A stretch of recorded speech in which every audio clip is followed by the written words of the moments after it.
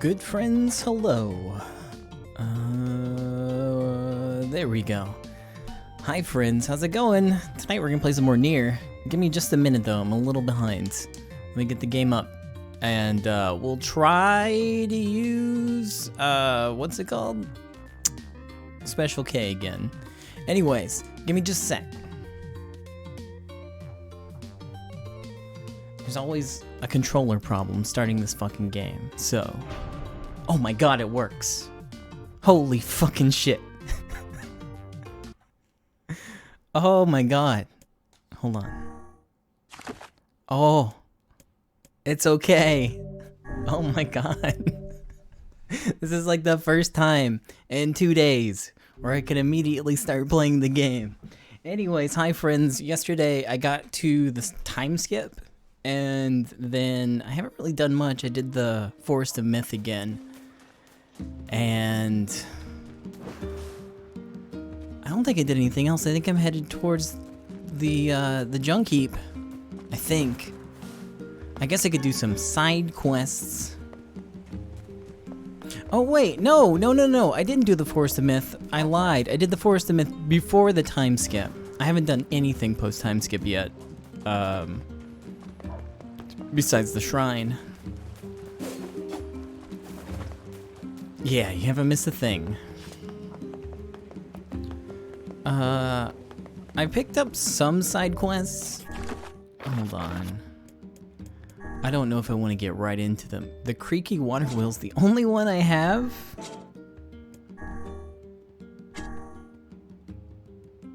And that's to go to Facade. I guess I won't do it right now. I'll do it later. I think as long as I don't go to the area, I'll be okay.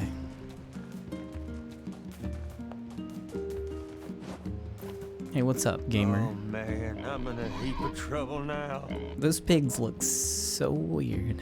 They're like super smooth. What's the problem? Well, I was distracted while I was cooking and sort of started a fire. Now I have to repair the kitchen and all my equipment. I can't make the repairs without a bunch of parts, but the only place you can find that much scrap is in the junk heap. Yeah, that's bad news, all right. Want me to go for you? You sure? You'll have to bring in a whole bunch of robots and take it from them, so it ain't exactly safe. All the more reason to entrust the task to us. This won't be our first time in the junk heap. Just let us know what you need. Thanks. I really appreciate this. I need 1 memory alloy, 10 titanium alloys? 10 broken motors. Got all that? Wow, that's a lot. But okay, we'll be back in a while. 10 titanium alloys? Fuck you.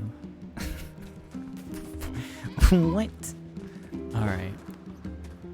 Help! Help! Oh gods, please help me! What's wrong? There's this huge shade near the bridge in the northern plains. The damn thing nearly killed my wife and daughter.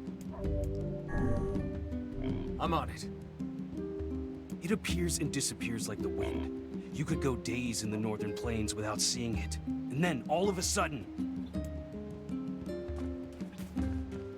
I don't know if that 10 memory alloy quest existed in the original. Need 10 more. Wow, thank you for telling me. Fuck, dude, I might as well send you my save file so you can play the game for me.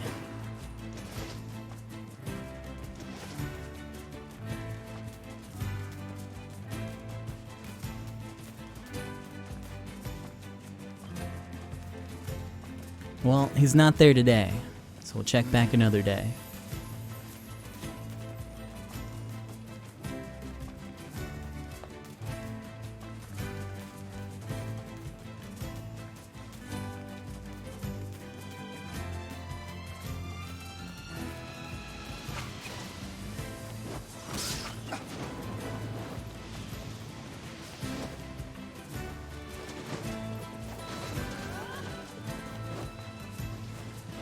$500 boar asses, I'm on it.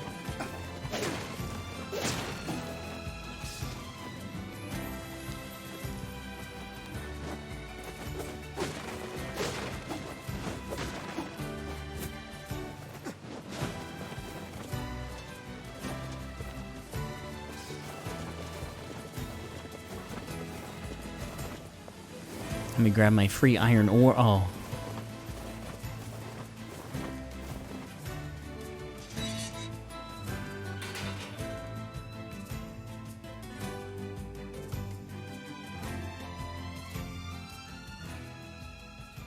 Man, there's gotta be tons of machinery here. Yeah, but I don't know how much we can actually use. Oh, wow. Check this out.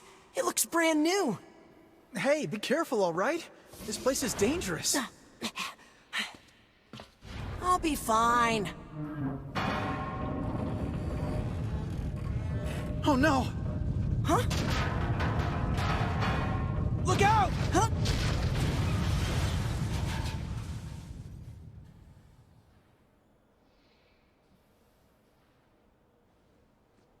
Huh? Huh?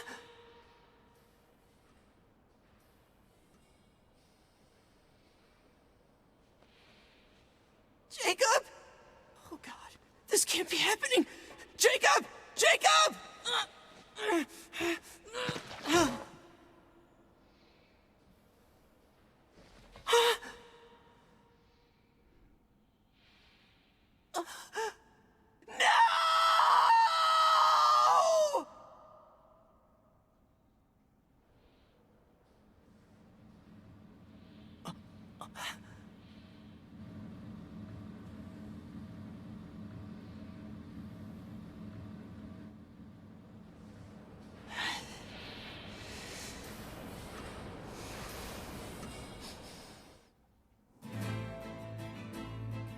I'm so glad Gideon still sounds like a goblin.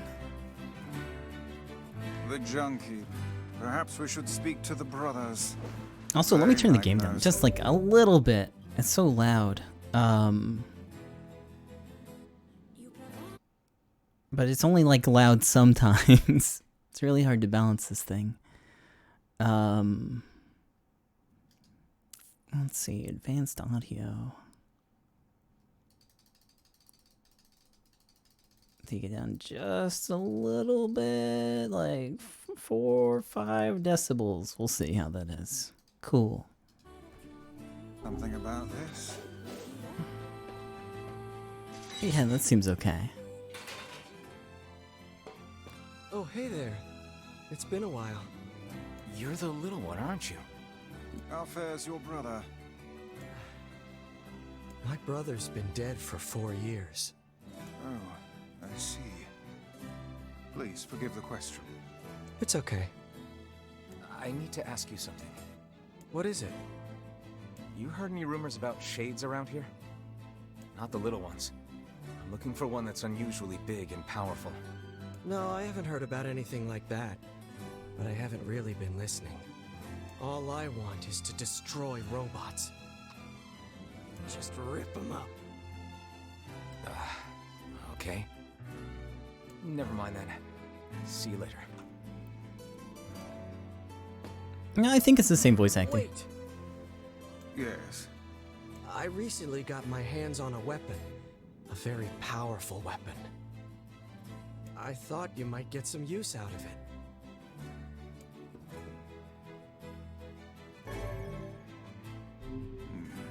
This sword has seen better days.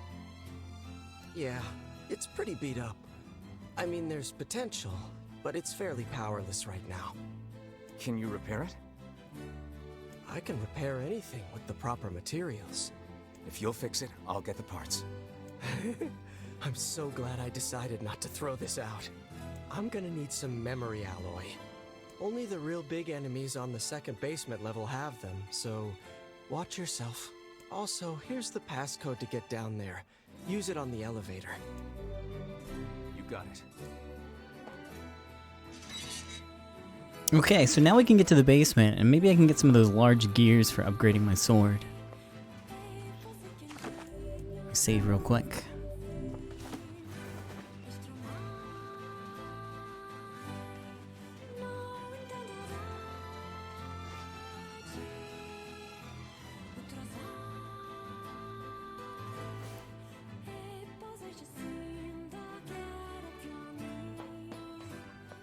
It's a shame about the older lad. He was but a child. Sounds like you went into a dangerous area for the sake of the business.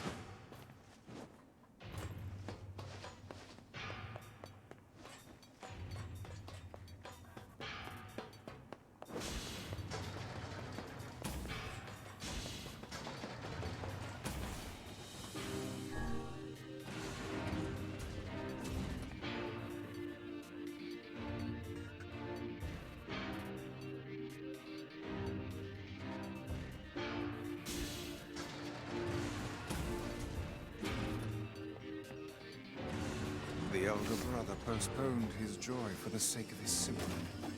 Do you think he was ever truly happy?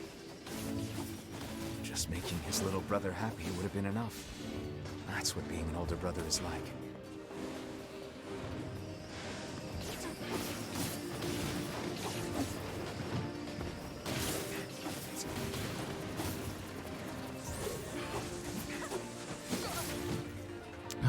I think these are the right ones. Maybe.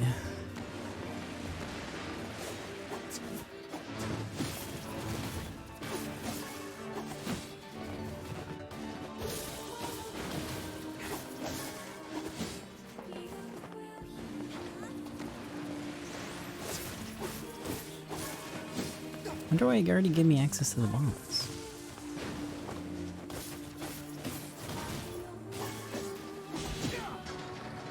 Hey Emil, can you heal me? Orders, Emil. Uh-oh. I was wrong. It's not actually... Well, hold on. Is he using like some sort of weird radial menu? No. For some reason it's just like zeroing out there. I wonder why. Frustrating. I'll fix it in a minute. Help me out, Emil!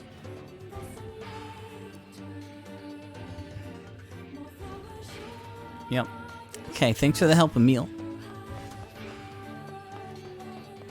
Whoever said he heals, you're a fucking liar.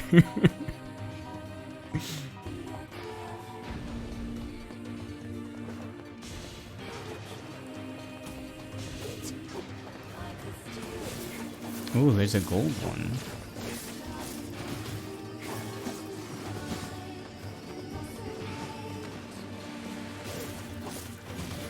It's kind of weird because it only happens for the menus. Because I'm not getting like any inputs when I'm in combat. It's so strange.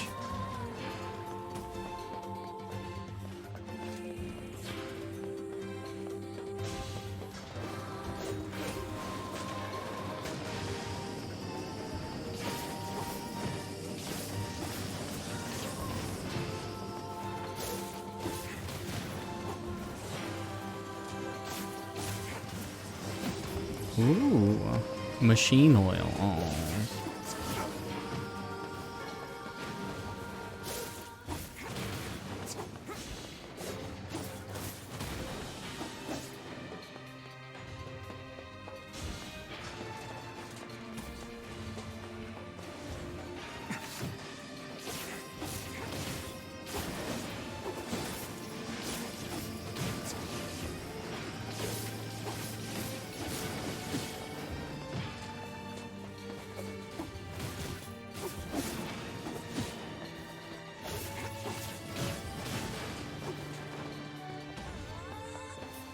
Alright, what do you want me to do with these bombs? Because it doesn't look like I can do anything. I definitely can't. Okay.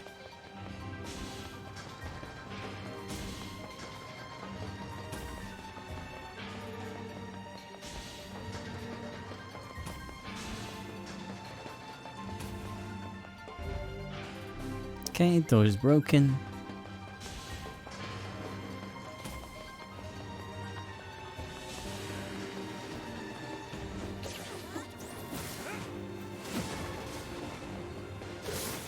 Oh, you know what? Hold on.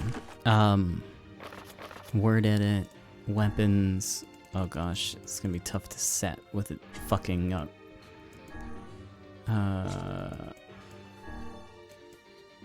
Equip best words. Okay. Mahira.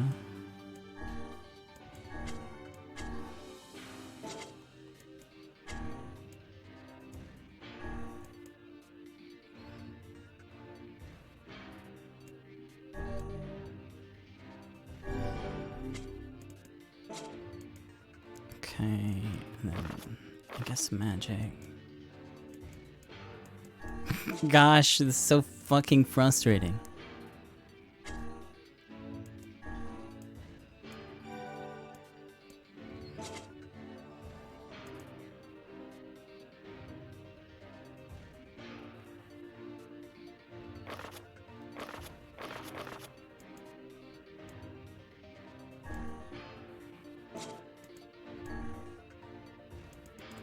Okay. At least they're all set for now, and I won't have to go back in the menu for a minute.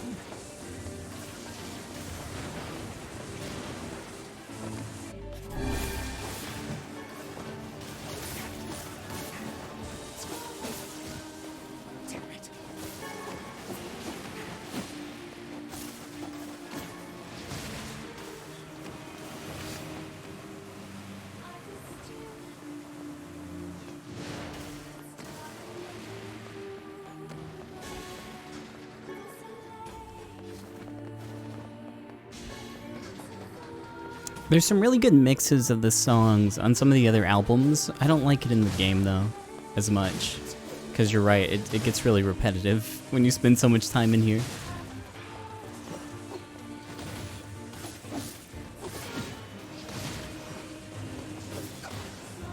Let me see if there's like some sort of input options. Input management, mouse cursor, hide when not moved or key pressed. So it should hide it automatically, so I don't know why that's happening. I do see it like going back and forth between the two. Haptic UI, I don't really see anything that would cause problems. Joystick driver. It's using Steam. Let's try this.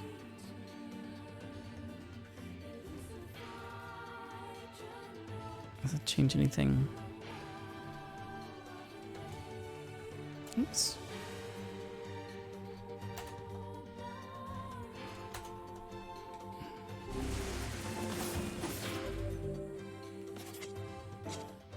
No, it's still like going back and forth between keyboard and gamepad. So stupid.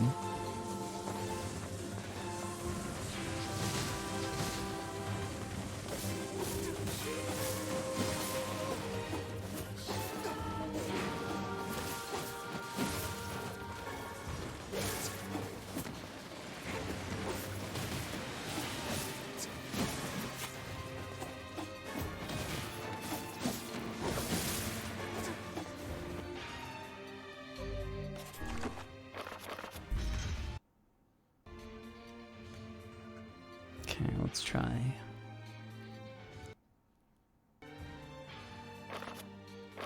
Yeah, it's still alternating between the two. Let's see. Steam. Let's see, low-level mouse settings. Mouse problems. No, not really.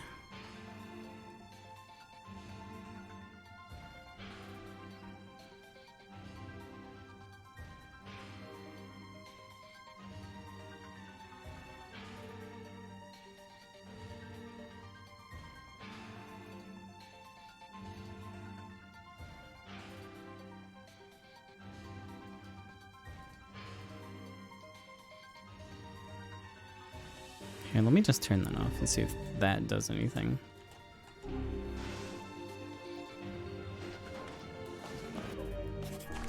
No, it's still alternating between them.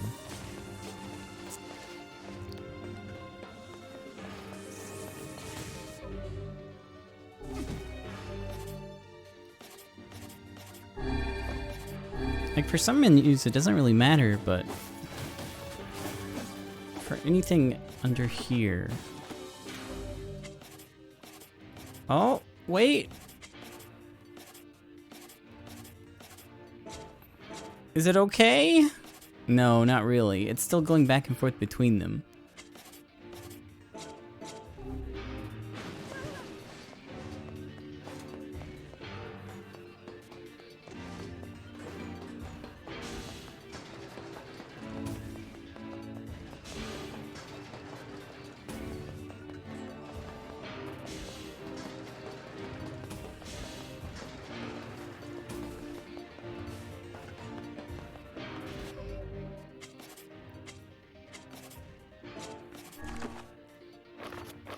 Let me see if I can word it. Okay. Even though it's not working, it's working.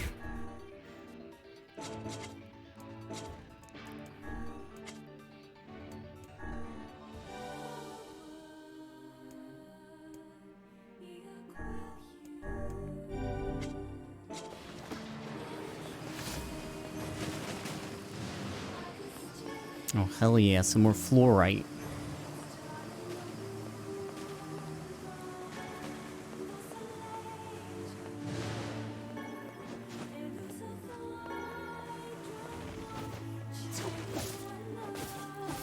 Okay, well.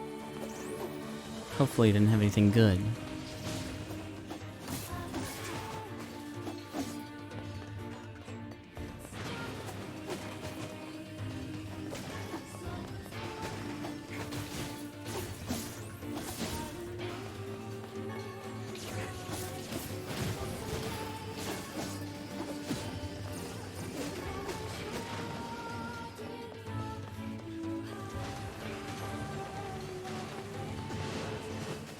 Okay.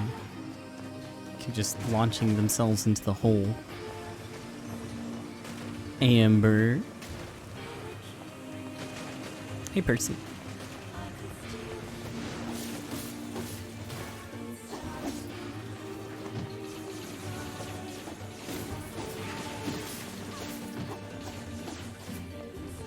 Okay. Or Damascus steel.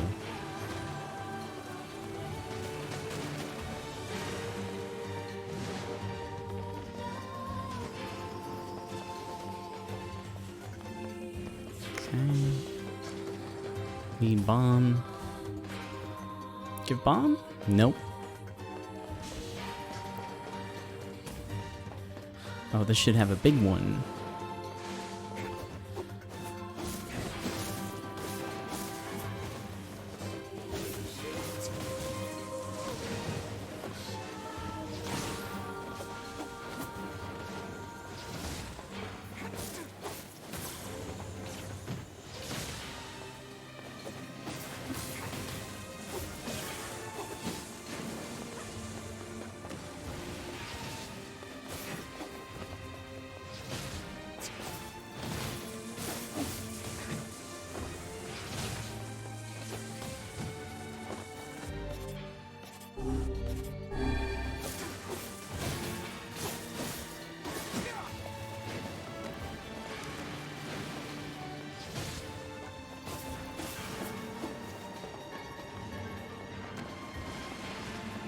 Or maybe not.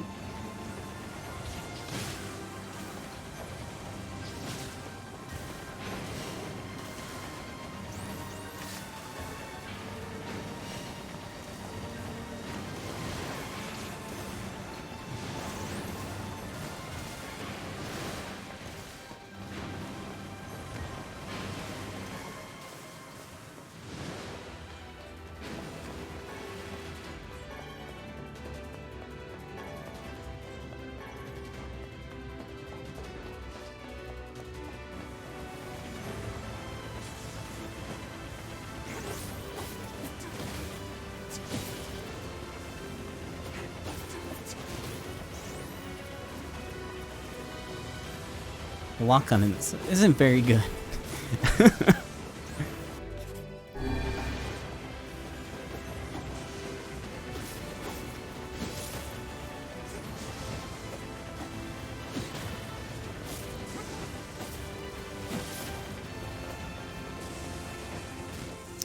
Kaine, please.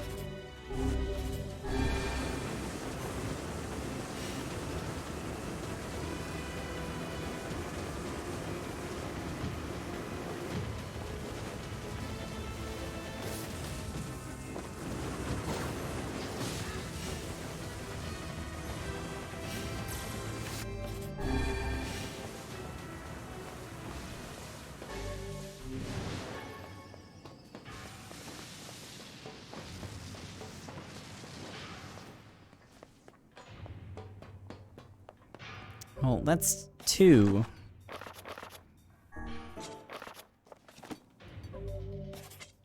Go to the brother's store at the junk heap.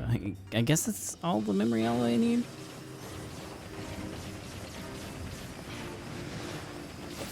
I think I'll postpone this side quest until after I finish Route A. I think doing any more would probably be a big waste of time.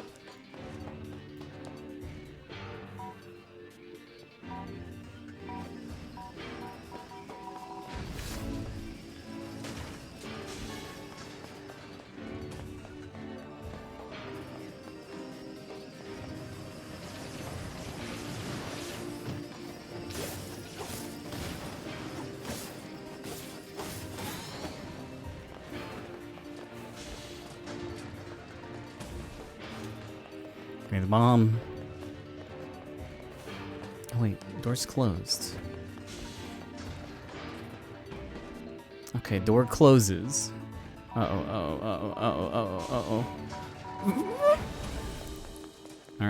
so I basically can't throw it. I just need to walk in with it.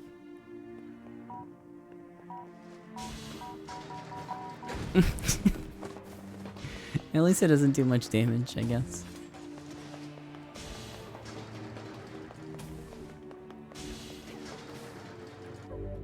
Are these all rooms I've been in?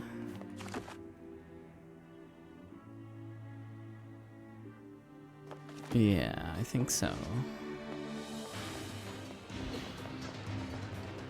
Yeah, this was the block room.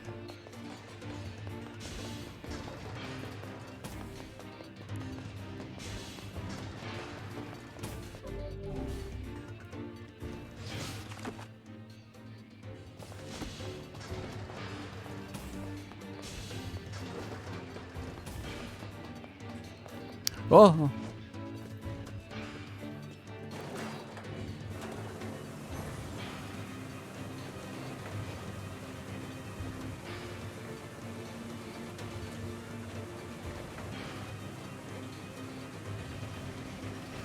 Well, they got more projectiles this time.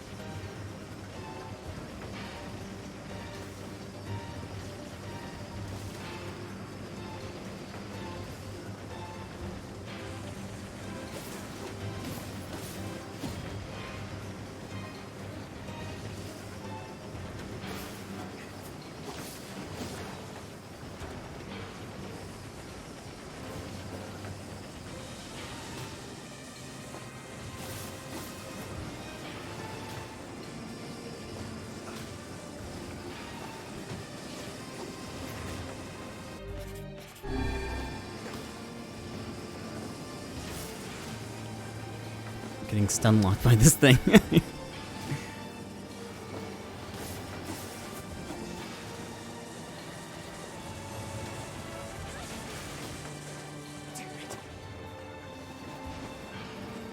Okay.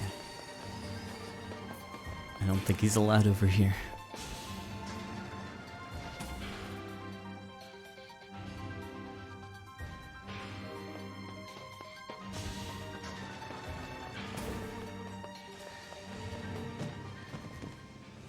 Yeah, alright.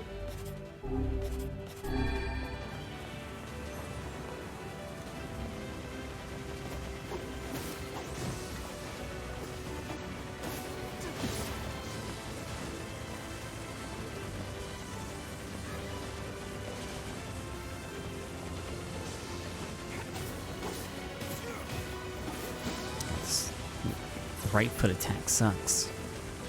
Or I guess his left foot.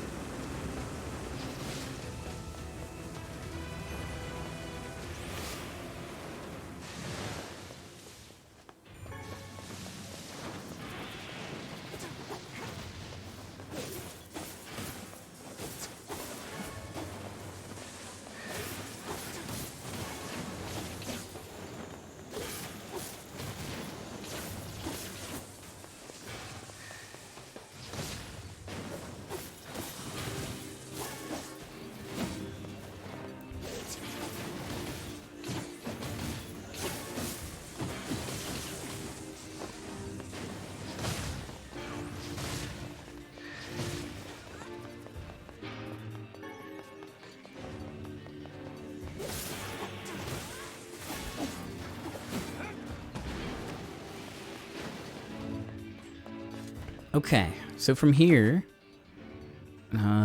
Junk Keep Depths. Let's go down this way first.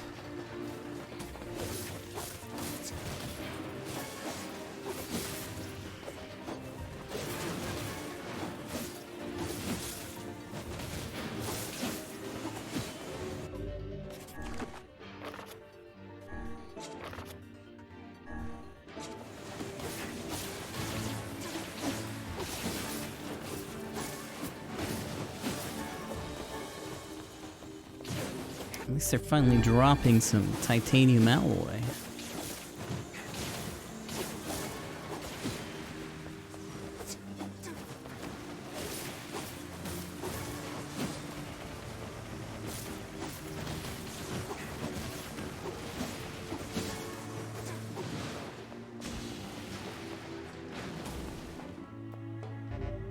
Oh, dead end.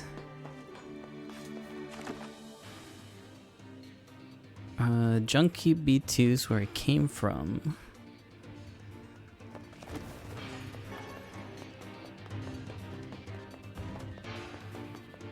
I need bombs for this.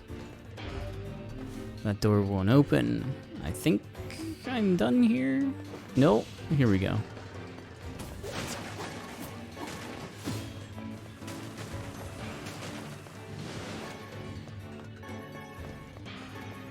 Fluorite.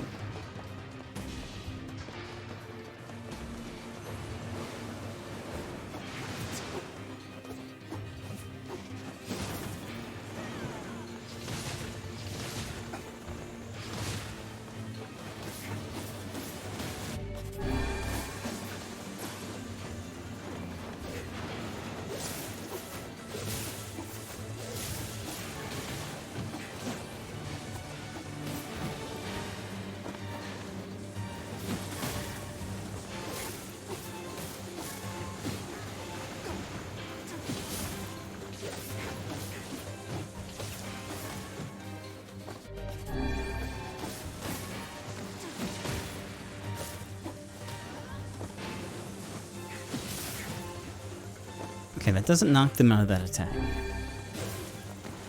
need to be careful. Mulling health stuff.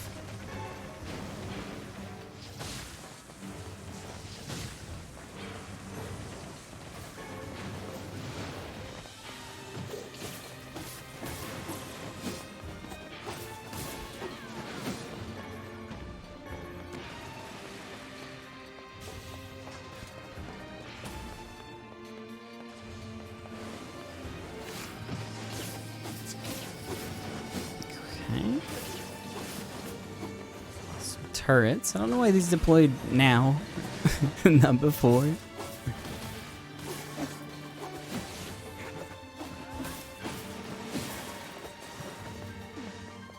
Okay, there's the bombs. Okay, door, don't open! Because we're not done fighting.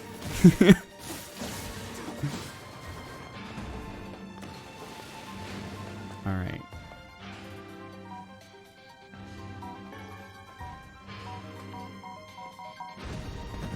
Yeah, there's no way. I guess I can bounce one off of that wall, maybe.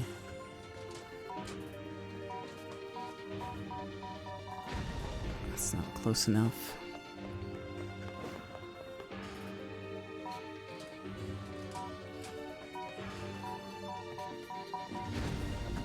Okay, is there any in this hall? There's none in the hall.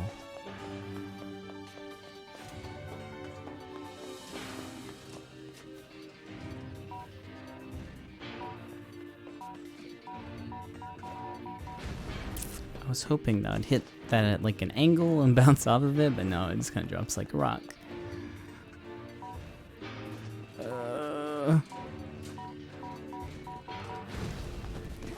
Yeah, I can't clear that corner.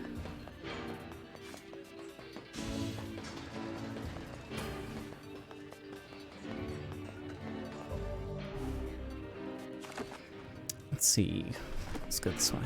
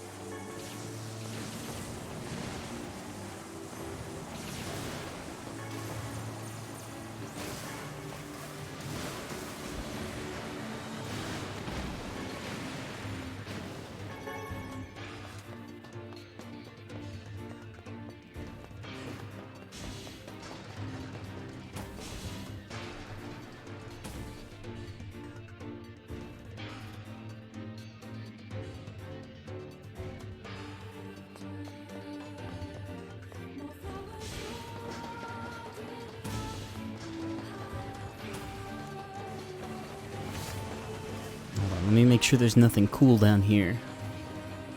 There's not.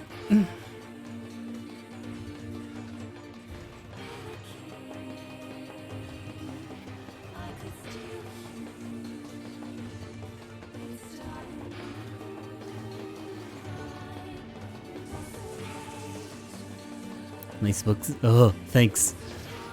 You too.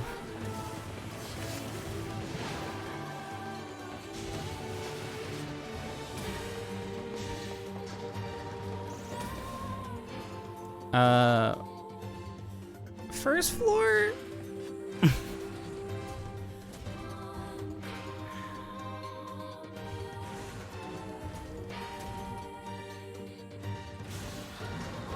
Did I loop around? No, I didn't. Okay. Beast Curse.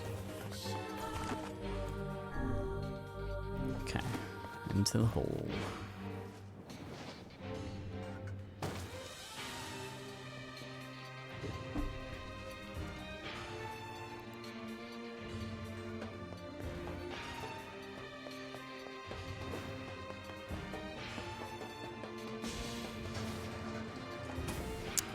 That's strange. Okay, surface.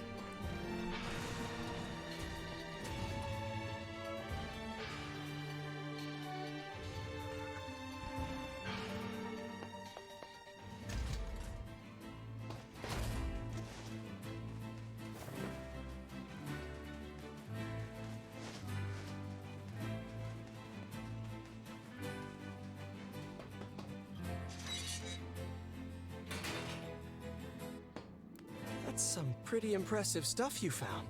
I'll start upgrading your weapon right away. And since you did me a favor, I won't even charge you for it.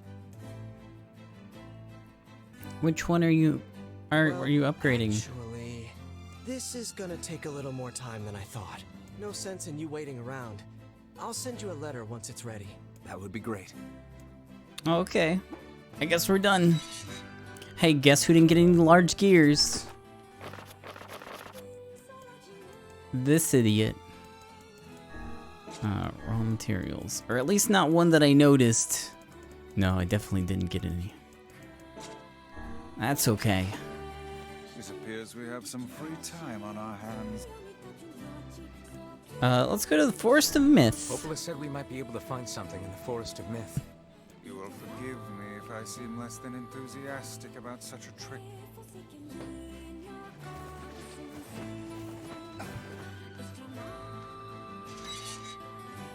I think this trip is my favorite one.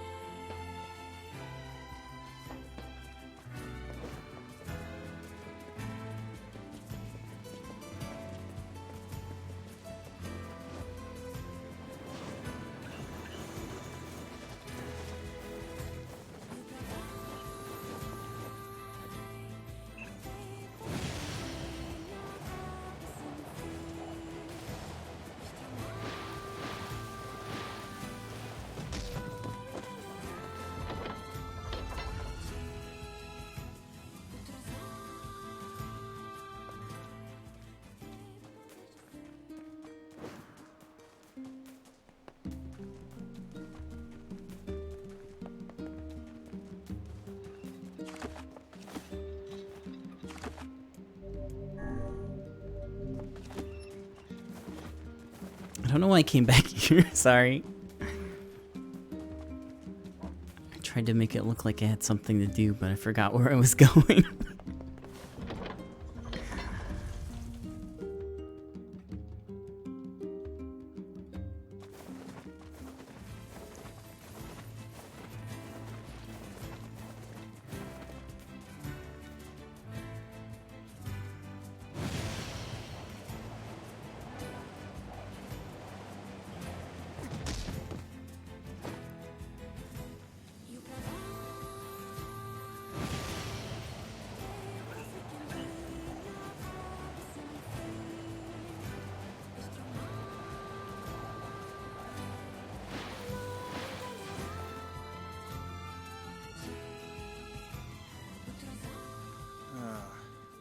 home of that blasted dream.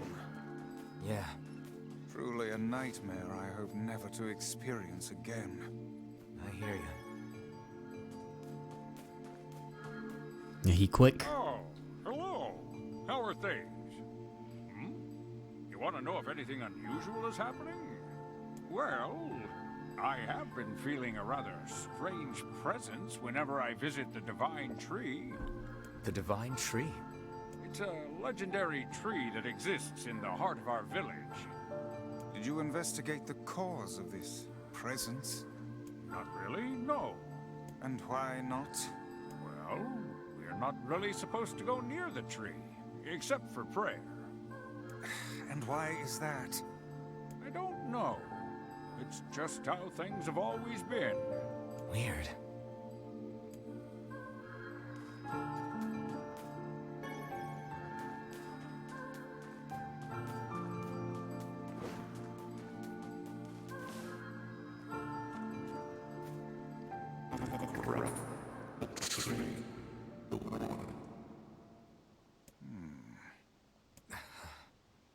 Why do we seem to encounter nothing but odd people lately? You should talk, Vice. As if Grimoire Weiss is capable of spouting such nonsense. Hang on. I don't think it's done.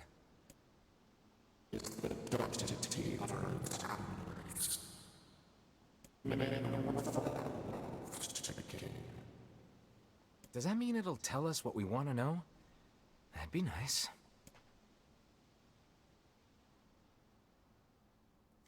Black, pure darkness painted over everything. Words scattered here and there across the blackness. Kind words, difficult words, amorous words, all sparkling in the dark like jewels. The words were few now, but time was shorter. Grabbing the words in desperation, the tree turned to the sky. "This is wrong," whispered the tree in the voice of wind through the leaves. "This is not how it was supposed to be. The plan has failed." Once long ago, the tree had remembered everything about the world. That was its task, its function, its purpose. It shivered with something approaching joy as it collected the memories of mankind. This was no accident. Emotions were as much part of the tree as root and bark. Memories collected like dew on the thick green leaves of the tree. And once they had formed a web that spanned the entire world. Words collapsed into sunlight before passing through the leaves and into the pool of memory. From the pool, the words joined together to form colonies. The colonies united into whirlpools of light, and the light coalesced into stars. Each star was like a child of the tree, and it loved them all. Look at my memory. A child is here, brought low by disease. He's far too young to have suffered so. Thin beyond words, the boy's skin is a shade paler than the bleached sheets upon which he lies. His parents no longer visit him, for they can no longer bear to watch him suffer. The doctors have long since surrendered his fate to the gods. The boy, too, has abandoned hope. Strange emotions, weariness, hatred swell within the dark recesses of his young heart. He tries to reject the black terror that germinates in his body, but no amount of effort or tears can drive the invader away. He has long ceased to resent his parents and doctors. Once he did, but now his pain is so great that there is little room in his heart to think of others. Only one person brings the boy comfort, a healthy young girl with tan skin and deep green eyes. She's a beacon of brightness and a light in the boy's world. Her very presence is a comfort to him, but he is unable to look upon her face. Whenever they meet, the boy is filled with loathing for his own state. Soon, this loathing eats away at what joy he receives from the girl's visits. The girl will stop coming. He knows this. His every waking moment is spent in fear of this day. He thinks that if he could talk to her, if he could tell her of his feelings, this might not be so. But this conversation never happens. The girl disappears. The boy dies alone. The tree scoops up this memory and carefully stores it within itself. Etched upon it is a single word: envy. Look at my memory. There's a female warrior. Her greatest enemy is a beast with red eyes that she cannot fully comprehend.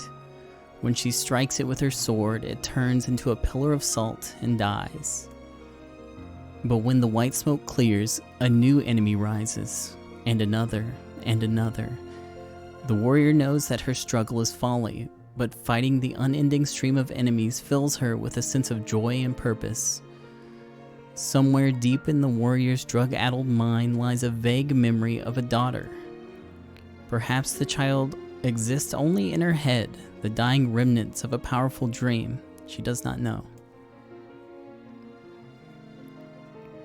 Her friends and fellow warriors come and go. Some flee in terror, some are eaten. She began the fight with 23 companions, but most are gone now. The warrior's body shudders. She does not understand why at first. By the time she hears the fierce, low sound, the arena is already enclosed in darkness. Looking up, the warrior sees a beast so large that it blots out the sky. She's laughing. She's been doing so for as long as she can remember. Covered in blood and dirt, the warrior laughs. She laughs and laughs until the town that contains her daughter collapses into a pile of dust. This memory has been stored for a long time. It's etched with a single word: loss. Look at my memory. A red dragon falls from the heavens. That memory's been lost. A shame. It was a favorite of mine. After many centuries of existence, the tree saw that its carefully labeled memories were beginning to dwindle. Once seemingly infinite, the memories now seemed ready to disappear forever. The tree did not feel sadness at this. Grief was an emotion beyond its comprehension. It did, however, have the distinct feeling that something was missing. The mountain of memories it had so carefully assembled had disappeared. The tree stretched its branches as far as it could, but new memories refused to flow. The pool of memories was a black, empty pit, a hollow place where life had once flourished. The tree had lost its purpose. There was nothing to be done but sift through the few remaining memories littering the ground around under its branches. This is why the tree was pleased when the young man and his companion entered the room. Well, this place is gloomy as hell. The room NieR Dad had entered was almost completely empty. All he could see were a few crystals scattered haphazardly on the ground. Picking up one of the crystals and peering into it, NieR Dad suddenly saw a familiar sight. It was the forest of myth, its villagers prisoners of their own dreams. I apologize, the tree thought. That is all that remains. As NieR Dad stared at the jewel, bewildered, a voice suddenly called out from the depths of his mind. The voice implored them to listen. It was an order. Following it was mandatory. Abruptly, the pair realized that they must listen. They must listen. Look there. A small, shadowy presence appeared from beneath the floor. It appeared to be a shade. The shade grasped several jewels in its hand. More jewels tumbled out of its mouth like shards of broken teeth, sights and sounds tinkling from one before vanishing forever. The creature was abusing the memories, treating the precious objects like a collection of cheap playroom toys. The shade appears to be consuming the memories. These things eat memories. The tree extended a branch towards NieR Dad. Without a second thought, NieR Dad brought his blade down on the shade, tearing its stomach wide. Jewels burst from the shade and poured across the chamber floor. Look, thought the tree. There is the conviction memory I had lost, and satisfaction, and many others as well. Yes, this is good. The tree opened its mouth and attempted to speak, but no sound emerged. A millennium of silence and solitude had caused the tree to forget certain things, but rather than be upset, it greeted the development with good cheer. Focusing all its power on the riddle of speech, the tree formed a kind of makeshift vocal cord and tried again. Ahem, I implore. It spat out a glimmering green jewel. One more time. I implore you. There we are. What was the color of the lost envy? It spoke. The shade has intelligence and emotion. Who cares? NieR Dad brushed Vice's comment aside as his sword sliced through the shade's right arm. The shade extended its remaining arm to NieR Dad. I must touch him. I must make contact. The moment its fingers brushed against NieR Dad, the tree felt a warm sensation begin to burn. Something hot coursed through its fingers, up its arm, and out its entire body. It was an emotion, more than the entity had felt in centuries. The tree cried out in surprise and joy. 1,000 years alone, 1,000 years in quiet contemplation. The tree felt like it was going to break apart. For long centuries, the tree had been alone, its heart sealed with heavy chains, but no more. New, powerful emotions began to take hold, causing its heart to lighten. This was more than the simple emotions it had been designed to feel. It was the beginnings of a soul. And the young man was the key. This was the promise made long ago. This was how it would be released. The tree's stomach began to throb in pain, a new and unpleasant sensation. But the time was not yet right. I implore you, how many were lost by the warrior who fought the red-eyed beasts? Okay, riddle time's over. I'm gonna kill the stupid shade once and for all. Something round and shiny fell from the open stomach and clattered to the floor.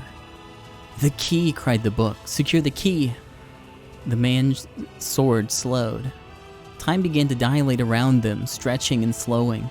Time is essential. The next word must be heard. The words exploded. It became difficult to discern their meaning. The pool of memories began to crack, and as infinite blackness burrowed its way into the walls. This world is falling apart. How can a world of letters, I implore, most important thing, world.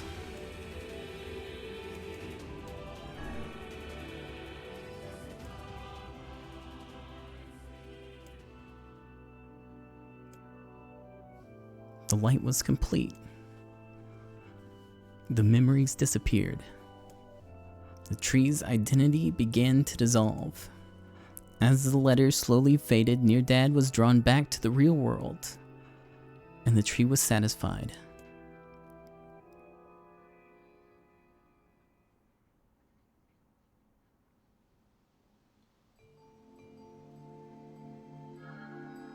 What in the... I never realized shades were capable of rational thought. I don't care if they can tap dance and play the fiddle. I just want to kill him without all this hassle. With the tree defeated, we no longer have to worry about being buried in its world of letters. Unless, of course, time itself begins to rewind.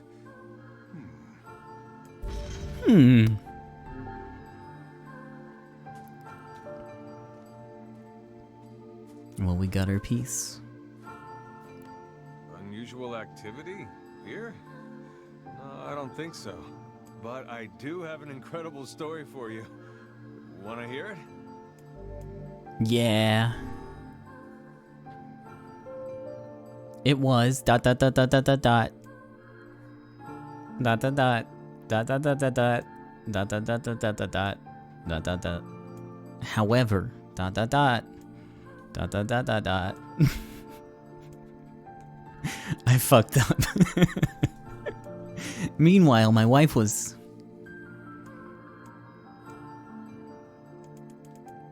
And then dismembered corpse had... The culprit was... This is quite the story. I wonder how it's gonna end. I'm impressed. Much of the story has been hidden from us, yet you seem to grasp it. Yeah, but I still don't know how it's gonna end. Great story. The key to the Shadow Lord's castle? You're talking crazy talk. Anyway, enough of your madness. Let's talk about my story. Okay, hit me with that story. On that very day,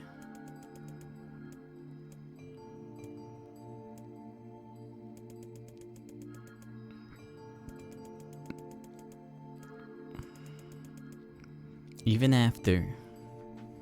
Well, at least they were thorough. Quite.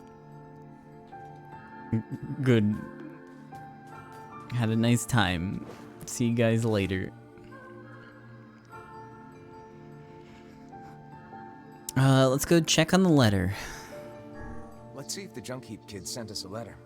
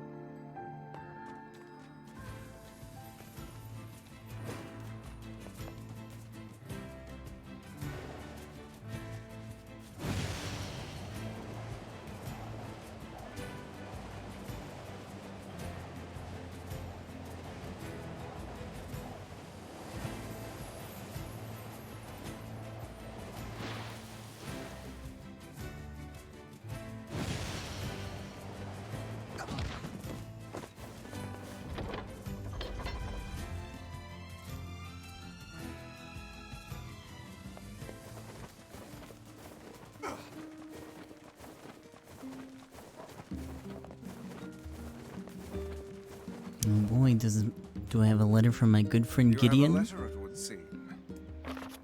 Dear NieR Dad, this is to inform you that the upgrade work on your weapon has been completed. The weapon is ready and available for pickup at your earliest convenience. I also have a more personal request to make of you. One I hope we can discuss further once you arrive to pick up your weapon. Yours, Two Brothers Weaponry. Personal request, hmm? He's done a lot for us. We should see what he wants. Off to the junk heap then. I forgot to plan anything. Oh. Oh well. I'll forget again.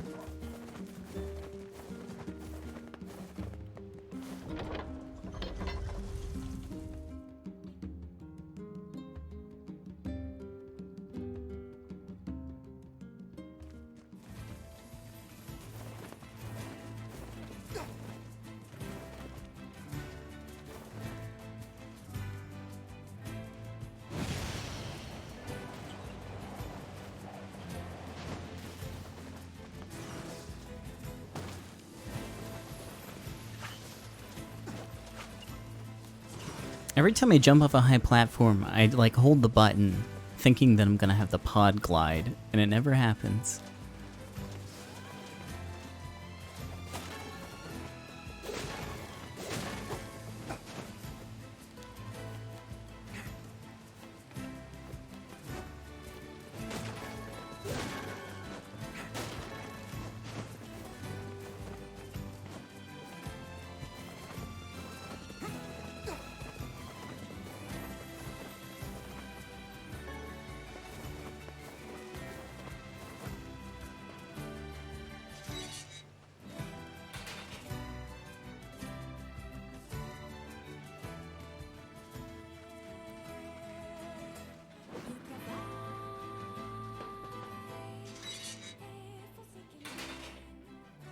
Hey Gideon, what's up? Hey there.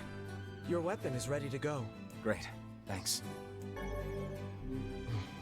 You know, with a weapon like that, You were going to say? I need to ask you for a favor. Oh yeah? I want you to avenge my brother.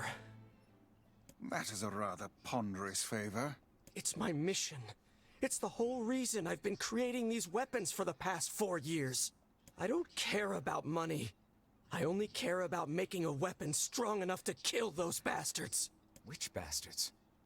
The ones in the mountain. That little Shade and his robot. The Shade has joined forces with a robot. There's a Shade in there? Yes.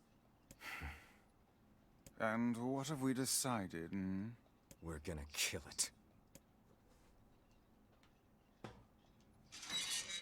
Wait, hold on. Where at? You've got to avenge. Kill him. Kill that damn robot. Rip him up. By the way, what can I help you with? What do you have for sale? I don't want any of that. Come back. Oh, you know, it's in the junk heap. I don't know anything about this robot, but I'll go find him.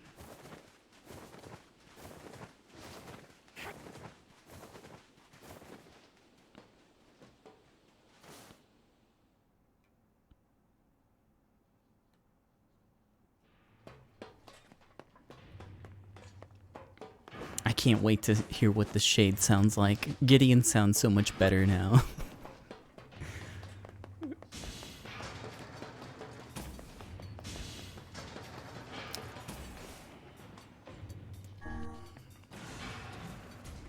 Well, I assume it's in the big boss arena that I had to run through.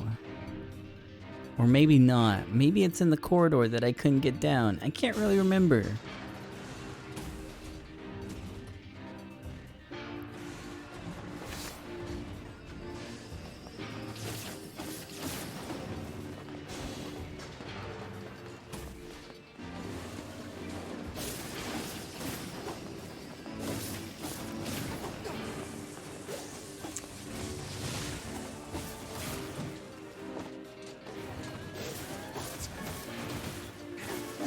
Are you saying I have to do the exact same thing again? Cool.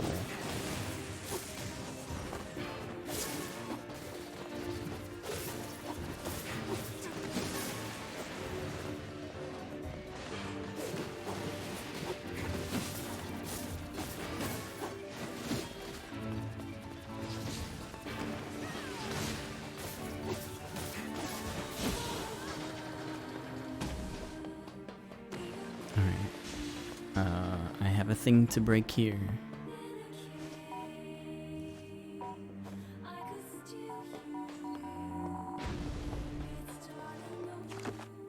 Okay. I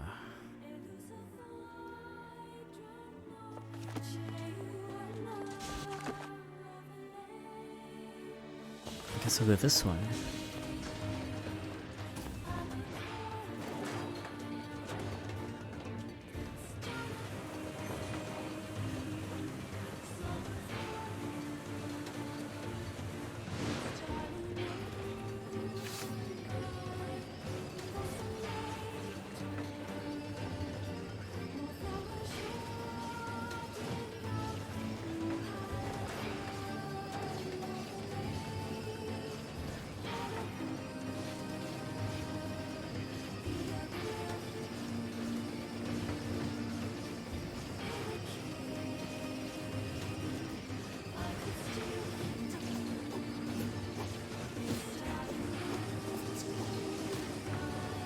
Time to get stun locked till the end.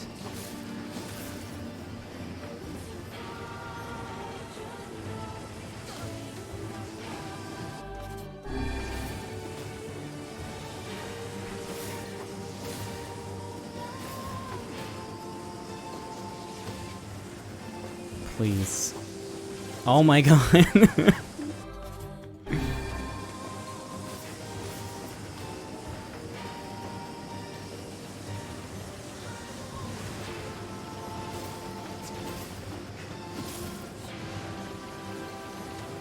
Hey Adam, how you doing?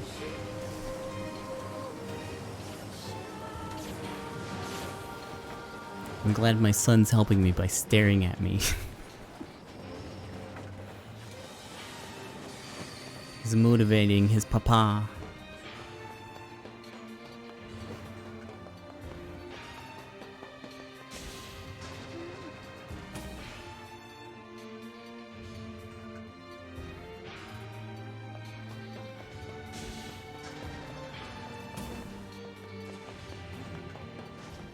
Alright, let me do another one of these.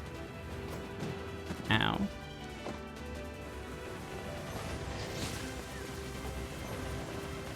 Oh, yo, that can be interrupted?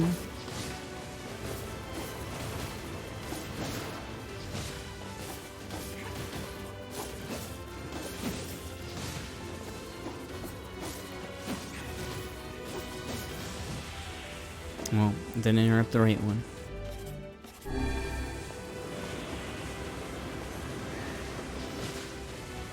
Oh yeah, like everything could be interrupted. Shit. Oh, and he turned it back on immediately without doing the attack. Fuck you.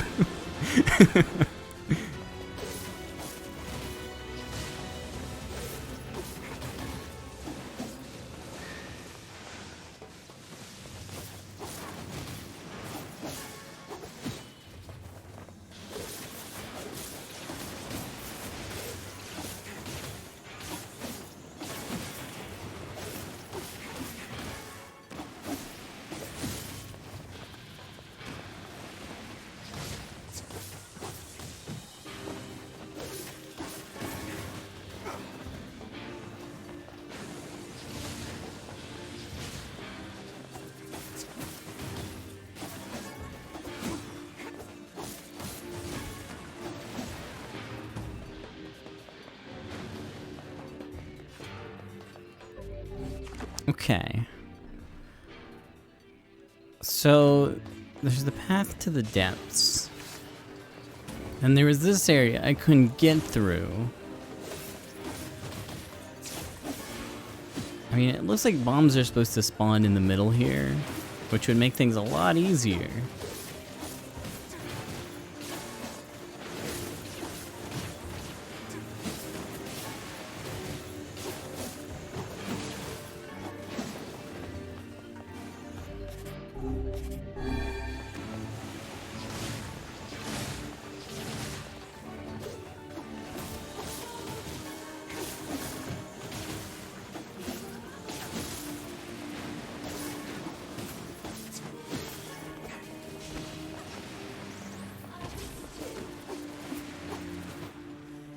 Alright, door locked.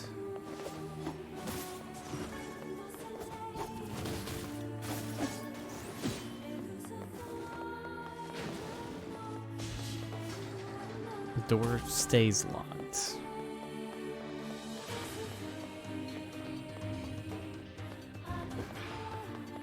Nothing spawns. This door is unlocked this time, though. But I think yeah, I fought these things last time.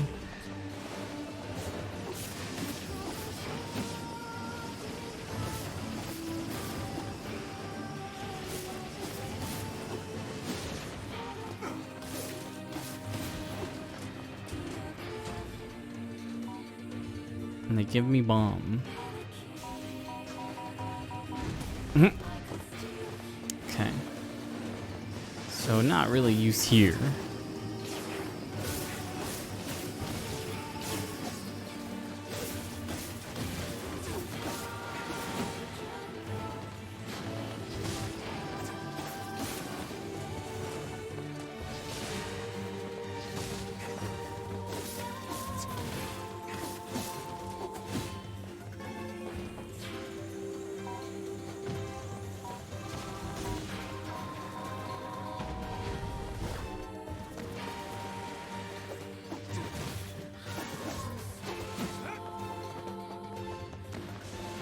Okay. Alright, this time I do have a bomb.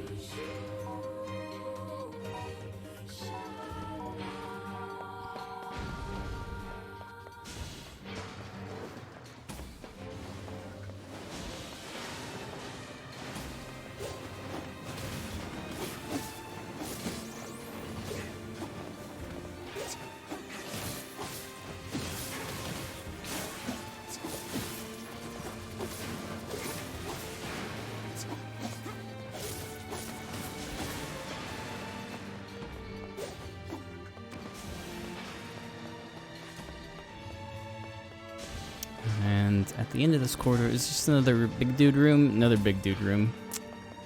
Okay. Come on out. Fuck you.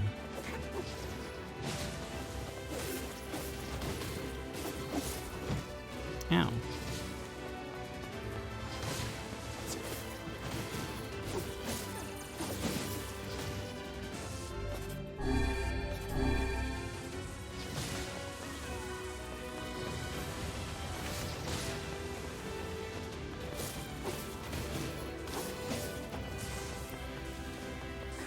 Wait, he didn't even do it! Oh, I guess he just does it when he spins.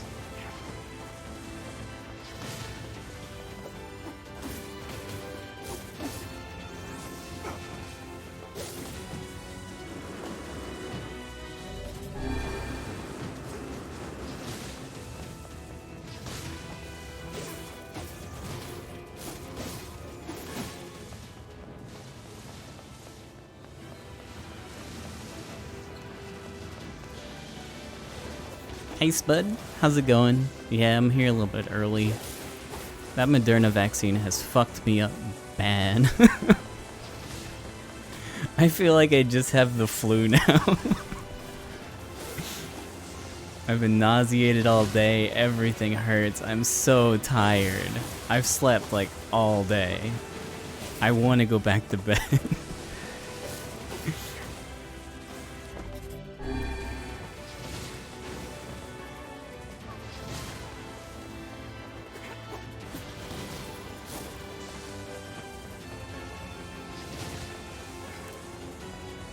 Yeah, Mel got the same vaccine as me and has had not quite the same effects. So I guess I just got unlucky.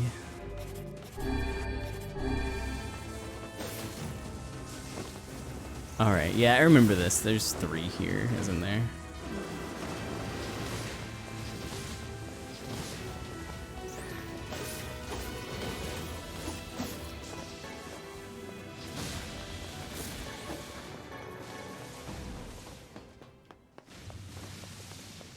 No, I guess not. It's just the 2.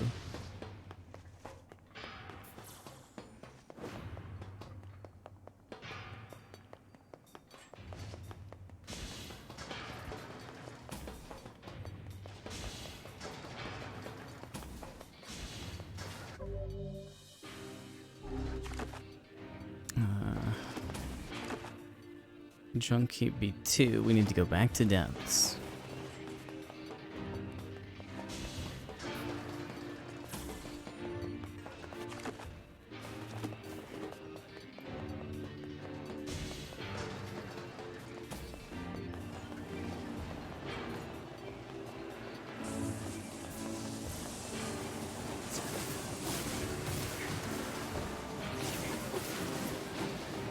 Could be worse, I guess.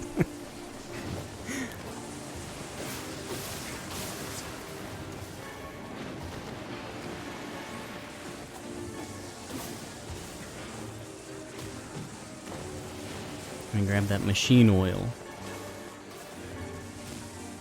My goodness. Oh, I'm out of healing items. That's not great. If I can get to depths, I can probably like get through the boss without any.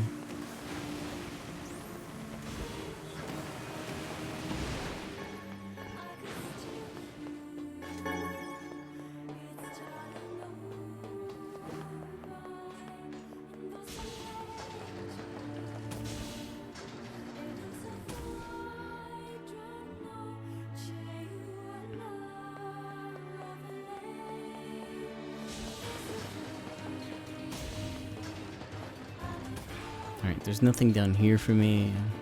All these fellas don't drop anything that I need. I've never heard of a shade living with a machine. What's that about? Don't know, don't care. All that matters is that we kill them both.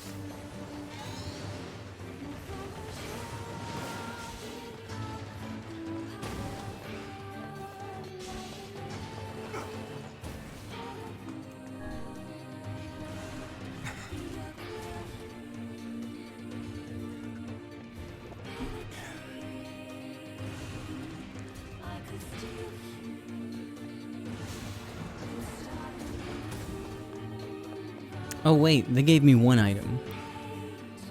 It seems we have found the entrance to our robot friend's hideout. Right. Let's head down. Are you mad? We've no idea what lies below. Beats going the long way around. Come on.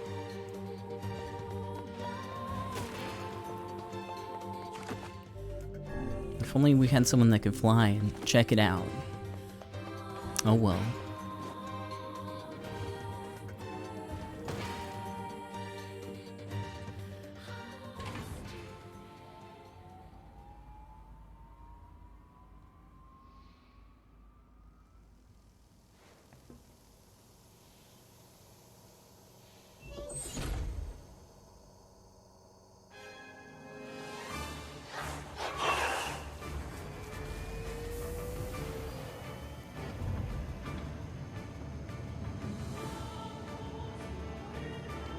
Why does he have P on his chest?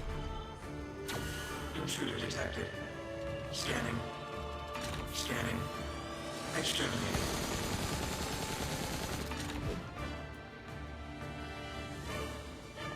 Looks like you found it. Oh, Lord, it's enormous. Intruder detected. Scanning. Scanning. Exterminating. Look at the shade! That thing's commanding the robot somehow. Aim for the legs! Knock it down! Take out the shade! You're all giving me too many instructions.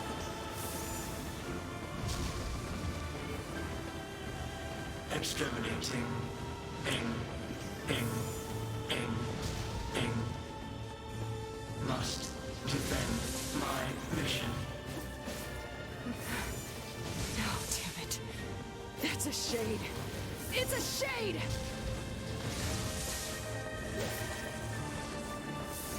Like this stupid stompy foot.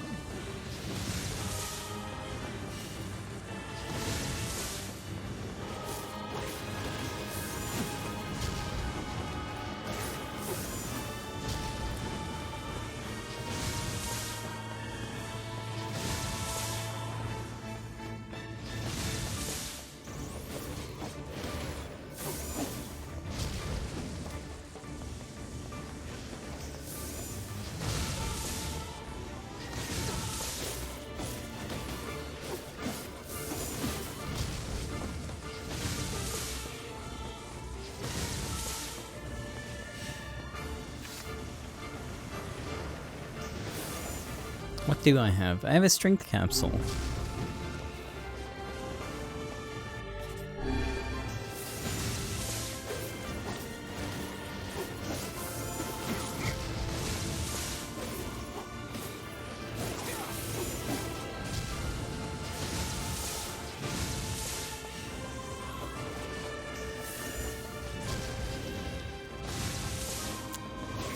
Probably gonna die.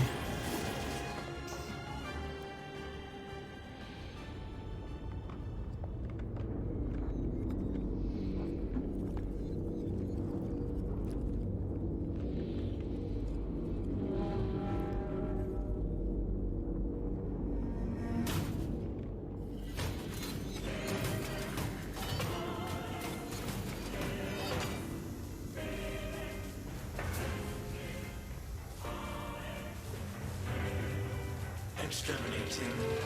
Ing.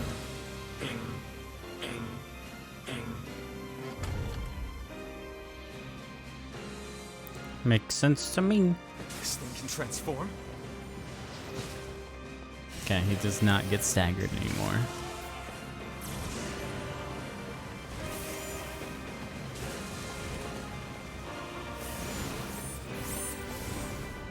Watch for falling debris! Look out! Escape. No. See the world. Earl.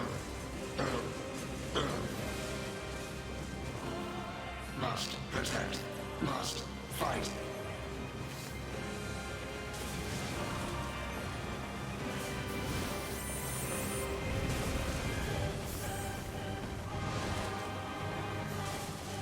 Where do you think you're going?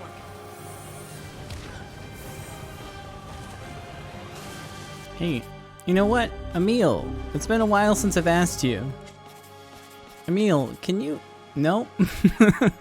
He's already helping me out. I need help, Kaine. Give me a hand.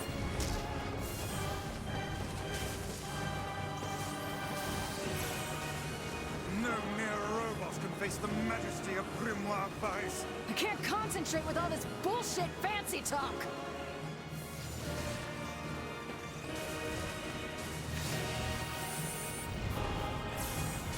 Swat him down! I'm getting killed here! I'm working on it.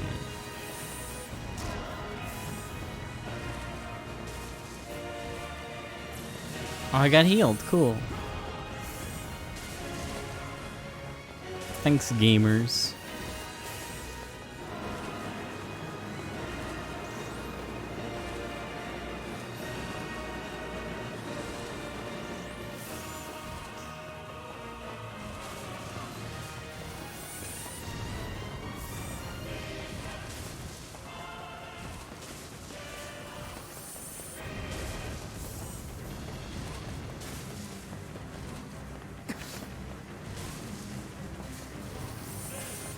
Can't wait for it to not land on the ground so I can actually break its seal.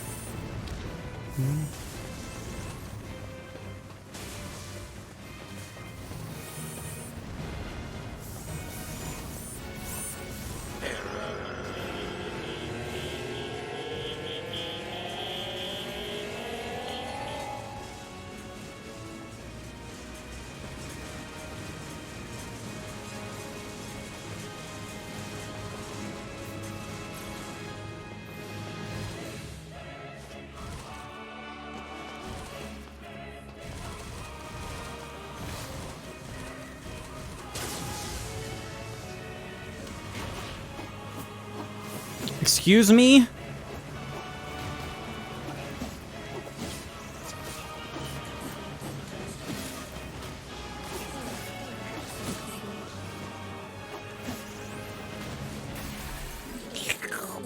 Yeah, just fly, whatever.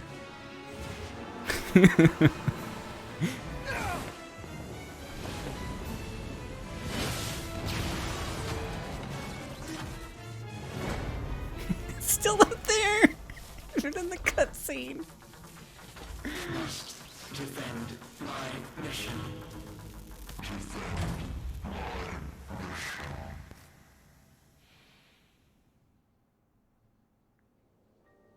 You. Please still be up there. Please, please, please.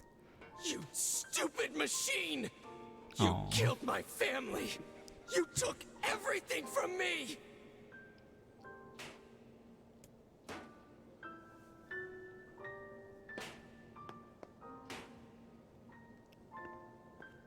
Yeah, you get him. Hey, come on. That's enough. I did it! Now that this goddamn thing is dead, I can forage wherever I want. Just wait, you goddamn freak! Now I can make all kinds of powerful weapons! Just leave it to me! Leave it all to me!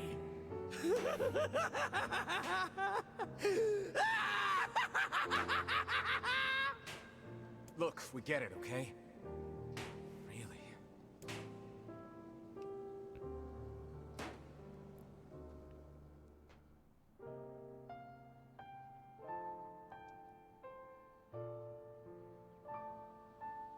Hatred and madness will never heal a wounded heart. Maybe it's just all he's capable of right now. Revenge is a fool's errand. Yeah, I know. Yeah, law of robotics. I need to go see Pee Poo Poo. Maybe Popol has found some information about the Shadow Lord. Let's drop by the village. Very well. Hey, guess who doesn't have a large gear still? Me. New Vegas? Yeah, I think so.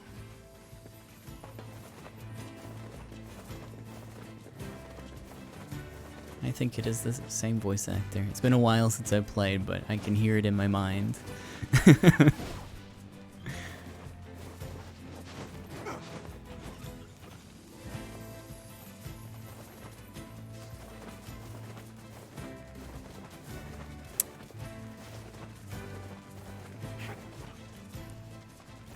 I watched Mary play some Oblivion earlier, and I got an itch for some fucking Todd Howard jank.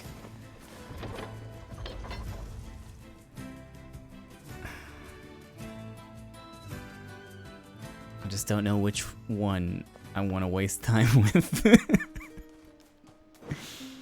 I'm almost tempted to do Skyrim because I haven't played that like to completion, but I don't know how enjoyable that would be.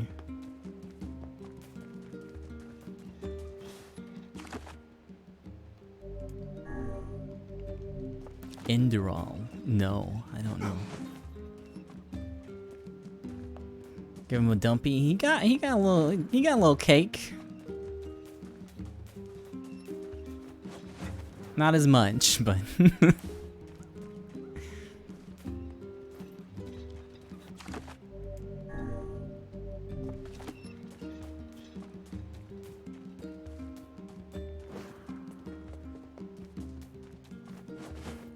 free Skyrim fan game. Some mechanics and a whole new story and stuff. Oh, okay.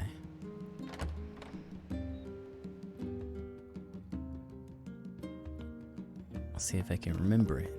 Hey, you got new dialogue? I think I'm beginning to Nope. understand. See, If only the memory tree had this one book in the library. Oh well. Idiot tree. Learned anything new about the Shadow Lord's key, Popola? You know, I was just going to talk to you about that. You remember the Eyrie, right? Oh shit. That depressing shell of a village. Well, I guess we won't be doing some of the side quests until next go around. Not so much anymore, it sounds like.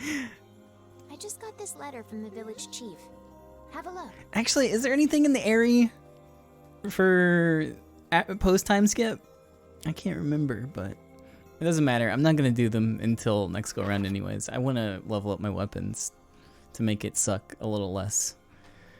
To Popola, from the office of the Chief of the Eyrie, my greetings to you and your village. I hope everything's going well. Our village has shut itself away from the world for far too many years, and we have therefore decided it's time to change our ways. As part of this endeavor, we have resolved to establish a shop within the village. Whoa, a shop? Cool. It's now open for business, and I look forward to seeing a great many customers visit from all over the world. With regards to the sacrifice keyword that you wrote about, one of our villagers claimed to know the meaning behind the term. You are more than welcome to speak with him on the matter as part of your visit to the Eyrie. I hope to hear from you again soon. Sacrifice? Isn't that the name of one of the key fragments? That's right. I've been trading notes with leaders from every town in the land. You're amazing, Popola. This entire affair strikes me as a bit too convenient. I'm afraid Grimoire Weiss is correct. What do you mean? The area has been shut off from the world for years. And now they've not only opened trade routes, but they freely exchange information about the Shadow Lord. I agree. It seems rather unnatural and dangerous. You're overthinking it. Besides, I don't care if it's dangerous. I won't get Yona back by just sitting around and waiting. Me no think, me smash. There are shades there. I'll just kill him and be done with it. Oh dear. Well, if that's the way you feel, I guess I won't stop you. Try speaking with the chief when you get there.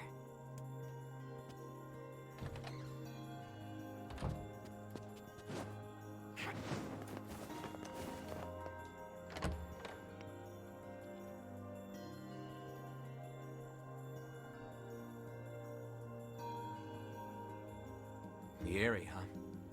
All right, let's go see the chief. What a soul-crushing place.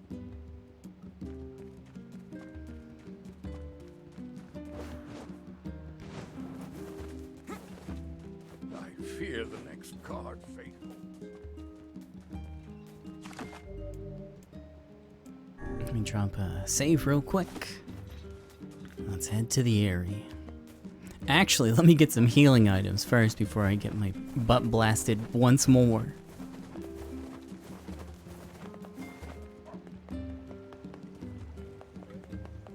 I worked it out. The two boys are going to stay with Popola.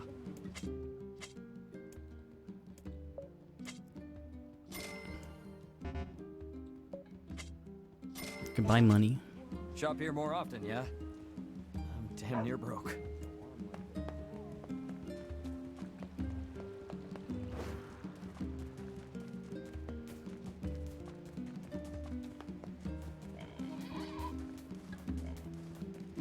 Well, now that the stream should finally be starting, I'm gonna take a quick break real quick before we go to the Eyrie. I'll be right back. I'm gonna get me a little drink. Hold on.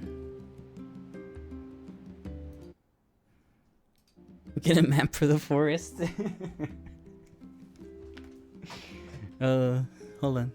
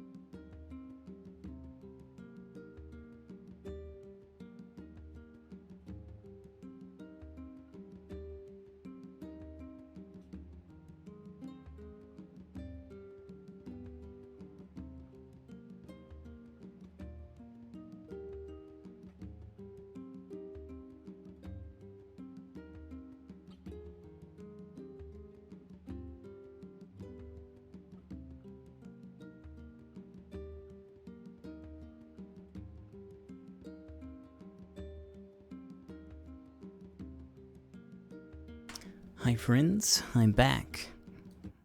Yeah, there we go.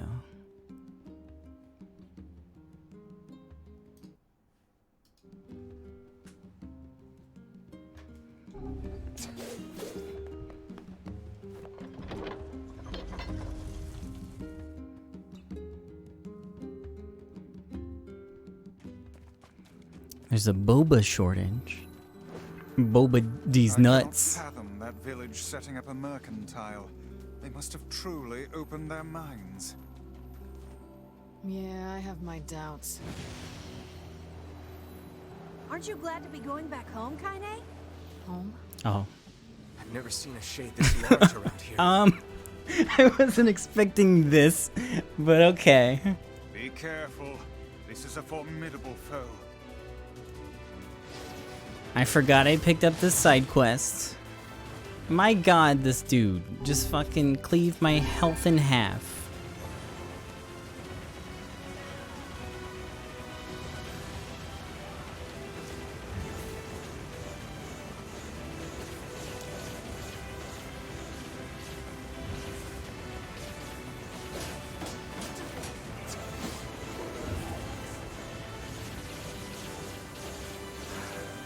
I'm gonna try to thin some of this out.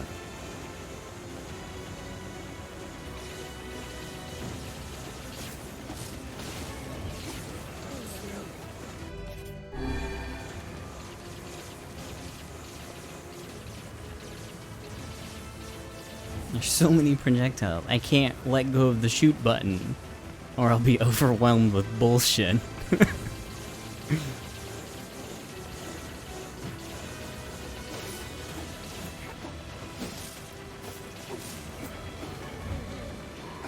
Yeah, I don't know about that. This dude ain't even taking damage.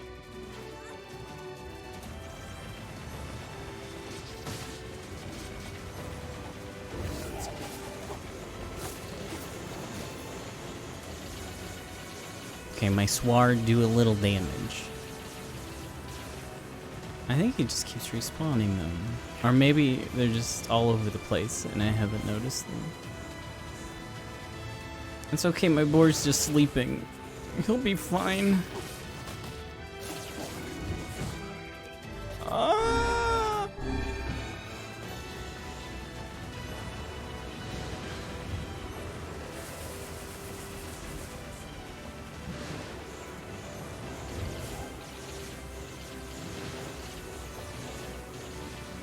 Okay, from what I can tell, this is the last one. And then I gotta figure out what to do about the big guy. Oh.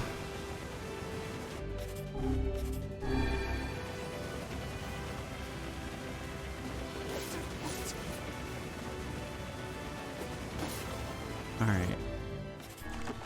Hey, this is gonna suck, but... It's gonna suck, but...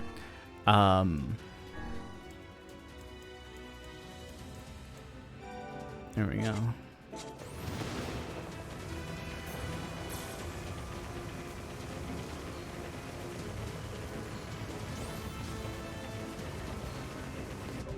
Let me equip my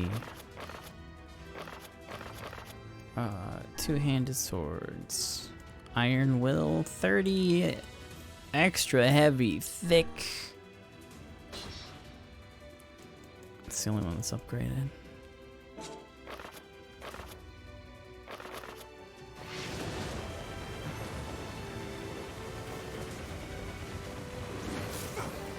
And let me change the words on it.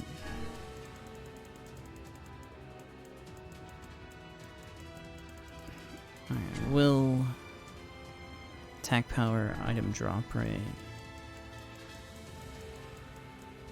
Not this one.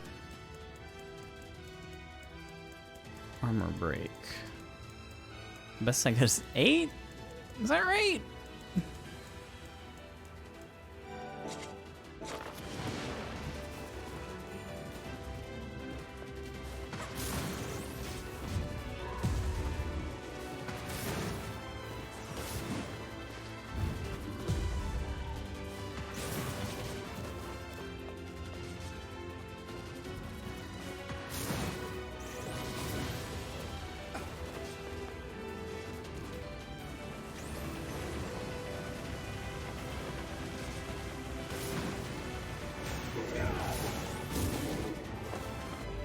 Ouchies.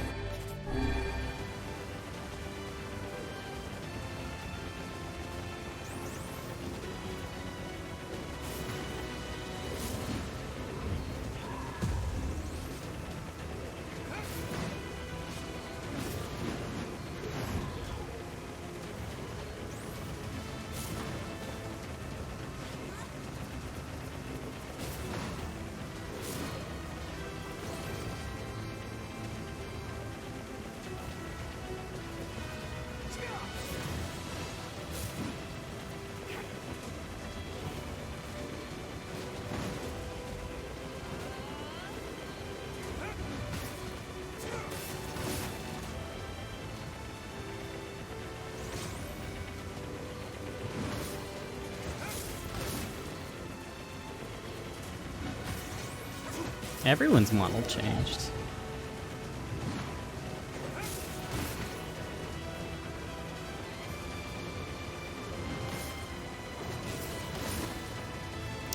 Do your allies do damage? Like sometimes. Like right now, Kaine's damaging my reputation. Kaine's damaging my chances of killing this boss.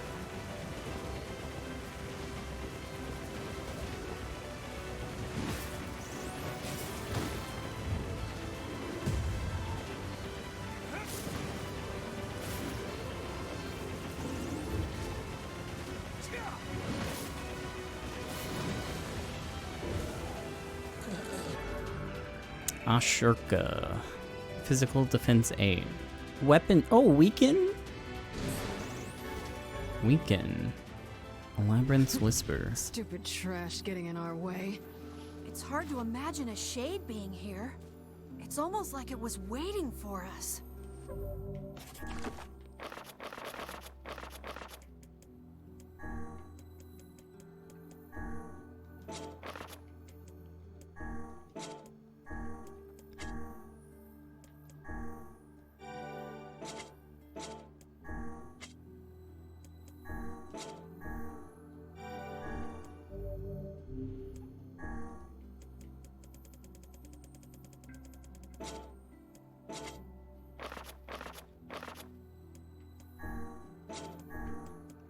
Let me try out Weaken. Weapons.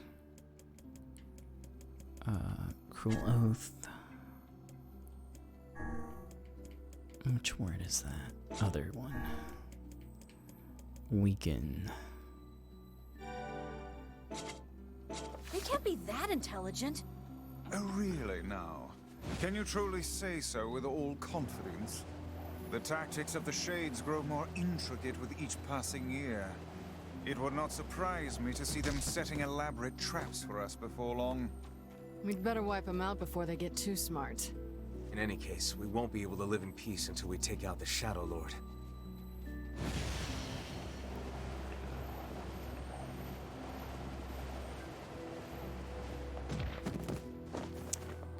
Kane's AI is a little goof. Emil can at least float around.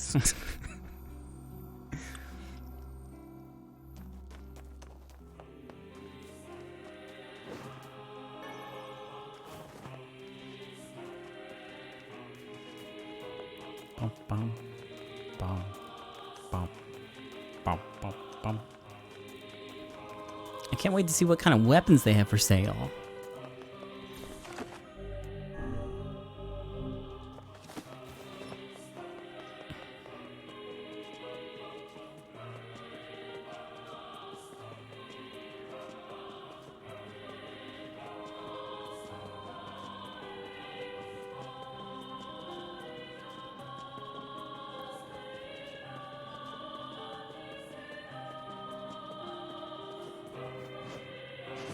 Oh, wait. What's up here? Everyone will perish. Everyone. Oh, okay. I'm too scared to trust anyone. You. I know you.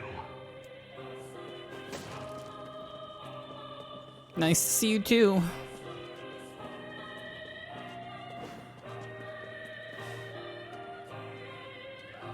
Make sure you stock up on necessities before heading out to hunt. Oh, thanks. Oh. I don't... My controller's having issues with the D-pad for some reason. Like, what the fuck's even happening? I just want to buy the things. Every time I press the button, though, it, like, fucks up. Let me unplug my controller. Plug it back in.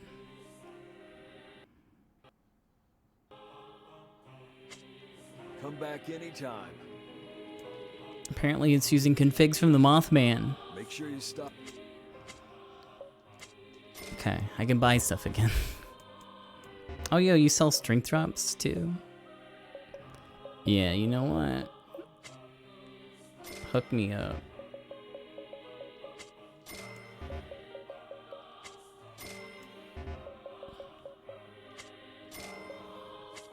I changed my mind. Just dump it all.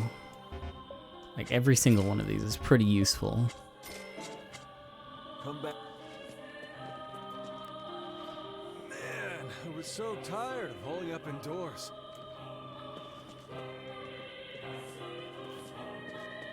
Why not fill your garden with flowers?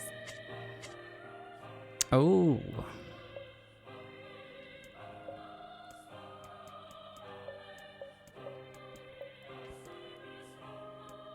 I don't know if I can buy these anywhere else. I'll take some with me. I hope you grow some real buttes. I'd almost forgotten what the breeze felt like.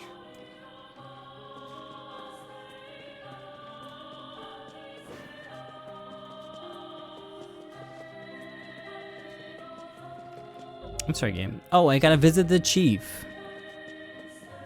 You can buy them in Seafront? Oh, well. It would seem odd that you would only be able to get them here. That's right, I should have expected them to be elsewhere. But, I got them.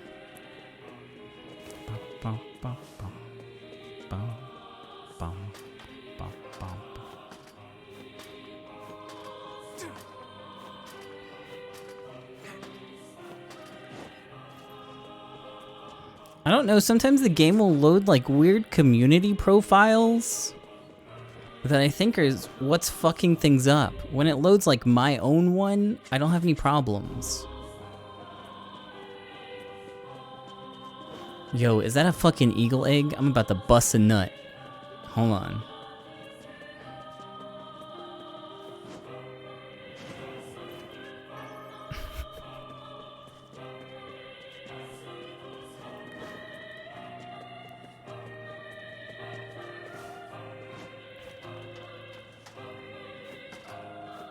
Bet your balls it's not. Uh-oh. Uh-oh.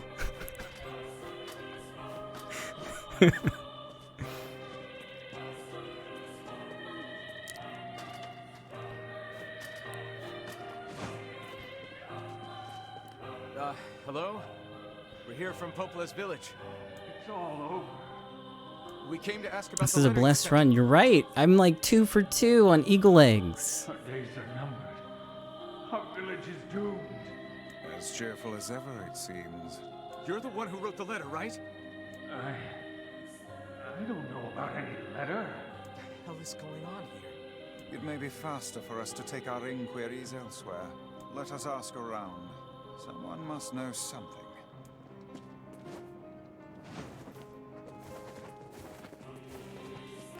This village is finished. Okay.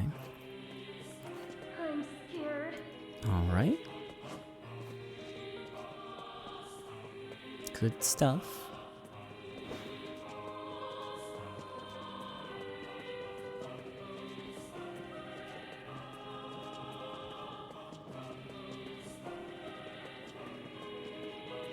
It's over. I don't believe in anything anymore. Alright, seems these people don't know much.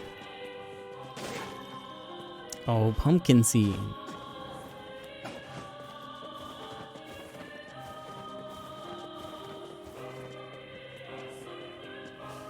A letter, huh? Yeah, I think I heard something about that. So, you know about the letter? Maybe I don't. I'm not sure. Which is it, man? Oh, and if I may ask, are you friends of Kaine? You could say that. Ah, I've heard the rumors. Here to hunt shades, are you? Indeed. Our aim is to defeat every last one. Emil, stop. Every Get your toes out of this man's face. last one? Everyone? Everyone?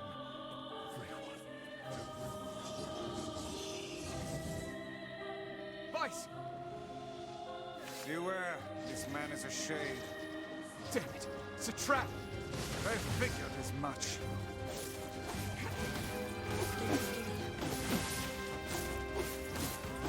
They've been possessed somehow. Keep your guard up. Others are sure.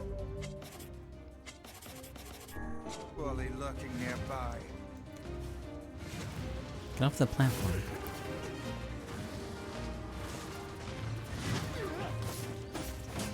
You guys sure are taking your goddamn time. 1,000 apologies.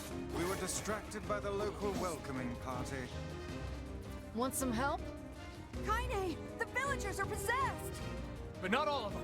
Some are still human, so be careful. What am I locked onto?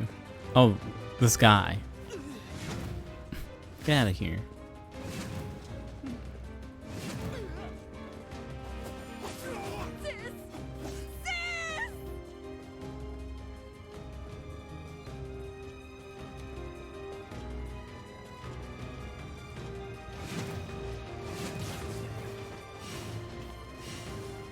Go away.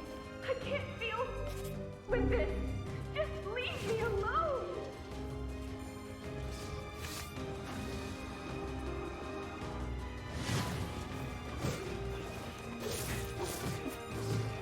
Why did you even come here? Thank you, Emil.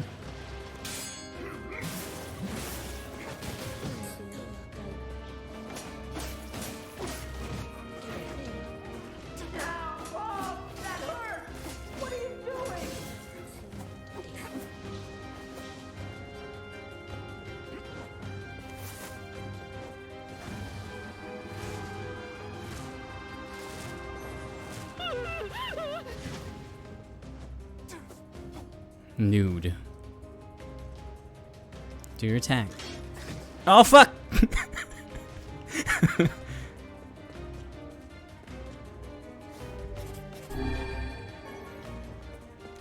all over. This village's history.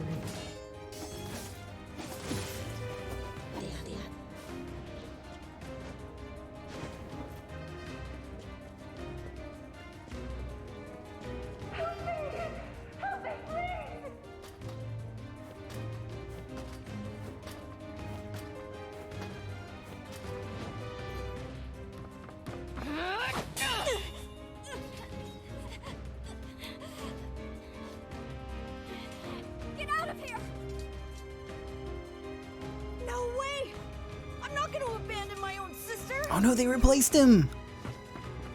Kaine, what's going on? Don't be fooled by this lady. She's a shade.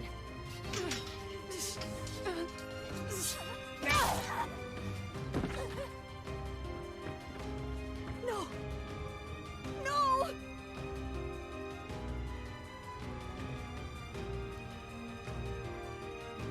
You people are the monsters here! Stay back, kid. Your sister is one of them now. I don't care what she is! She's my sister, and I love her.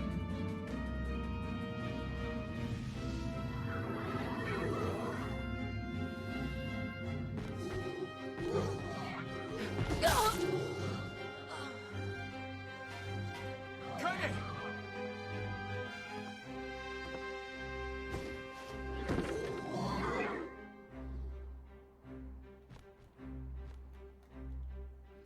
I know they just like replace him with a meal. These people are behaving as if we are the villains. It's pretty.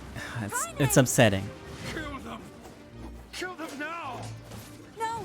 You've got to stop this! We're trying to save you from the shades! Please, you have to stop! Emil! We need to get out of here. Kaine! Kaine, get up! Hurry! Yeah, get up, Kaine. We have to help Kaine. Stop this at once! Leave us in peace!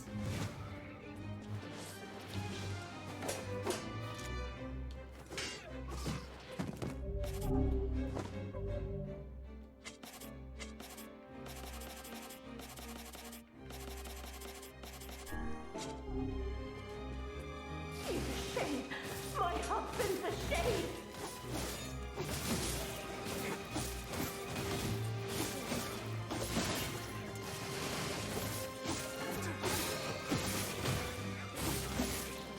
Put down that weapon, please!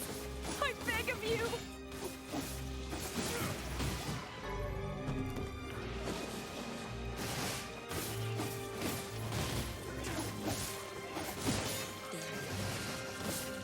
I blame you for all of this!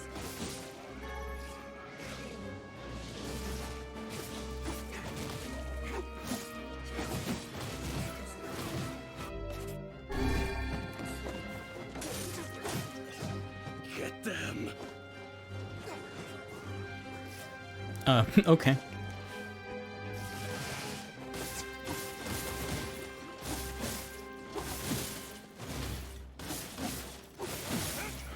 Why are you here? Everything was fine until you showed up. Villagers are under attack over there.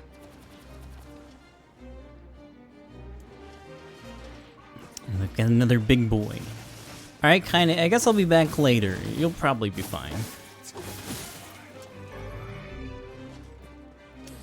I can't take this anymore!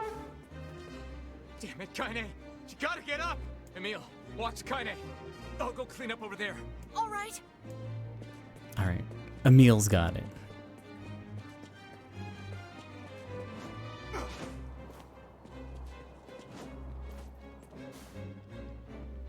What could those black swirls be?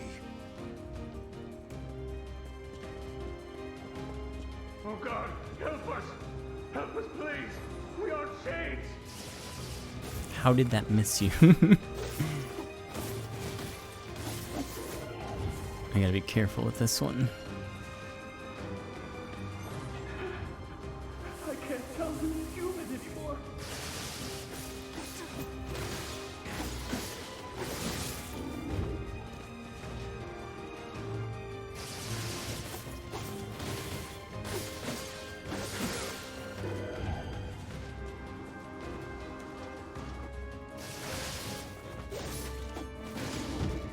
Oh, never mind. Doesn't do shit.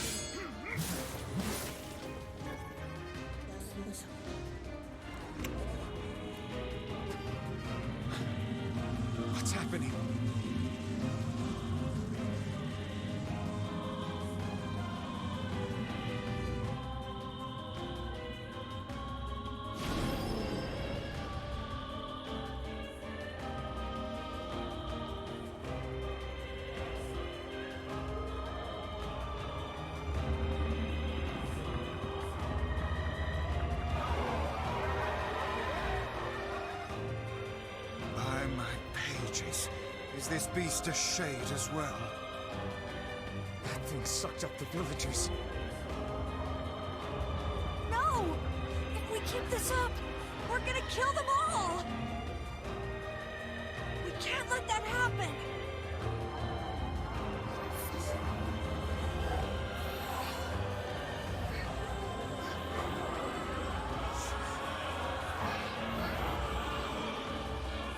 Does the difficulty change anything? Just the level of suffering. That's about it. I feel something from within the creature.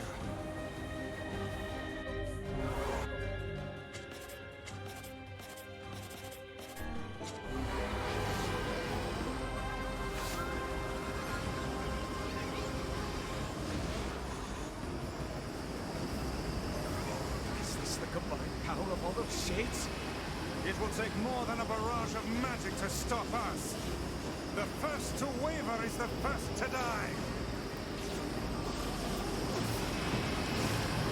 I'm going in. I sense magic coming from the center of that eye. Next time I'll pop a magic pill and get going.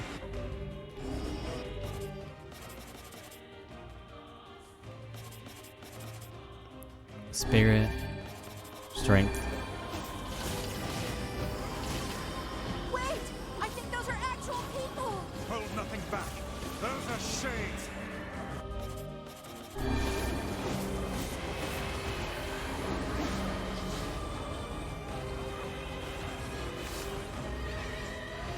The surrounding tentacles appear to deflect magic.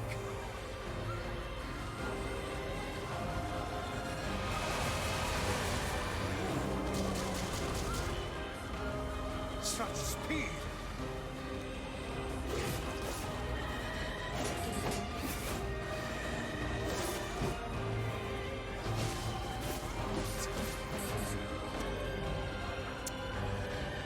Armor break 20%. Hey, that's pretty cool.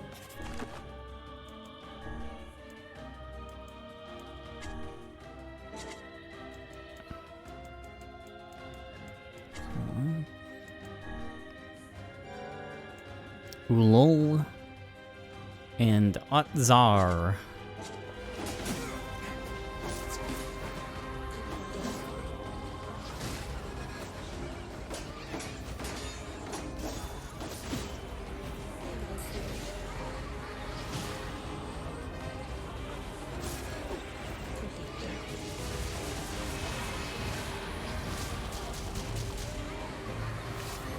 Defeating the smaller enemies has no effect on the leader. Okay, then I won't. Ignore mechanics? Why, yes, I will.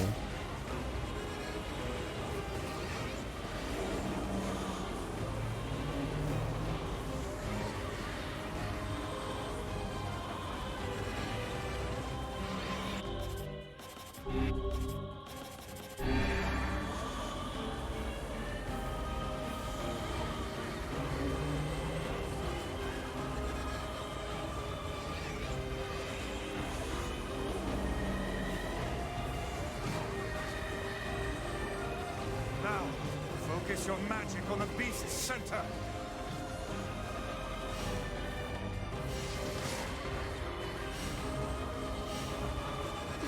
Ah!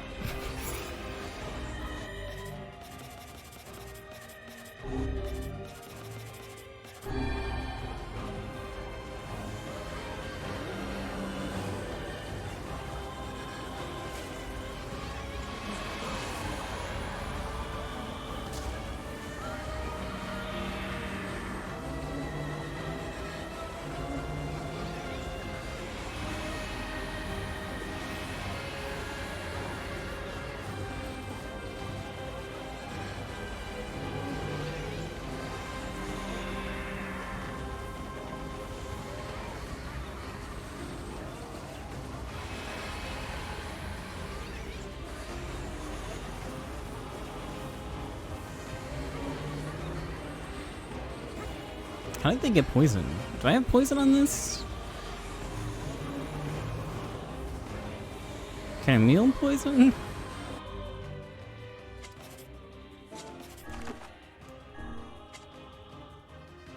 Oh yeah, I did put it on right before. Equip best though. There we go.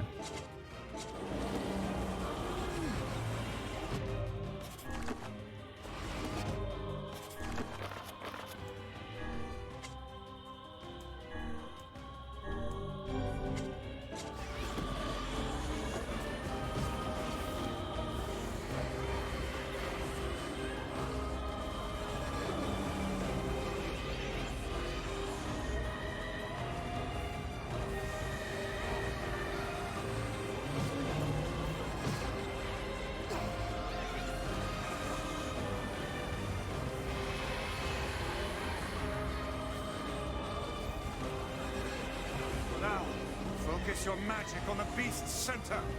Okay, please don't launch me off the platform this time.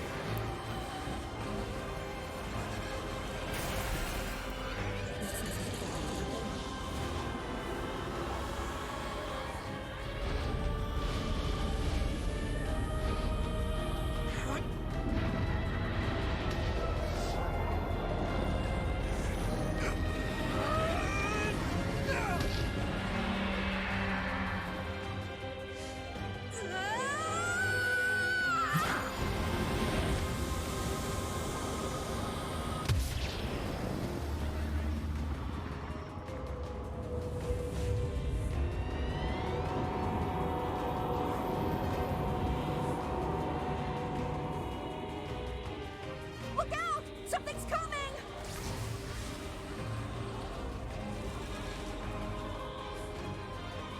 Its weak point is located around the back. Try attacking it from above. Yeah, hold on. I'll try to pin it down! Emil! Emil! I'll keep it busy! You should be able to attack! From behind! Go around and get it! Please, hurry! Emil can handle this. We must circle behind the creature at once. We have to help Kaine.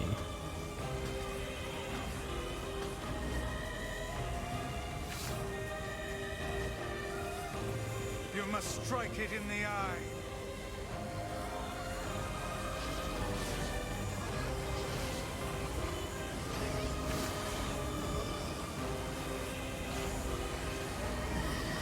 Just need an opening to get over there.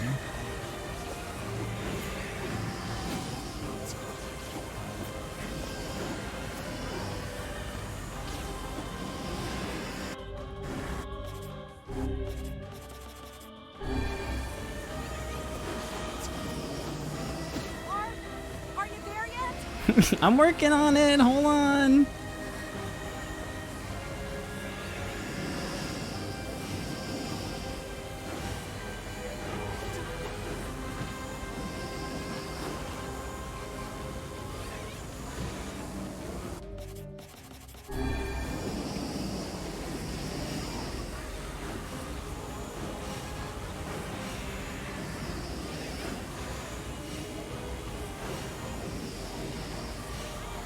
Damn, I thought I could safe spot right here.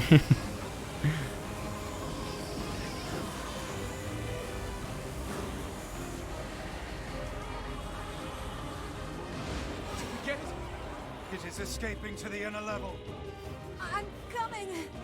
Gotta catch my breath!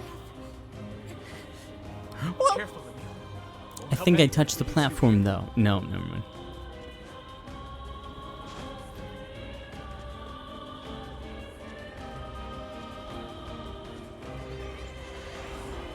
Damn it! He beat the hell out of that thing. How can it still move? Its combined powers are beyond even my greatest suspicion.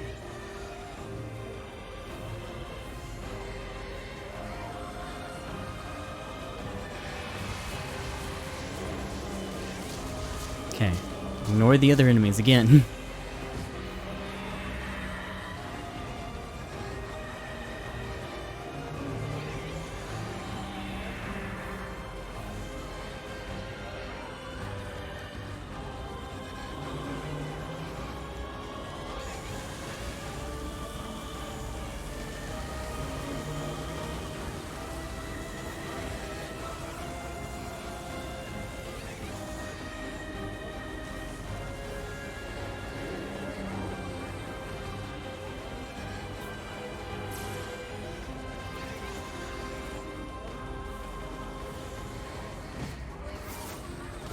Let me get a tiny bit of magic left. Oh!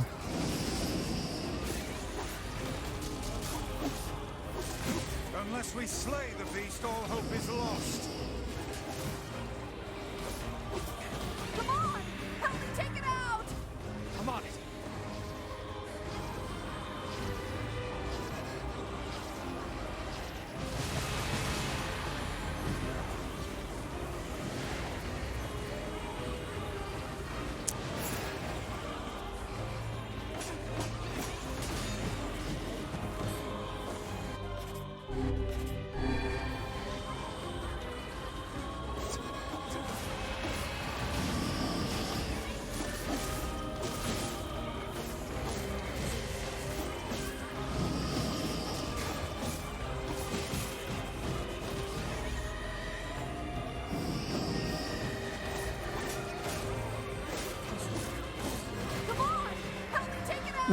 Help me take it out.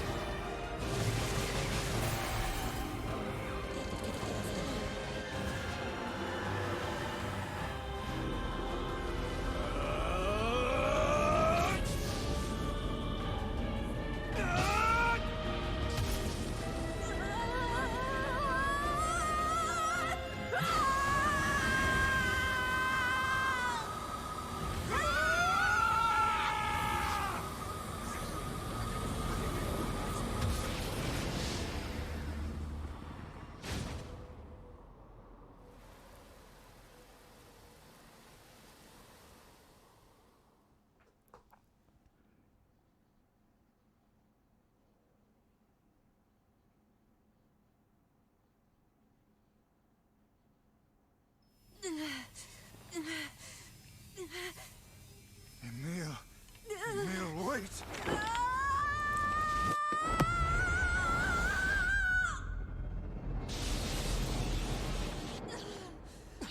Emil!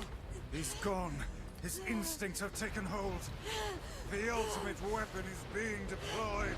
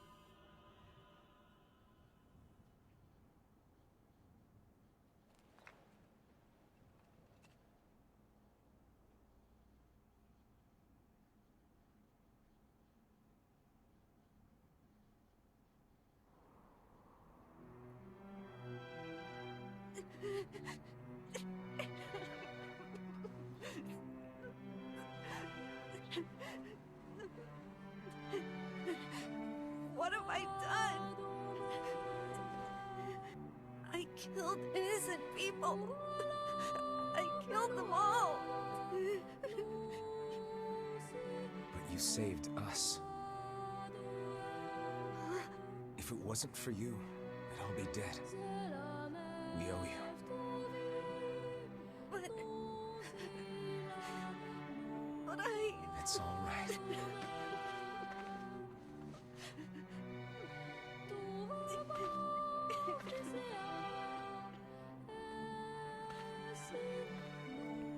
Really. Don't look back.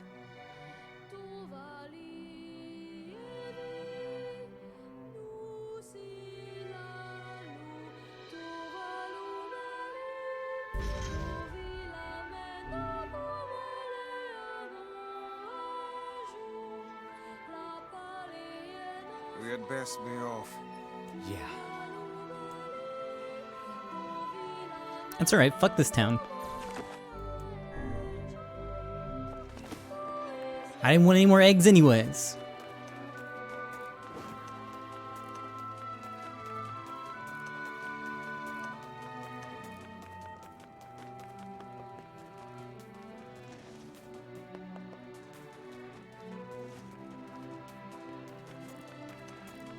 No, I haven't even bought the Phoenix Spear yet. Maybe Popola's found some information about the Shadow Lord. Let's drop by the village. Very well.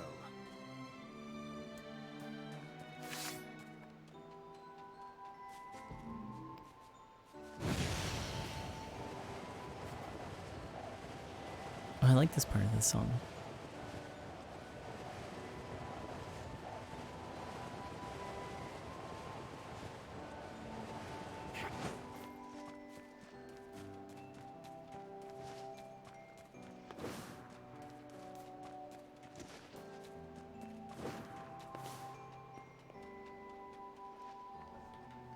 Hold on, I'm gonna try adjusting the volume one final time. Let's see if I can do it right. Sometimes the game just gets so loud though. Okay, we'll try that.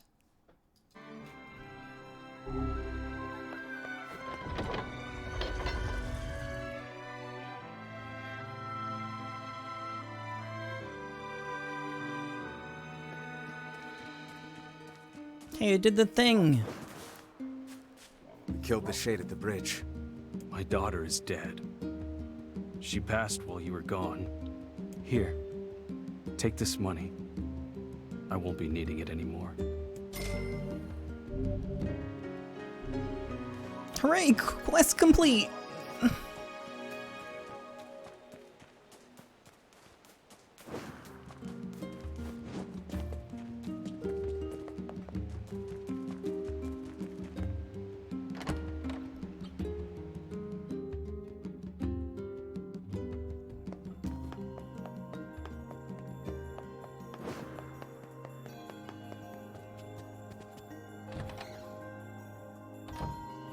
I've only got one more piece to get.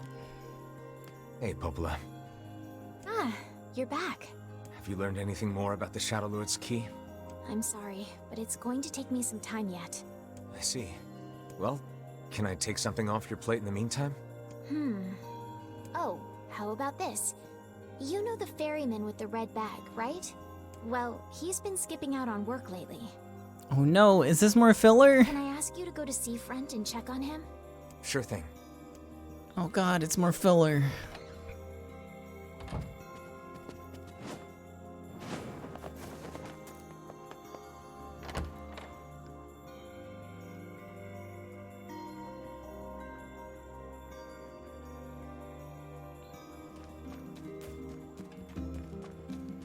This feels alarmingly familiar.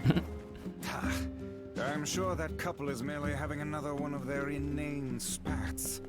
Let us do our utmost not to get dragged into it this time,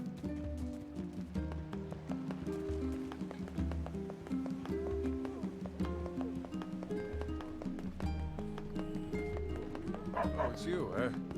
Well, No, I haven't been there yet.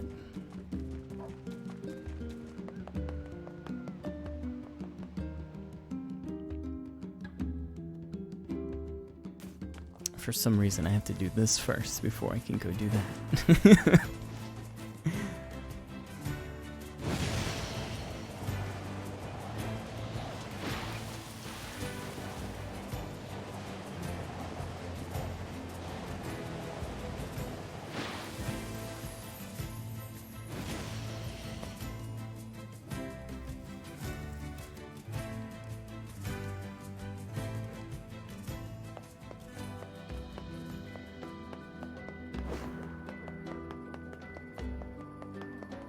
Where did that enormous ship even come from?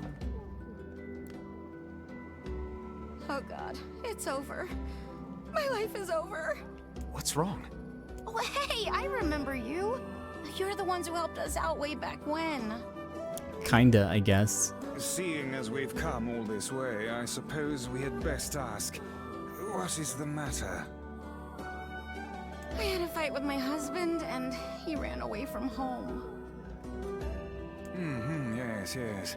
You may color me utterly flabbergasted. But it's all that idiot's fault. I was saving up a bunch of apples, and he went and ate 10 of them. That's actually sort of impressive. Yeah, damn, dude. Well, sure, I may have lost my temper a little, but I can't believe he just up and left. He's been gone for a week now, and it's... All right, all right. We'll help you find him. Really? Oh, thank you so much. Okay. And here we go again. Shall we begin by asking around at the tavern like before?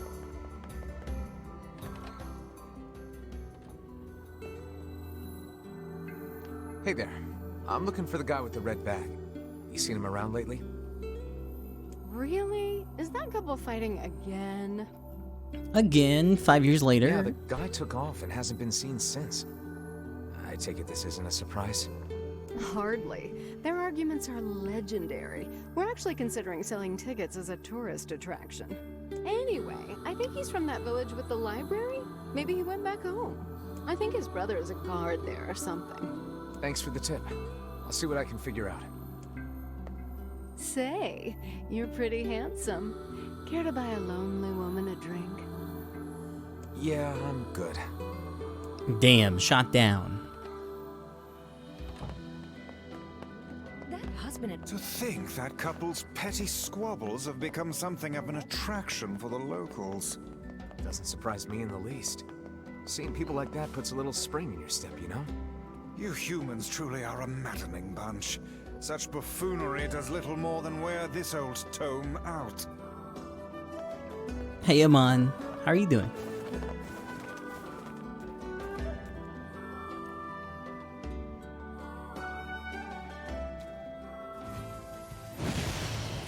We searched the southern plains back when the wife ran off too, right?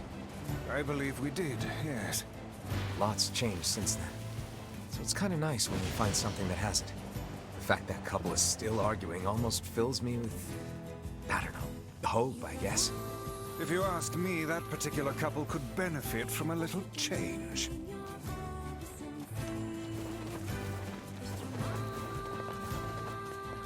Dang, there were some spooky shades back there.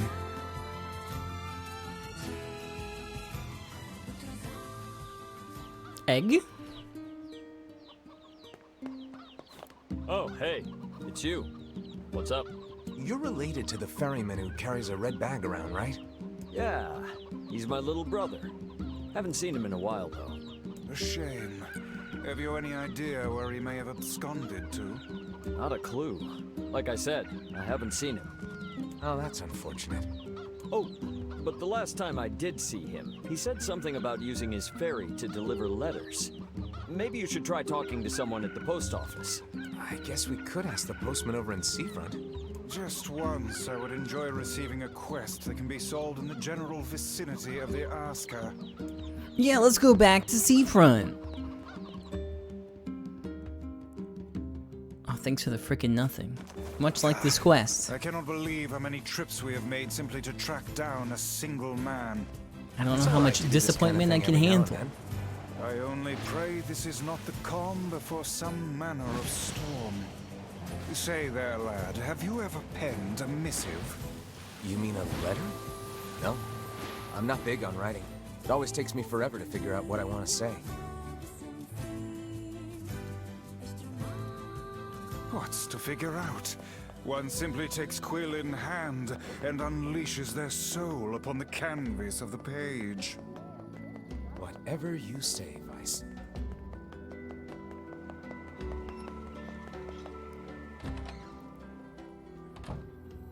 Oh, hey, the postman's dead. Hey, postman.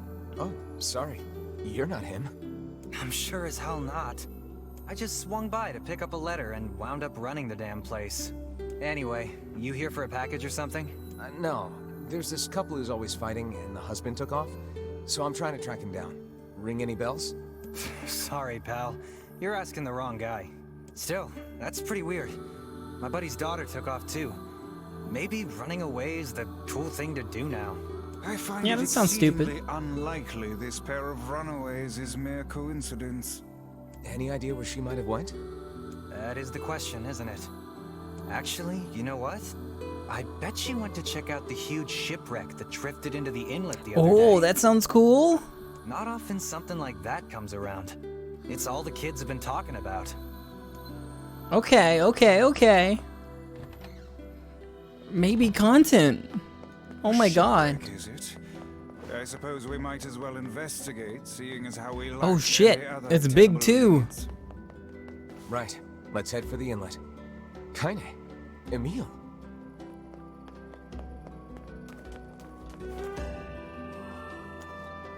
What's going on? I haven't seen you two come into Seafront in, well, ever, I guess.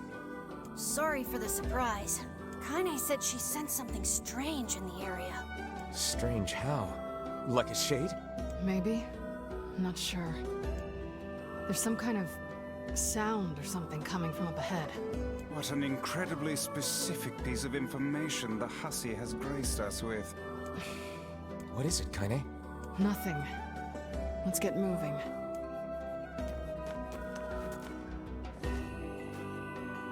Whoa.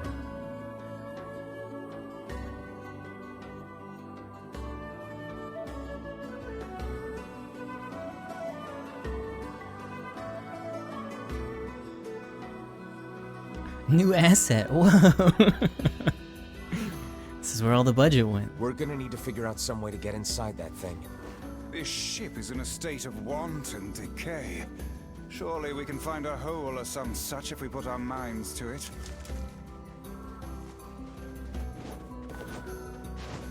Oh, I guess that's the obvious way. That's not it. Let me find a different hole, I guess. That's not the hole. At least I can still fish.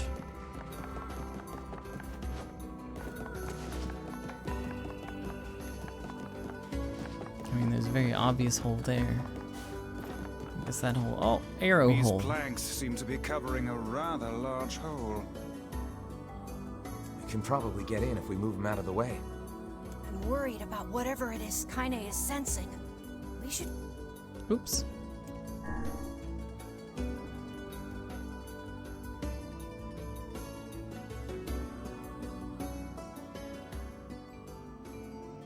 This ship is in poor condition indeed. Do try not to thrash about and bring its timbers down around us, hussy. Whatever.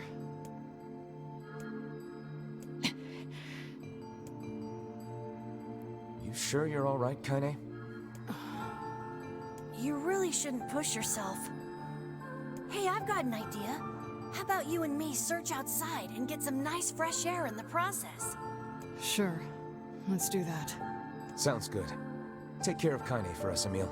Emil is on the case. Come on, Kaine. Let's get the lead out.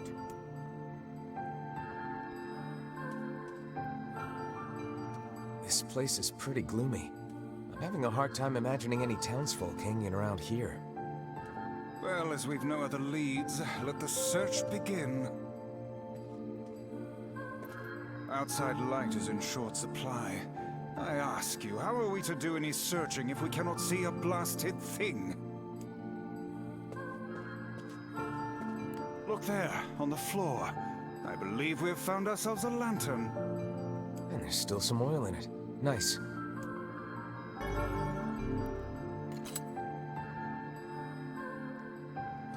Whoa.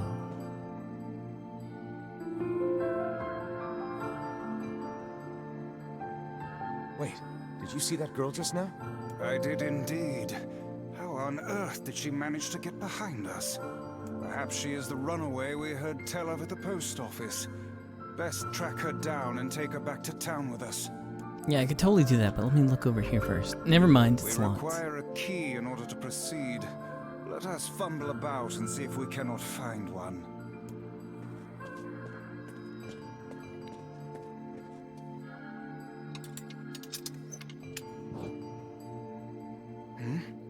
There's no one here. Weird.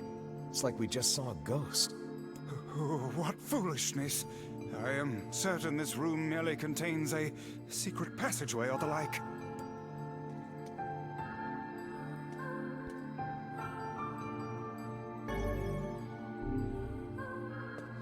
What is with this ship anyway? There may be clues somewhere that tell of how it ran aground.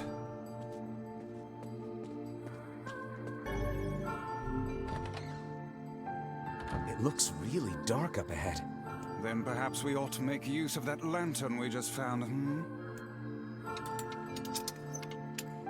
Whoa. New cool mechanics. What's this? An apple. It's a bit bruised, but it's not super old or anything. I wager it was dropped by that fruit-loving ferryman with the red bag. Perhaps he absconded to this ship to wait out the storm after yet another spirited debate with his wife. Ah, goodness, what a troublesome couple. Let's keep moving.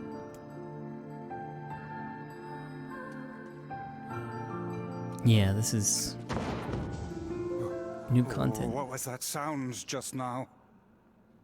Sounds like it came from the floor above us. Or maybe old content.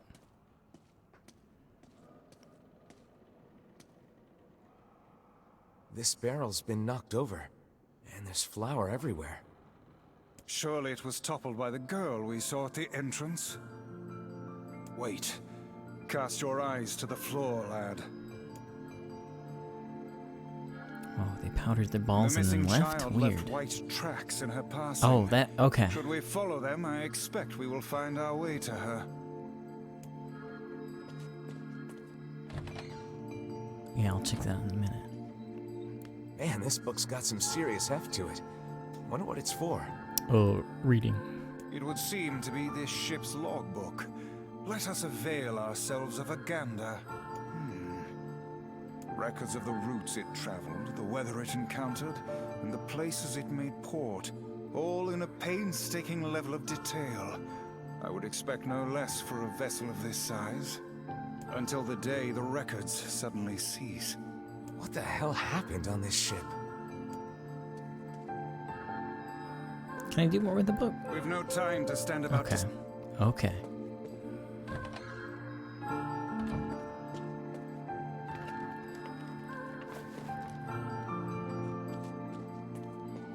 Did you see that light on the other side of the shelves?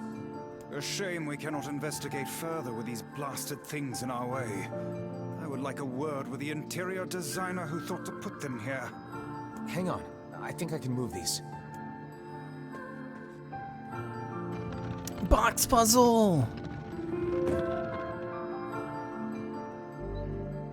Shelves can no longer be moved. It appears to be caught in a crack in the floor. It would not do to have the ground beneath our feet come undone, so let's give up on pushing the thing.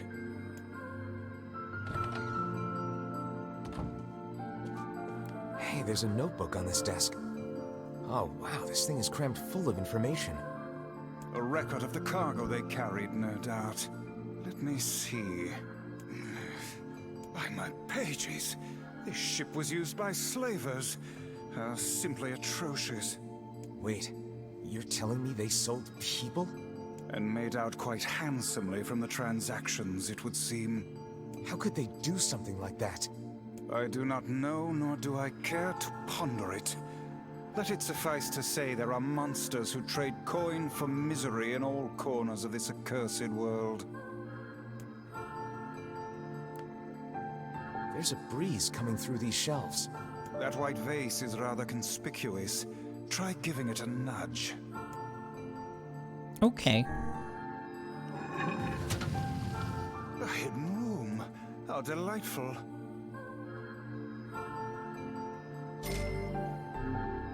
Oh, free money from the slavers.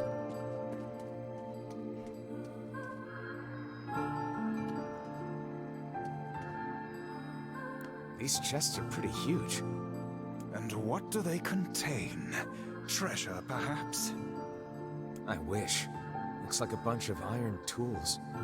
Those are no mere tools, lad. They are instruments of torture. I shudder to think what evil transpired in this room.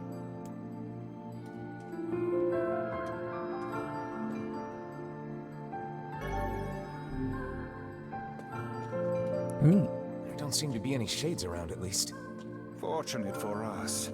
Now let no more time be wasted in our search for the townsfolk. I didn't even find the passageway yet.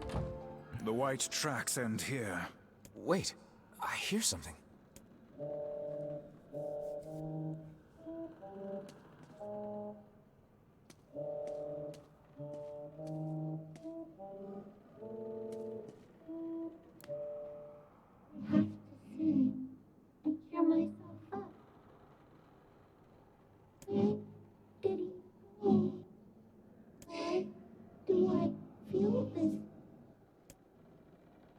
Whatever that sound was, it stopped. I swear it sounded like a girl. This is a voice pipe. A contraption by which one's voice can travel to a faraway location. Which means the girl is in whatever room this pipe connects to. Hold a moment. I spy a chart of the ship's layout on the wall. Yes. This pipe connects to a cabin in the ship's stern. Onward and, inward, I guess.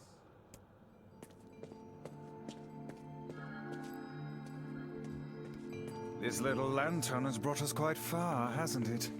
Yeah. And the light it gives off makes me feel, I don't know, safe somehow. Well, aren't we the romantic? This door is warped and unusable. It seems this door will not open.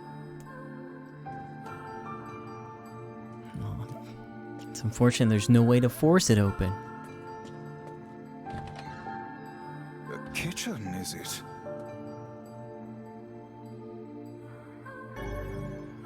Okay. Cool. Heavens, look at the size of this saucepan. This must have been where they prepared meals for the crew. There's a note stuck to the counter. Extra rice, hold the peppers. Looks like the crew had some say over how they ate. To be picky about one's food while at sea is a luxury indeed. Well, hold on. I guess I can interact with this again. Ship's crew certainly seems to have been well fed. Okay.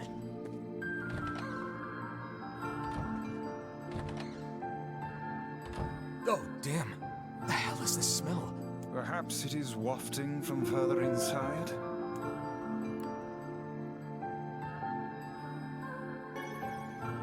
Another apple. Just how many apples does that quibbling husband keep on his person while he's out and about? Let's keep searching.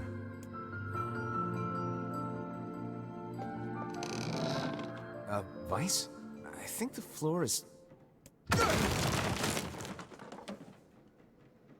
Speak to me, lad. Are you hurt? Been better, but I'll live. I can't see a thing down here. And what is that terrible stench? I suspect we may have fallen into the ship's hold. The lantern got away from me during the fall. We'd better look for it. Okay, I guess it's not that way.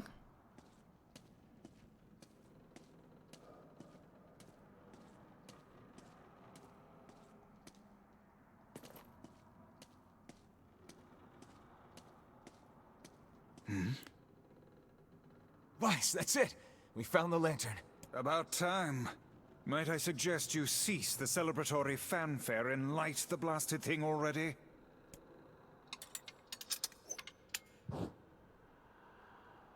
Yeah, I got the DLC for this game. I'm using the DLC sword because I don't want to grind. Oh dear. Look at the bodies. They are all people from town. And, I fear, the missing ferryman. Oh no. Oh no, we can't use the ferry anymore. This can't be real. Why? Why did everyone have to... God damn it! Pull yourself together, lad. Remember the presence Kaine sensed. The culprit who murdered these poor folk likely awaits us further within. I won't let them get away with this. That's enough, lad. Avert your eyes. You don't need your bag anymore, right? That's enough.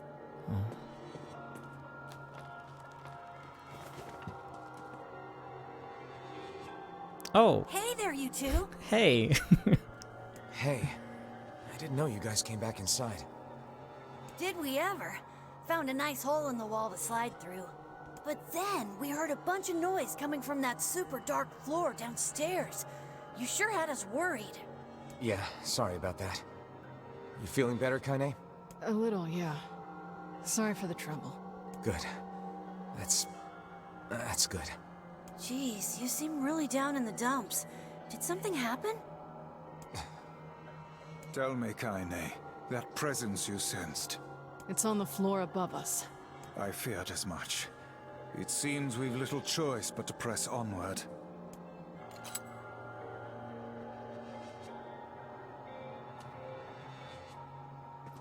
You're really not looking so hot. Is everything okay? You shouldn't have to bear all this on your own. Once things calm down a bit, come talk to me about it, okay? Thanks, Emil. Did you guys find anything on the ship? Some townspeople, actually. But they're all... Well, shit.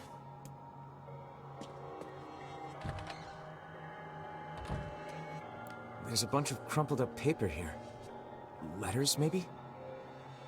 They all seem to have the same words written upon them, but the penmanship is so poor I cannot make heads nor tails of it. Oh, okay, cool, nothing. Well, this is a neat room.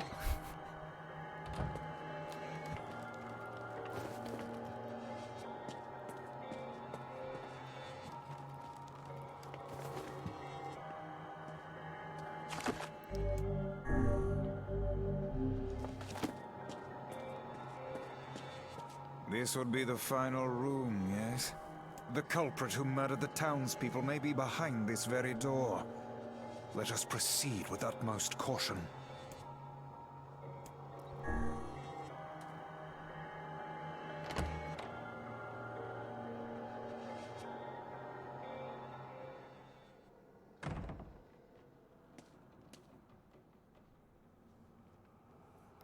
It's that girl we saw when we first entered the ship.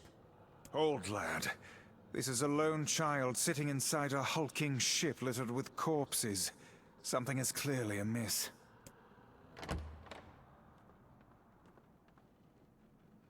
There. Could this girl be the presence you sensed, Kaine?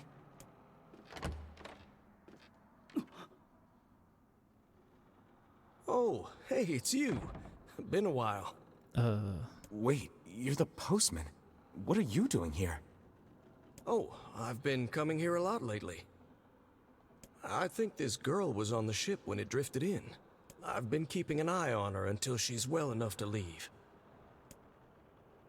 Hey, so this is kind of awkward, but... the girl is, you know, bleeding? I brought a bunch of bandages with me, but, well, how exactly does one deal with a woman's time of the month? Sorry. Clearly crossed a line there. Forget I said anything.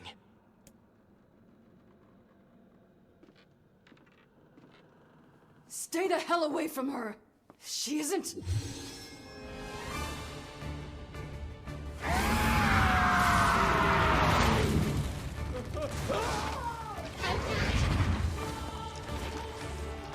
Huh.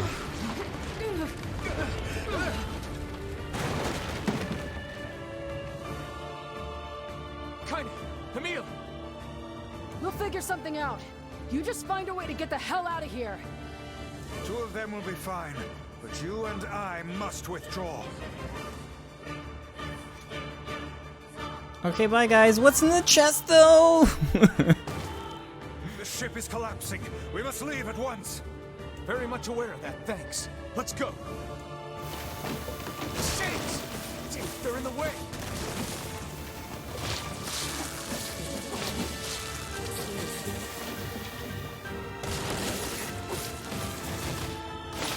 Looks like we can get out through that hole up there.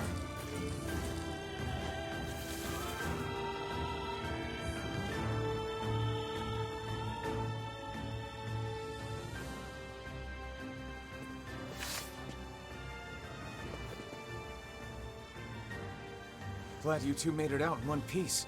Yeah, we're good. But that poor postman is still trapped inside. Oh well. We'd better go help him out. No shade would dare pursue us into sunlight such as this. We should use the opportunity to ready ourselves. Okay, I guess I'm ready. Oh!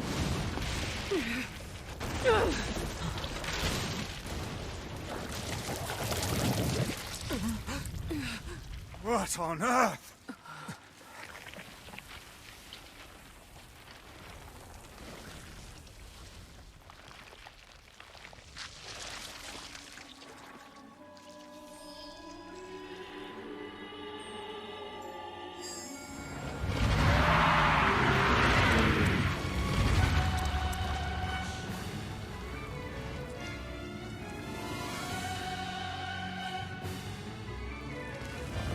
Why isn't this shade being hurt by the sun?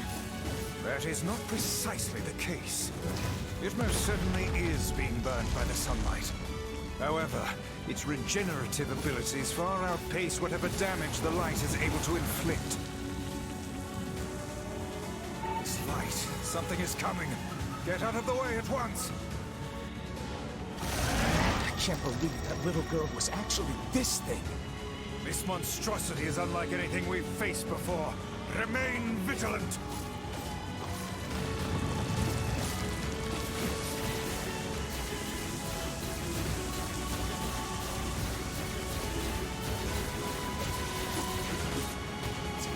Aim for the tentacles with faces on them!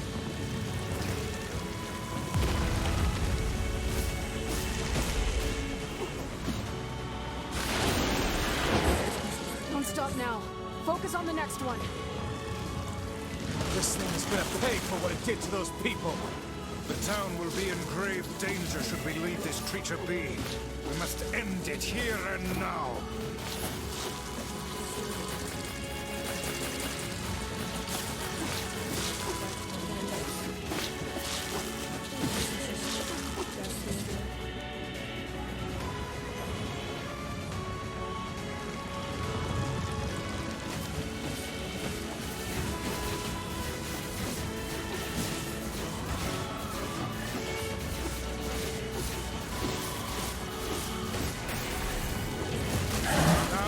Chance. Attack with all that you have.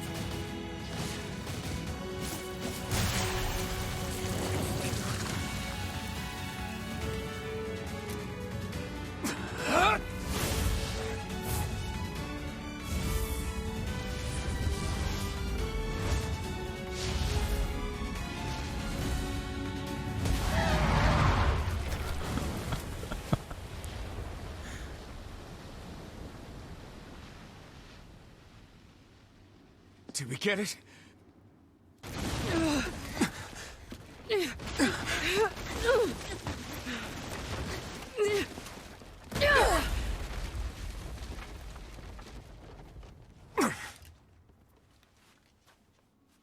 Oh hell, that thing's huge.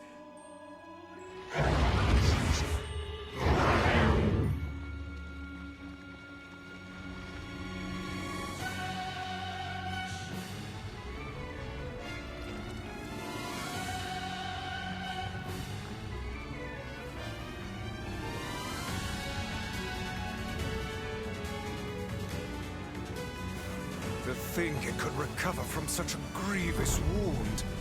Ordinary attacks aren't gonna do shit against this thing. Here it comes! Dodge!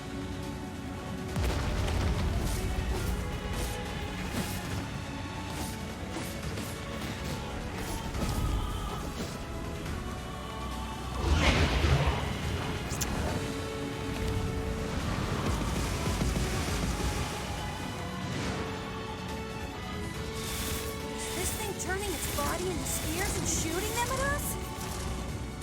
I can't believe such a huge shade even exists.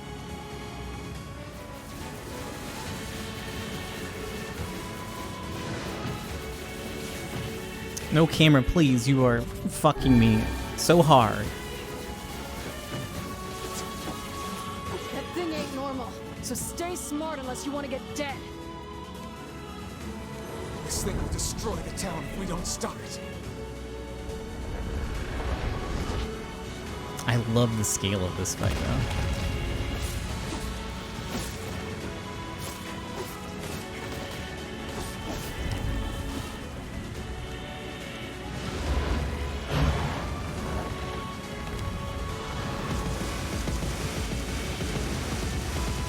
The number of spears flying our way is increasing. Yeah, I can see that. Damn it. My word, if this continues...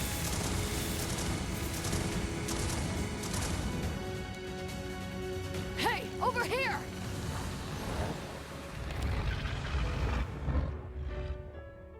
This guy's important to you, isn't he?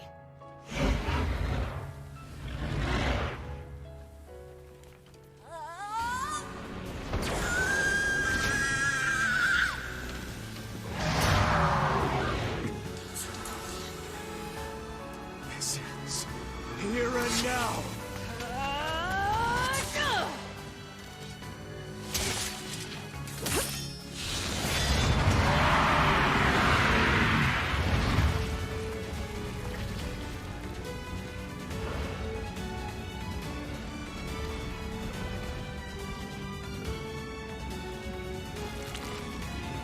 Son of a... Is this thing immortal?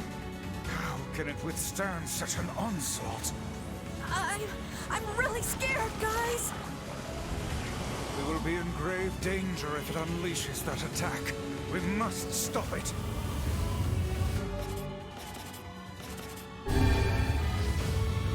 I'm not sure how we're gonna stop that.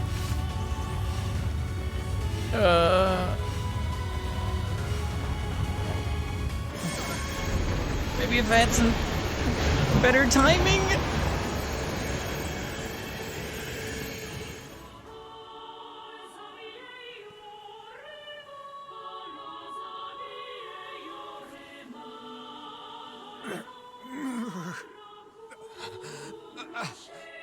I think we're in trouble.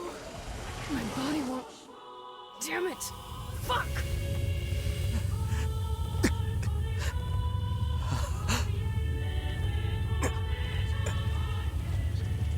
Stop! No!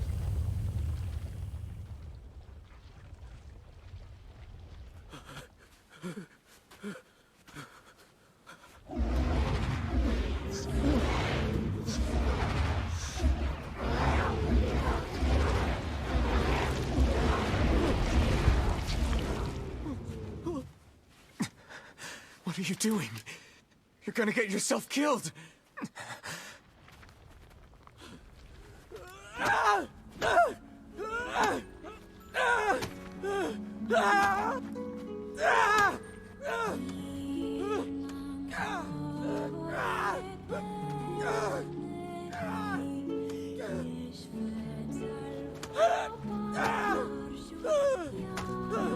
It stopped. Focus on the source of its magic. Aim for the head.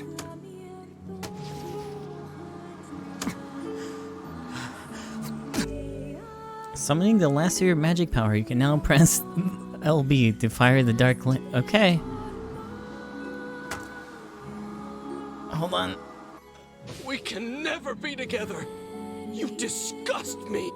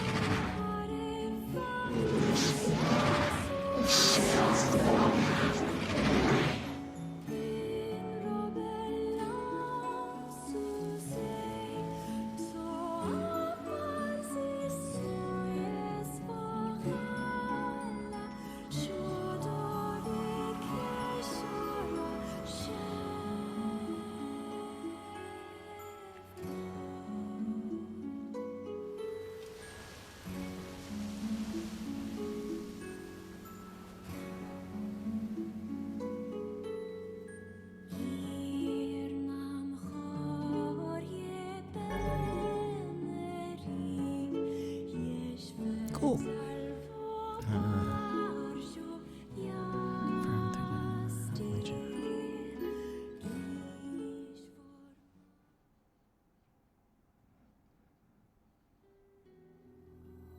Thanks. You really saved our bacon. You've all done so much for me. Offering a little refuge is the least I can do. I don't have the words to express how sorry I am. We all knew townspeople were out there being eaten by a shade. But I never imagined I was taking care of it this entire time. The fault lies with that foul creature alone, Postman, not yourself.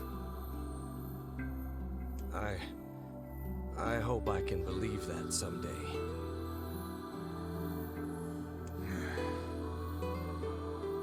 All right, well, we'd better get going.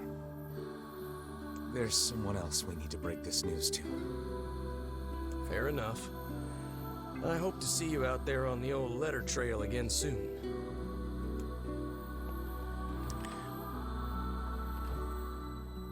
Hey, did you find my husband? Yeah. The thing is... Wait, why are you hesitating? Is he all right? Please tell me he's all right. Come on, say something already. Your husband was killed by a shade. I'm sorry. We tracked him down, but it was already too late. No, it can't be true. That big idiot, always carrying his bag around, thinking about me all the time. Oh God, this can't be happening.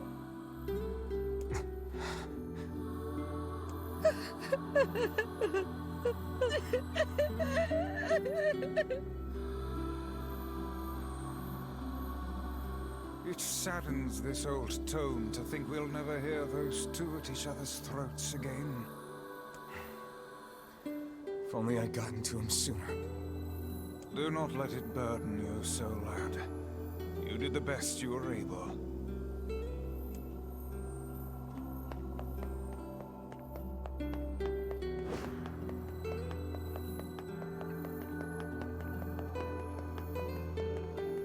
Hey, that was pretty fucking cool. I can't wait for the next go round because that didn't really answer too many questions.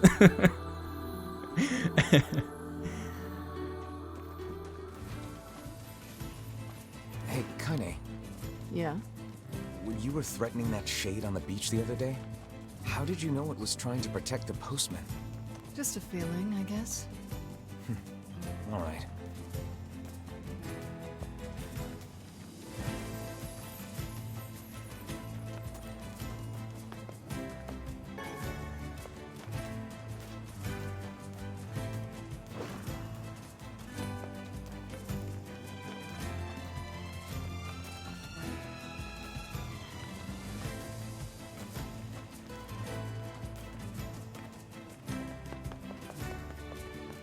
I guess I'll figure out the ferry.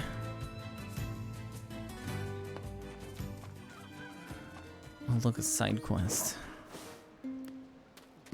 Say, are you available to discuss a certain sensitive matter? Depends. What is it?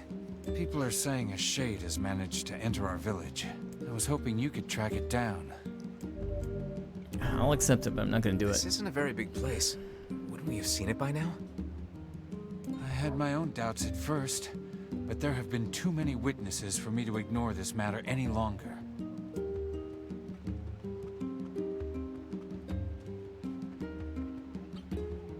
I saw a really scary monster. She saw it too? Apparently. I can't say for sure who's seen it or not. I saw the monster right around here. You did, huh? Can you tell me what the monster looked like? It was over at the river, and it was huge and scary. I didn't like it. Over by the river, huh? Let's go take a look. The foul tendrils of the shades have finally extended into this village. Fine.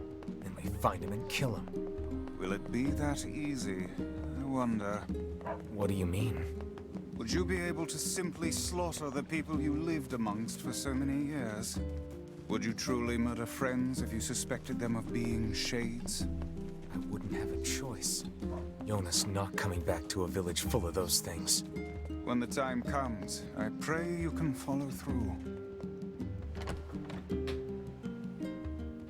I am Kime. I see it. Hey. Peopula.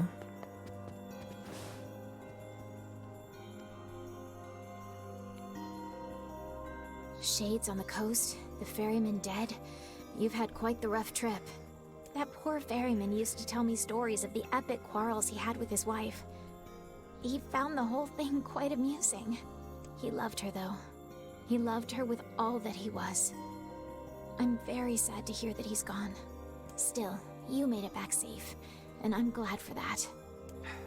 Have you any new information about the key to the Shadow Lord's castle? I'm still working on the decryption, but I'm afraid progress has stalled. Loyal Cerberus might refer to a dog, but I've never seen anything that would fit the bill. It must be pretty complicated if even you can't decode it. Well, you're our last hope, so please keep trying, okay? I will. By the way, I was walking by your house earlier and I noticed you had some mail. You might want to check it out. Thanks. I'll do that. Oh my god. Oh, one last thing. Since the ferryman was missing work, I arranged for someone else to handle the job. I'll make sure they know to let you use the boat as before. Gotcha. Hell yeah, new ferryman. Even without those we have lost, the world relentlessly continues to turn.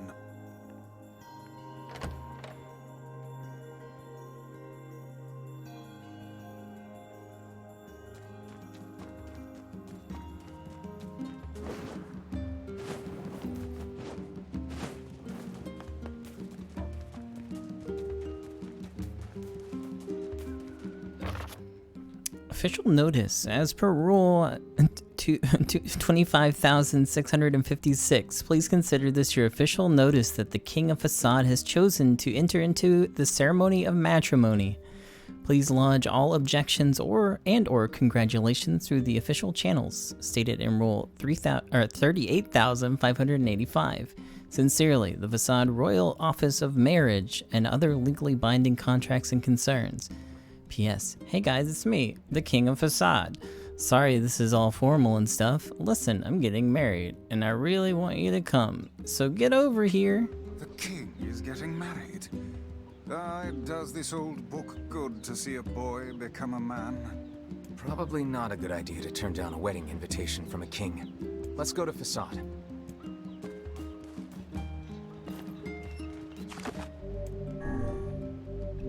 Alright, before I have to go over that fucking desert one more time, I'll be right back. I'm gonna take a quick break. I'm feeling a little hungry finally.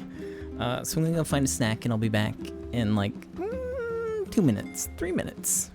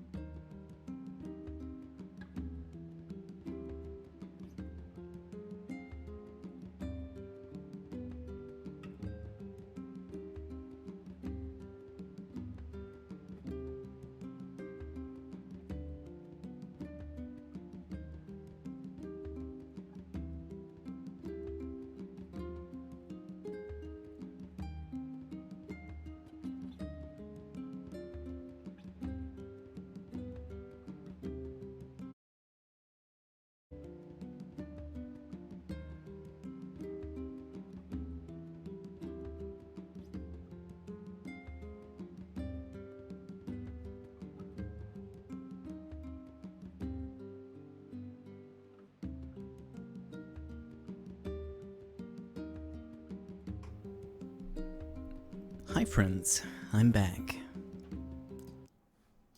Let's go to the wedding. Hopefully the controller's not fucked up. That was kind of weird. What just happened? Yeah, it's... Hold on, let me unplug it. Wait. Plug it back in. Okay. Are things still bad? Yep.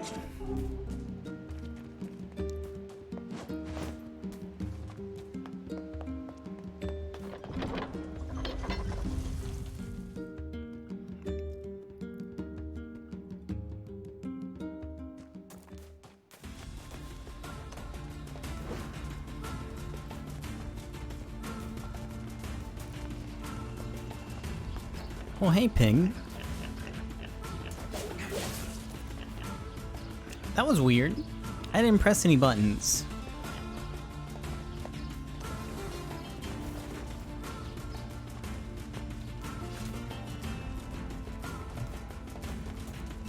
Must have my auto attack chip installed. I'm using a DualSense controller.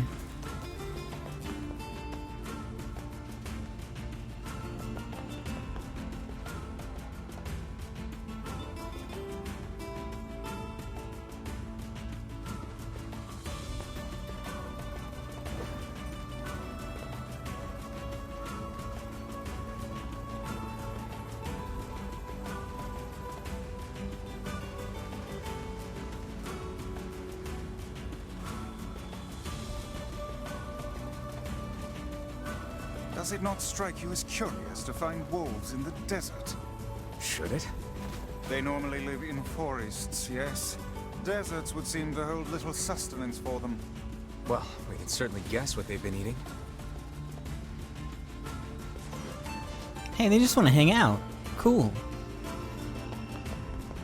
How hard is it to set up a DualSense controller for PC use? Pretty easily. Especially if you're doing anything on Steam, there's usually no problem. Just this game doesn't know how to handle controllers for some reason.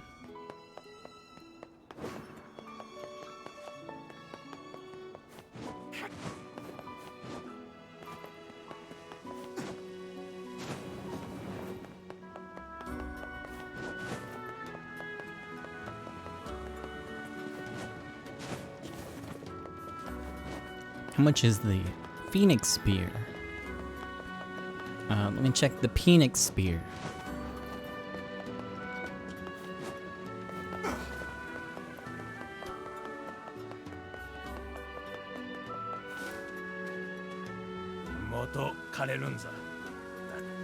Okay, cool. Yeah, give me weapons. It's pricey. I can't buy it right now because the controller's fucked up. Hold on, I gotta unplug it, plug it back in. Yeah, like for some reason, I don't know why it doesn't work here. Like pressing confirm. Well, okay, I want to buy it now.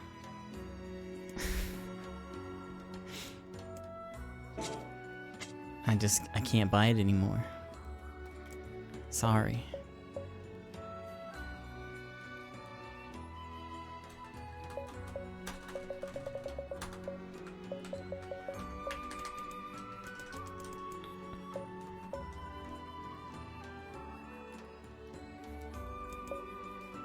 That's so weird. Earlier, I got it working in the menus again.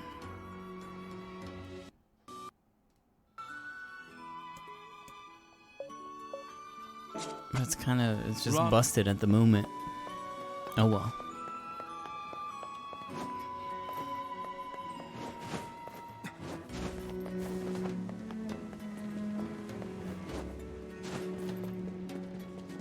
Hey gamer, how's it going?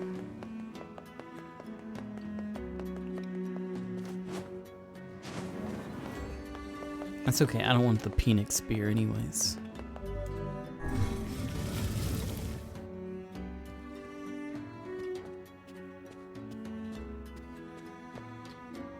See you, Soup. Ah, We hear your days of bachelorhood are coming to a close, King. Congrats. Forgive my prying, but we are all eager to know the identity of your lucky bride. 失礼来た。お先きおり。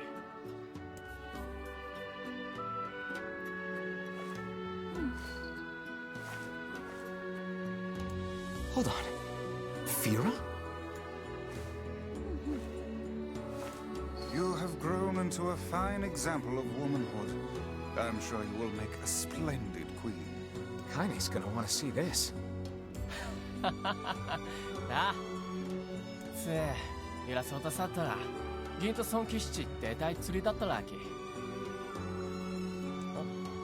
見るさい Pleased to make your acquaintance, Your Royalness. Congratulations on your wedding. Heck. I'm sorry Kaine's not here, but... 結構作るなろ一致して差はたいて土地。当てちゃった。夜せれ、やりさたち、とてテスレ。Of course. How could we refuse?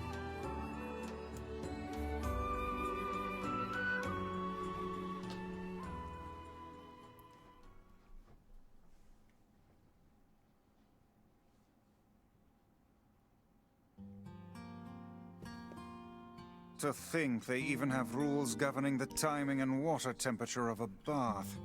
What's it to you? You don't even take baths. Kaine? What is the matter? I don't like this. Weddings are festive occasions, you know? Should I even be here? We were invited here by the king, remember? Sure, but what about everybody else? This city isn't like our villages. It's all about the rules here. And since there isn't a specific rule about you, I honestly think they won't give a crap. Yeah, maybe. Will you at least procure a new set of lingerie for the festivities? Some spring colors, perhaps? Keep talking, book. Let's see how smug you are when I toss you on a campfire.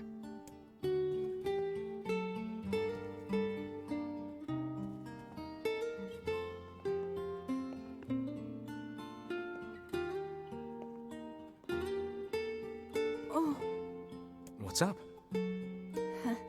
Just having trouble getting to sleep. Something bothering you? No, the opposite, in fact. I'm just so excited about the wedding that I can't settle down. I bet it's gonna have streamers and dancing and bears on unicycles and everything. I'm sorta jealous. I wish I was Fira. You'll find a nice bride someday, Emil. Huh? Oh, right. Bride. You must be tired indeed if you misunderstood that simple social nicety.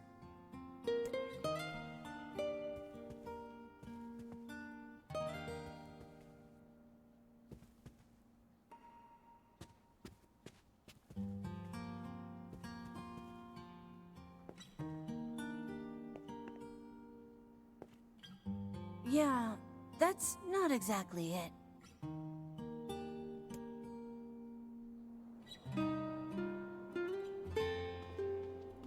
Liutetai, Weta. Zerugantu, Kyuzeshi, Tsuzuite. Kaizan Tukite, to Kizoton Yaritsta. Jonshichi.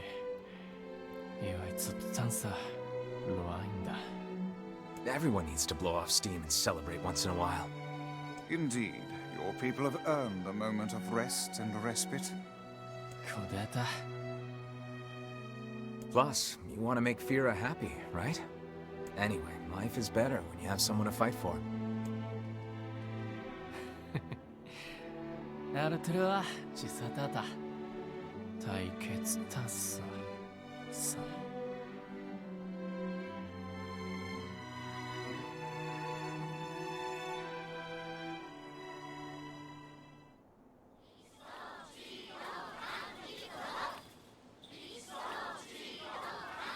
Aw, weddings are the best.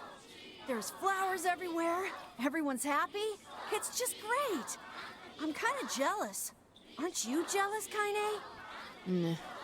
Oh, come on.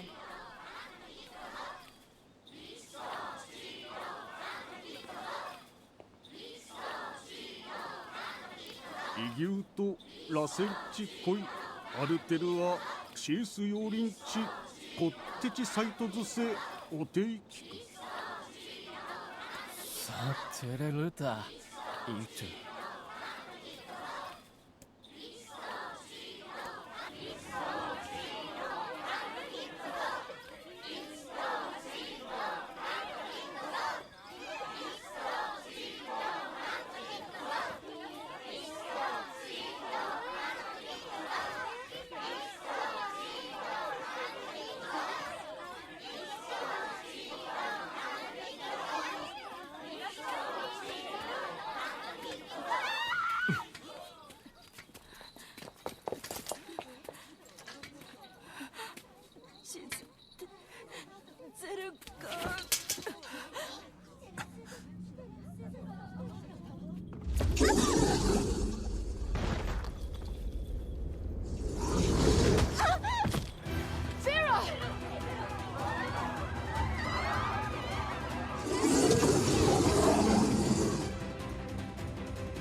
That wolf is a shade.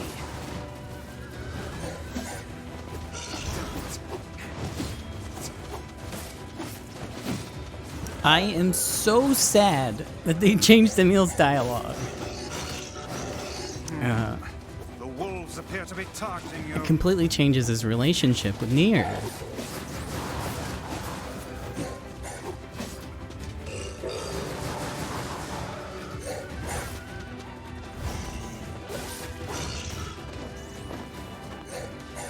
The leader seems to have the power to reflect magic.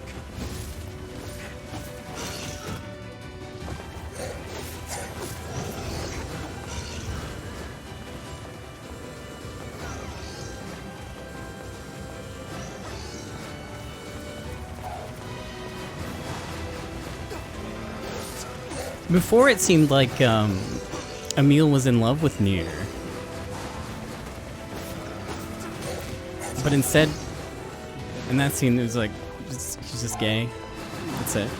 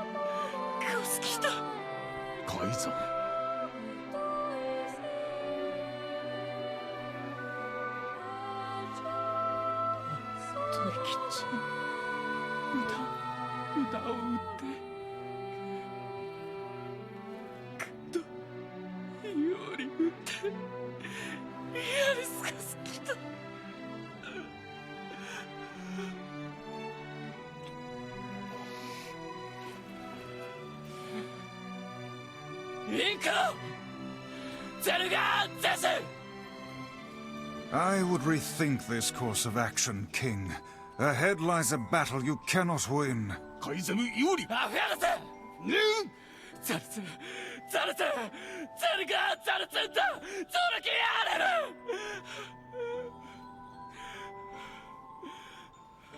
贈呈おられきたもユリ・ペルアトルカイザム・タトデクラ・クルトデクゼルガアントイカラツグキテテカイザム・タリエキューサカイザムラ夫と来てソードリ・リスダカイ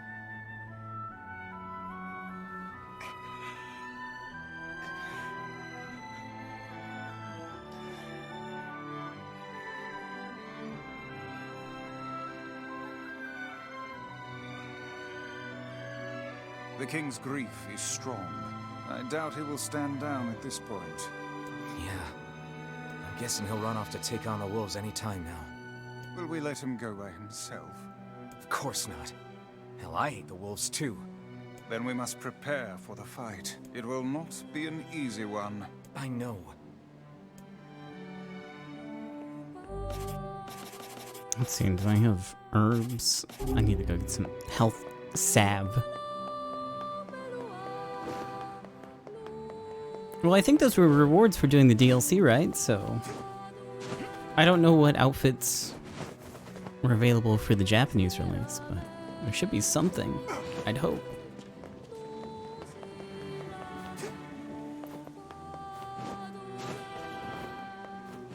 Give me that salve, please.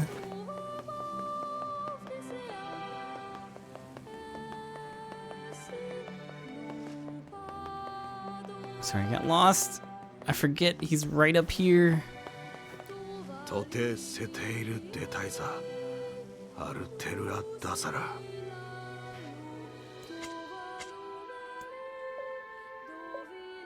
I can't even buy stuff. God damn it. Hold on.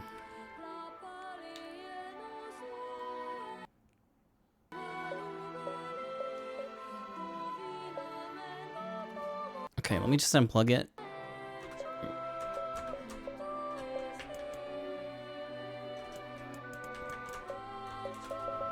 Even unplugging it, I can't confirm.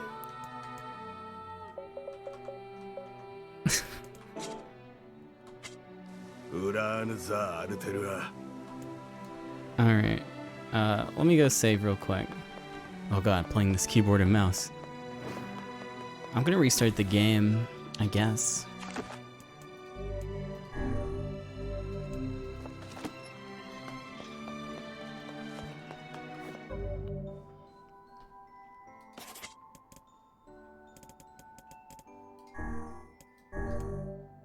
Okay, hold on just a second.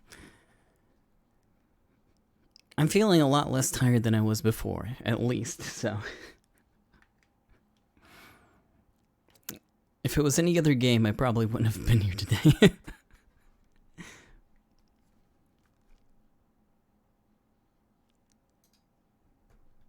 Okay.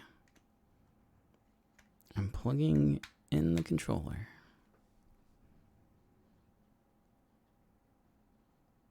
There's my one pop-up. Press any buttons.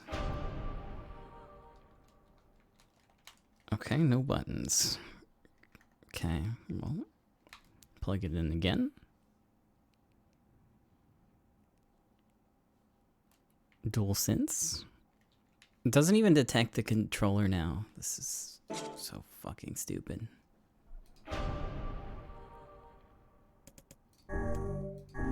Okay, well, I'll start it with the controller plugged in initially.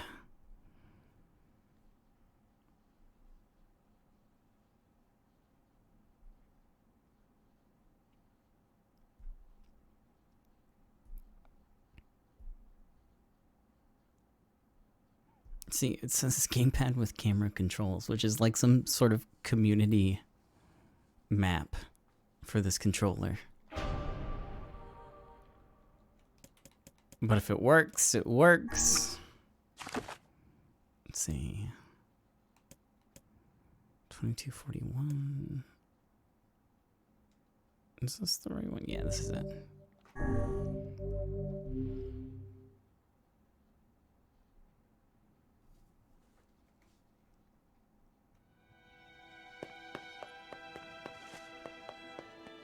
Please. Please let me buy. Tote.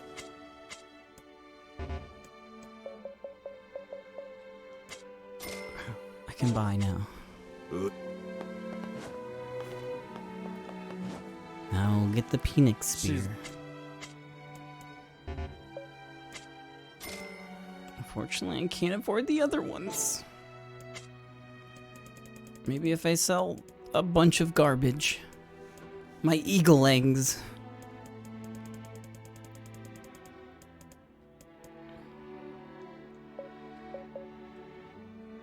I guess if I sold some stuff, I could probably.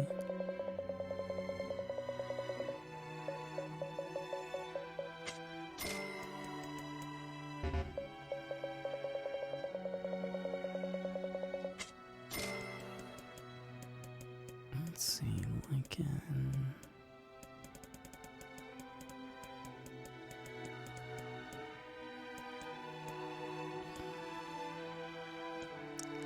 Machines.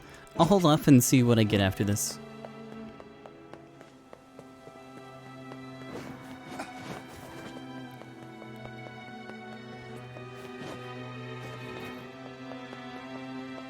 How much does Vice sell for?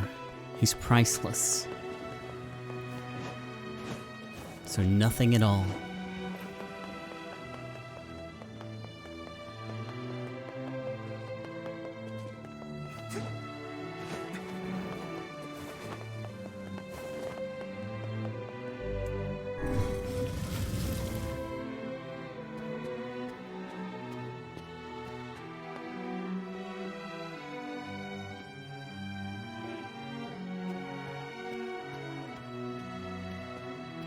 Are you ready for battle?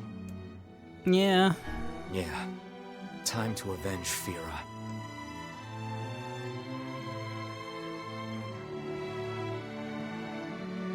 Fira Yarira. Selgan Kizato. Yajitsu Torel. Hikyu Jiketsu. Aru. Artemu Atado. Skosu Raida. Madness. The wolves who attacked were only a fraction of the pack. How will you fight them all? Serstai. And count us in. We're not doing it for you, dumbass. It's for Fira. Kaine, you can't speak to a king like that. If this is indeed the plan, then let us make haste. We can ill afford another tragedy. Fira. Tak. Tochiura, Arua Gintu. Oh, cool.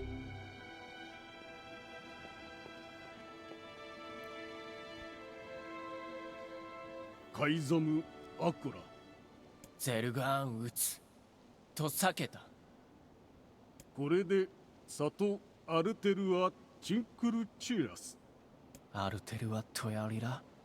フィティン。フィアギキタタトサダキラツヨリウタタキツシリュウリュウトサティンよりうわいそうとフィアとツだったあティンあんだとせティントシケンユーカイザムテクアンダルアミしか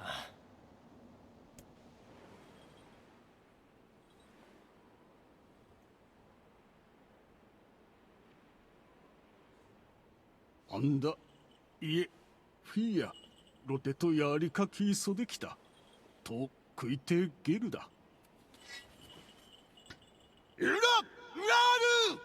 ールエルガとカイザムでカイザムとアイタフィアアイザムでフィアチュレセキタとトだゼルガーで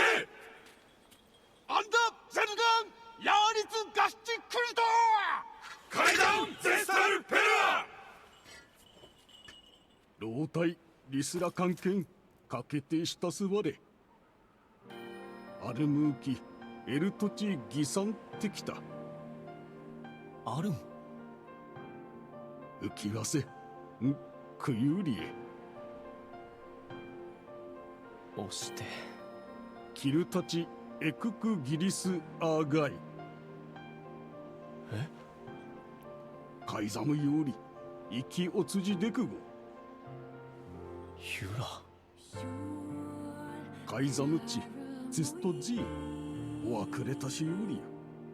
こうだだちより歌い。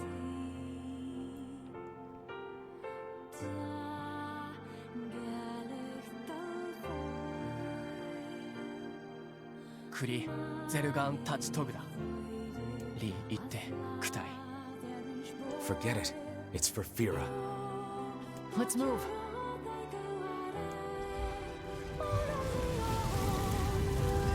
Where's like the other 6 guys?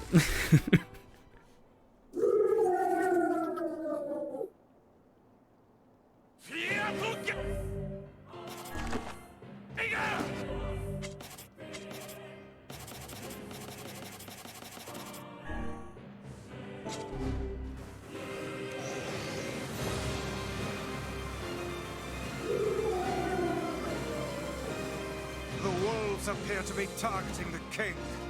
セゲルダカイザム。カイザンにケオリ。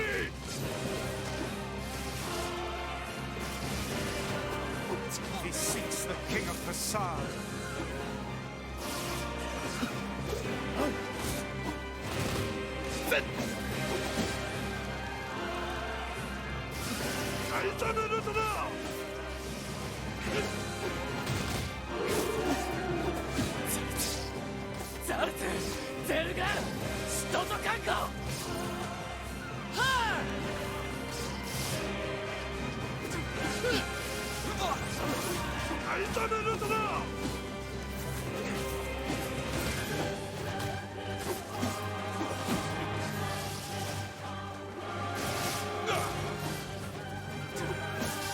Such dogged, unwavering defiance. Why do these beasts hold so much rage? The smaller wolves are not infected with shades. But as for the leader, If even one shade is here, then I have to kill all of them. splendid. Now just keep pushing.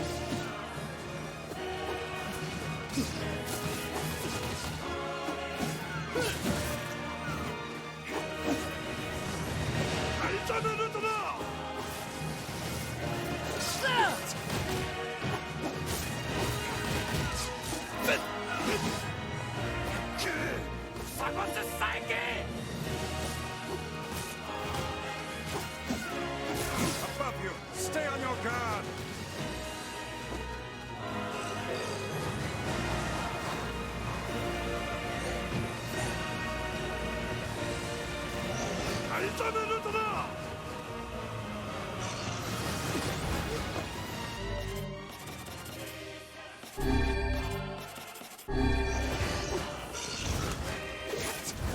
Oh god, he dodges just as much as he used to.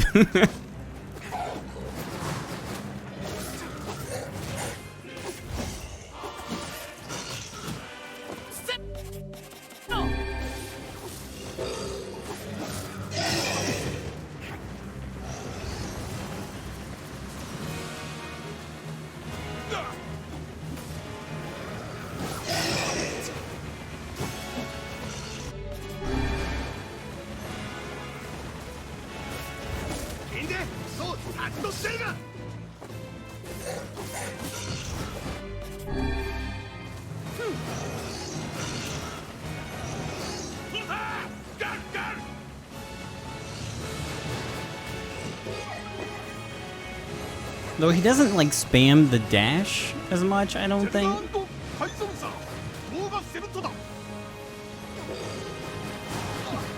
don't know if I've actually even seen it.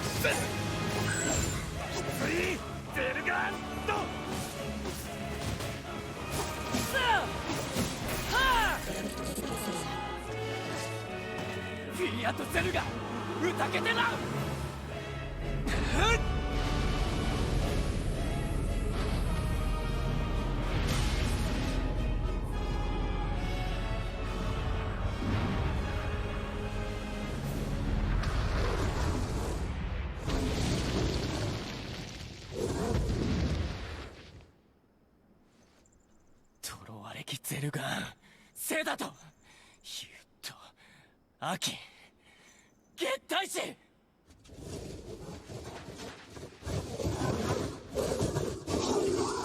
スラエフィアとゲンカ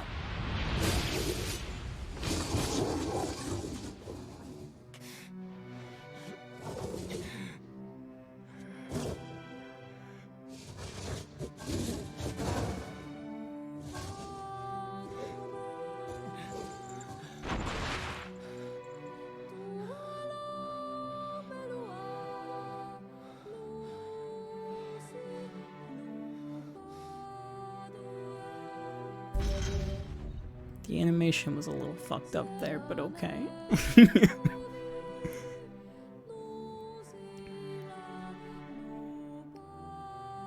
好きでそちたかれそえだくそとくらサイワスと意識しゅでライアリステチ I believe that young Fira was perfectly content with the life she had. Of course. Does this not sound like what she would say to you? She was terribly proud of her king, and now you must do all you can to honor her memory. Data, Doris, Kyuryu, Kutaitu, Richilai, Kaizam, Chittada, Kete Taisoto, Chitaterunda. Is that another infernal rule? Ulano Perua, Tonri. Arterua, Chioaru. Anda Toshitoshi. Arterua, Yariru. Ro, Fia. The poor king. This is all the Shade's fault.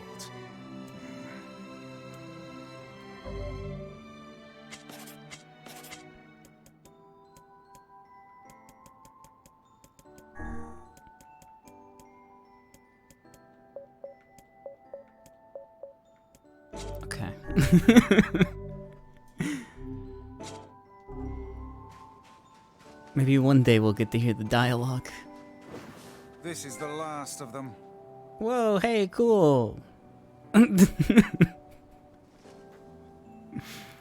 That's like a super achievement.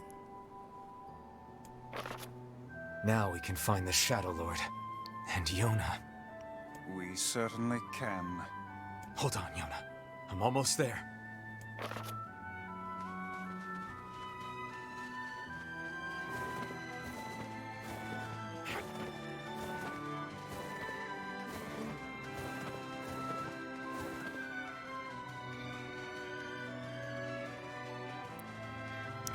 Where's the boat?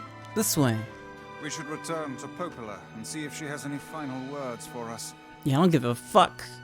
I'm gonna go fuck up the Shadow Lord. Oh, hey, the new boat guy. Oh there. Popola told me about you. Just tell me where you're going, and I'll take you there. No charge.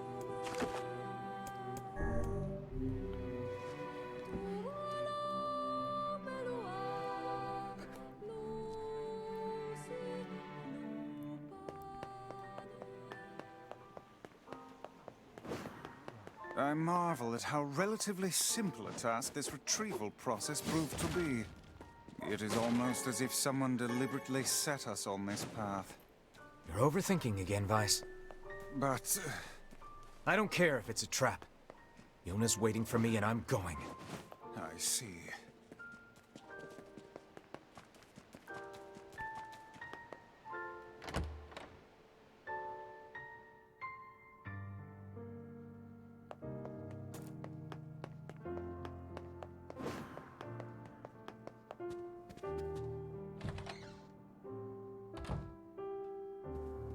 You're really gonna do it? The whole village is buzzing, you know. They say you're gonna go rescue Yona. I guess it's really happening, huh? I'll bring her back. I promise. About that. Yeah? Nothing. Never mind. Popola just loves to worry. Anyway, you be careful. Yes, do be careful. Thanks. Be careful, alright?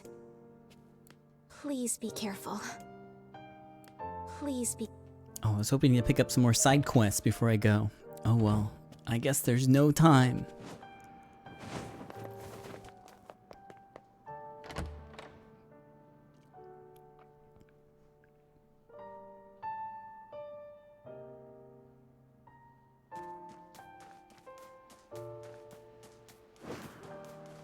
Oh yeah, we have to take the boat. And we'll start running for the gate.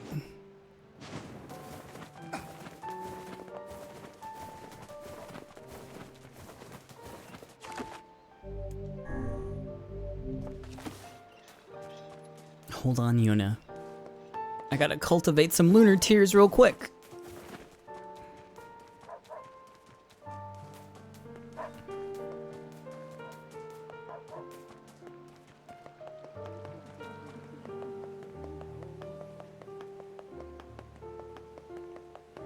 Yeah, this part of the song's pretty good.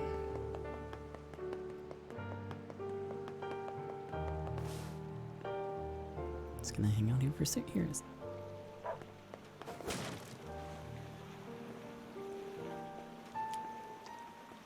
The Phoenix Spear.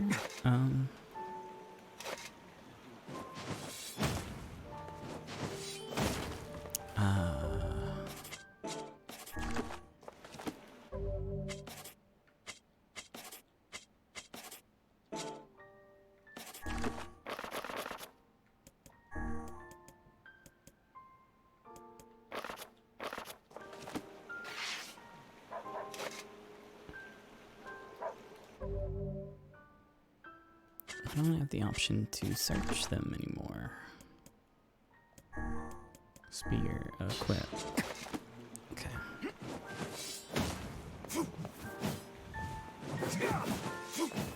It's got a lot going on.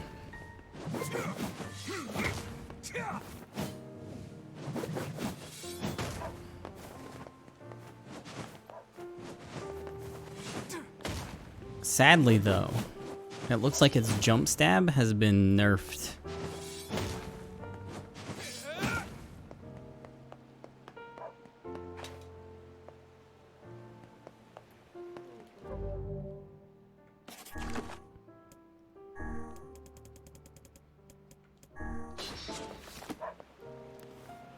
Oh there, getting on?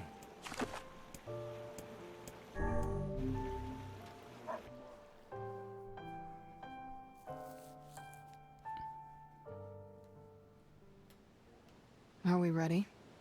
Let's all make it back alive, okay? It's a plan. I'm kind of glad that it was nerfed. Otherwise, I'd probably be using it.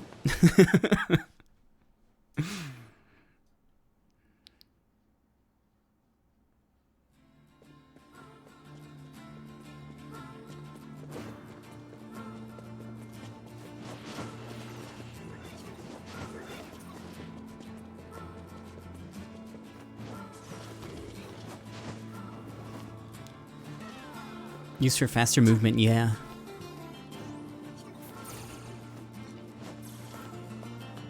If you chain the two moves together, you can move so quickly.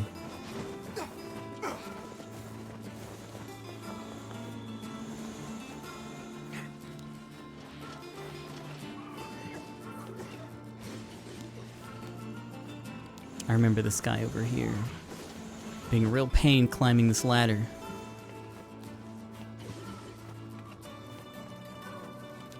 Uh-oh. Here he comes.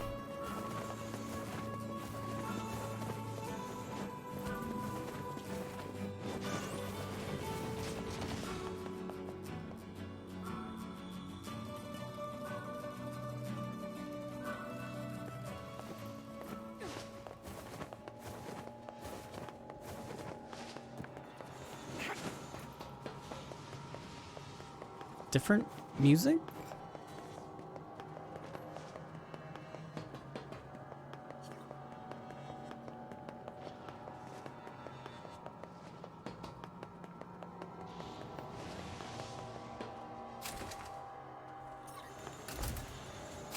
I don't know if this is music I can box puzzle to.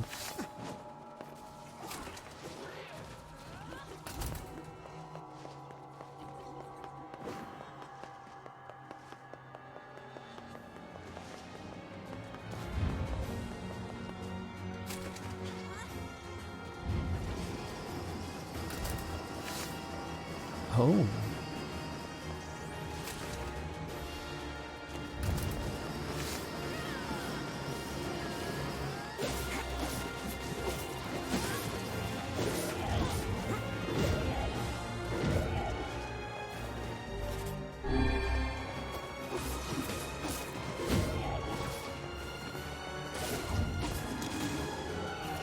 Don't try to block that.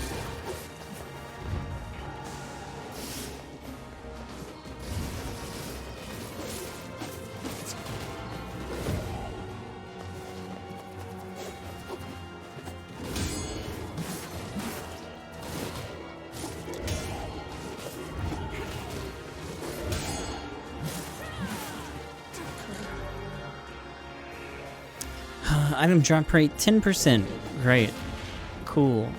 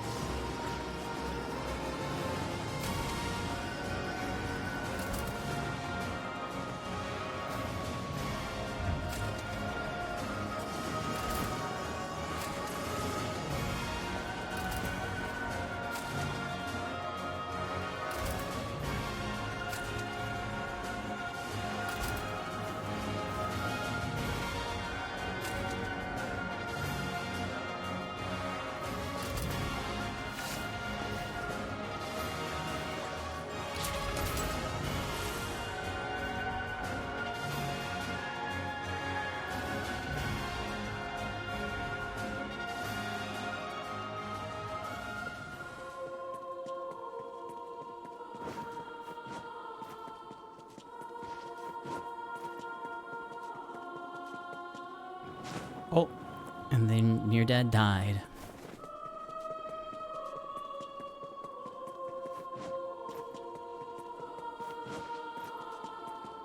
Yeah, I think before I just played the Shrine Song.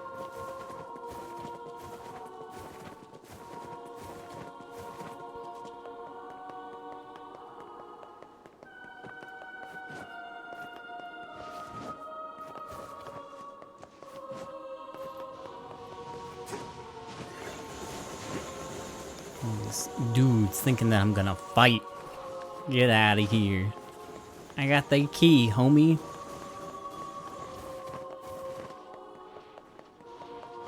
No, I might have to fight here, though. JK. Bye.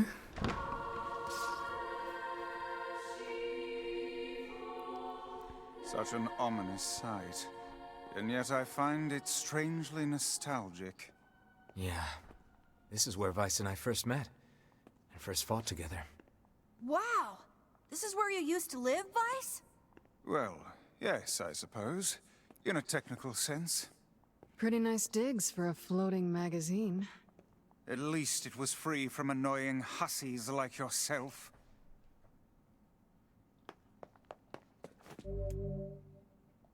And now, the path is open.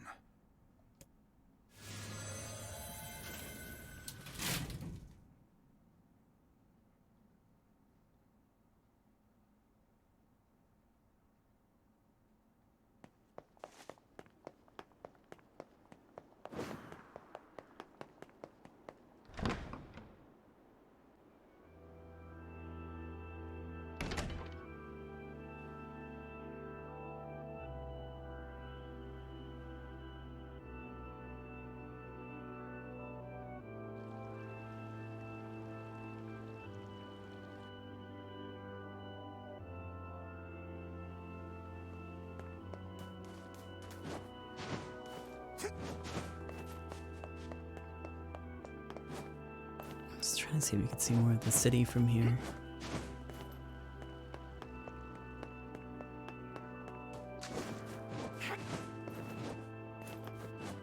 I can't get a good look.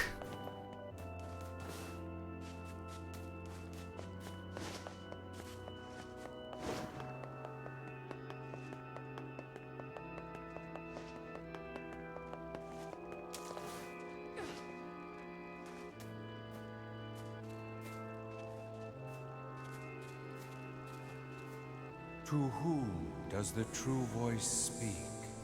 To whom does the true form show itself? You must answer. It can talk!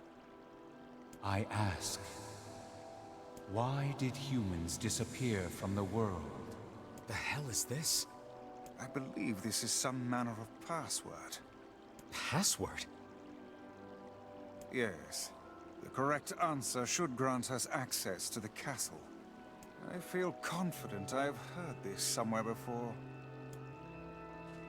To whom does the true voice speak? To whom does the true form show itself? I ask, why did humans disappear from the world? You must answer.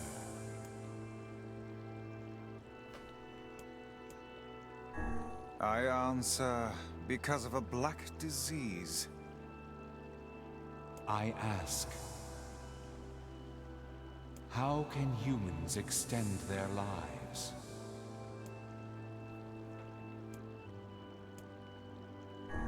I answer by separating body from soul. I ask, what is the destination of souls?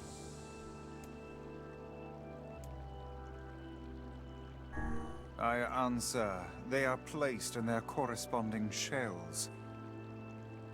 Very well. You are acknowledged as master. You may enter. Well then, it seems the way is open.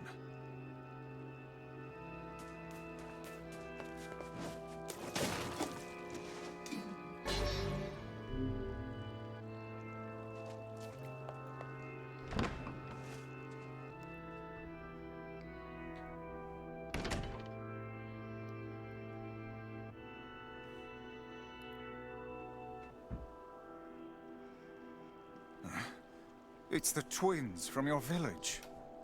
Popola? Devila? What are you doing here?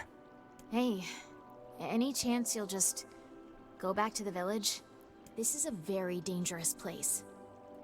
Even if you can find Yona here, you probably can't get her out. How did you get here? Shh. We're asking the questions right now.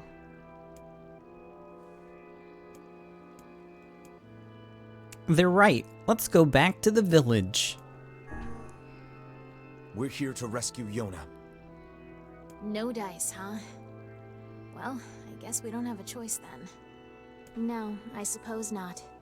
How sad.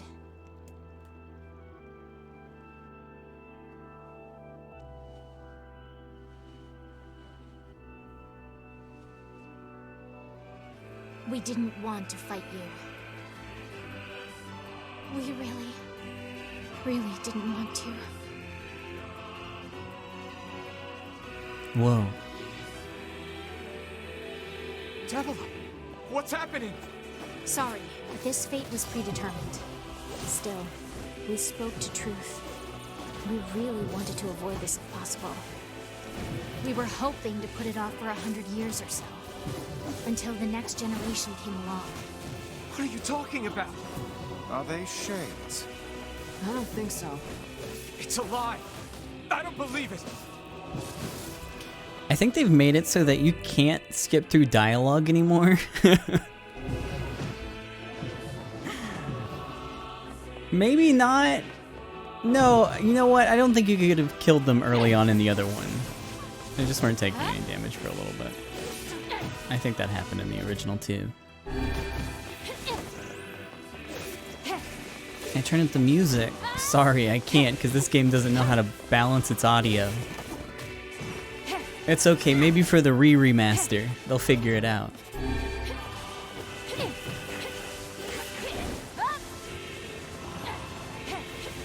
I mean, at least they're doing something.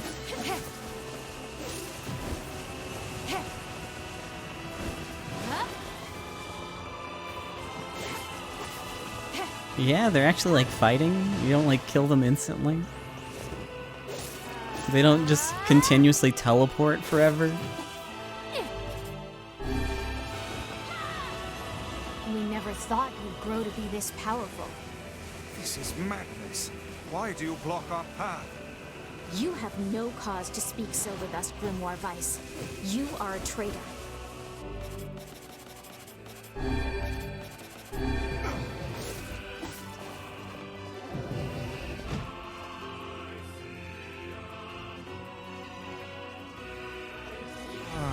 What now?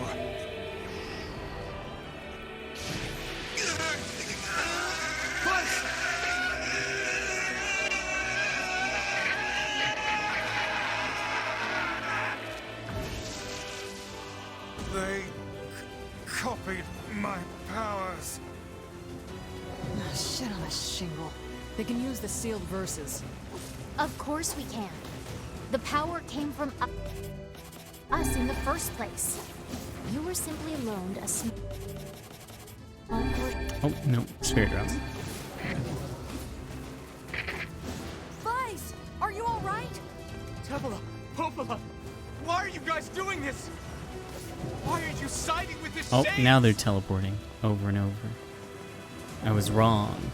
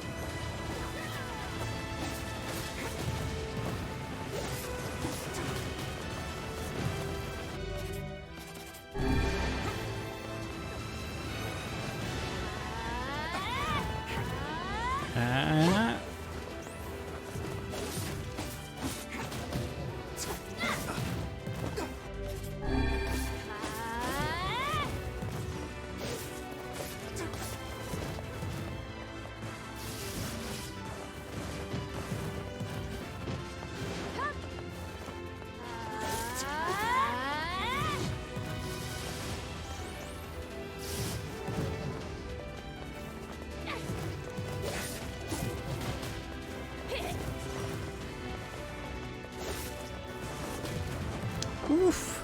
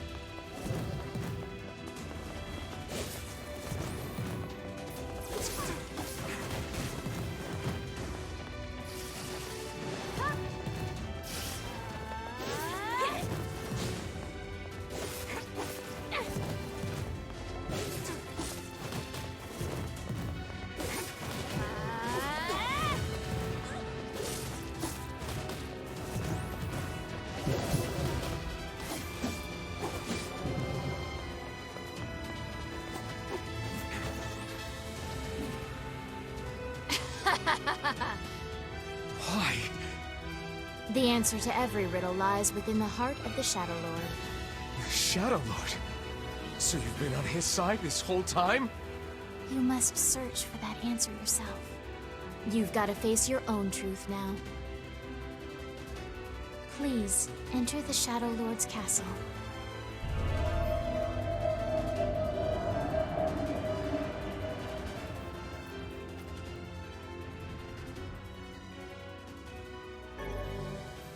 Oh, thanks for the map. Devila and Popola are fighting us. Yes, they do seem to be putting us through a great deal of...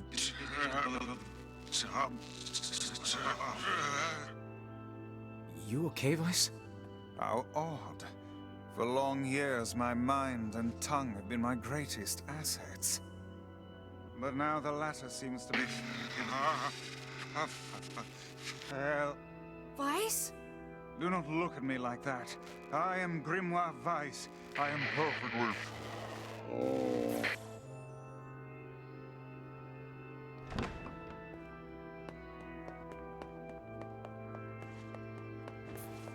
I think I hear a waltz.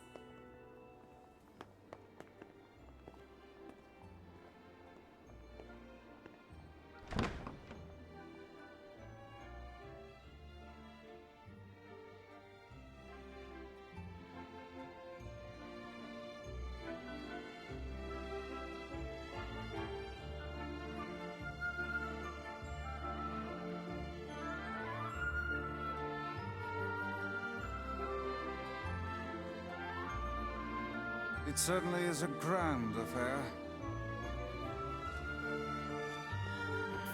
Bunch of dancing bastards. They're all shades!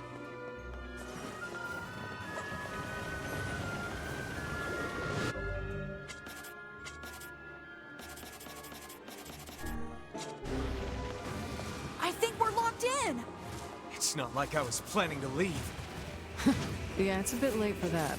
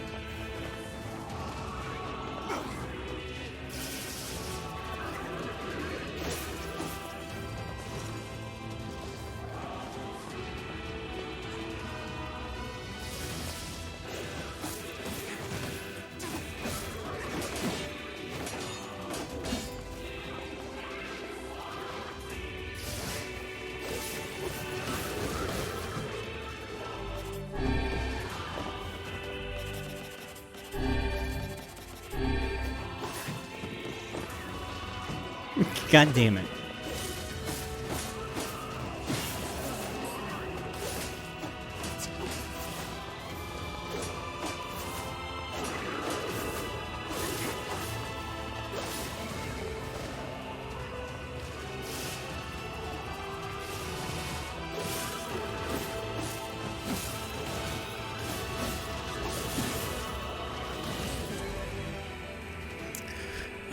That's Arcan experience rate. Nah.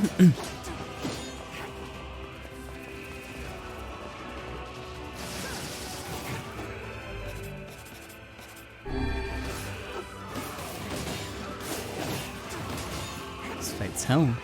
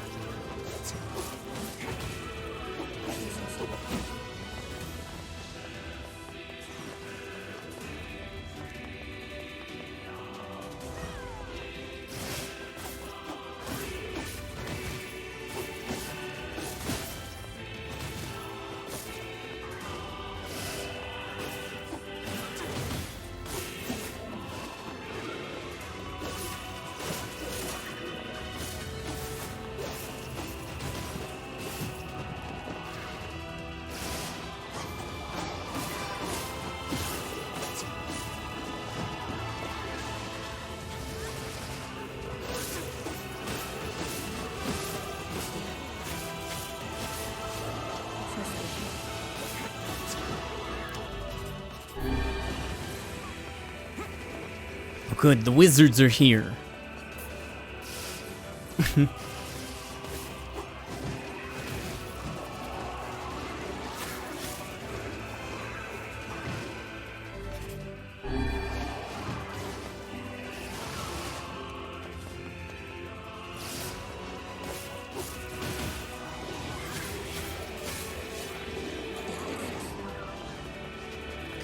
I got a recovery potion back.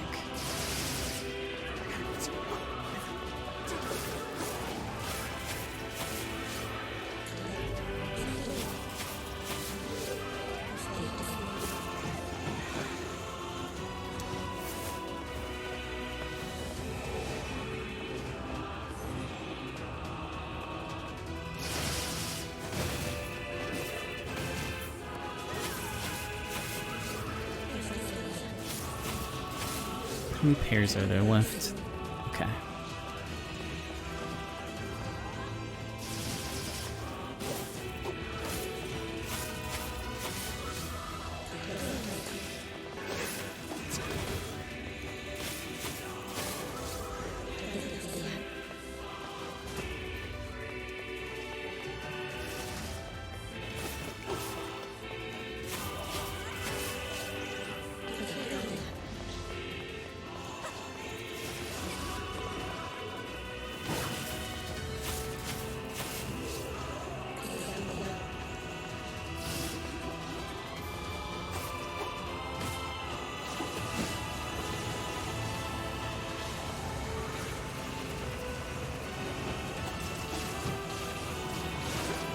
Damn it!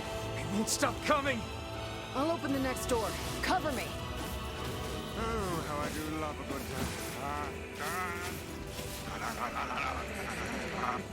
Twice! Hmm?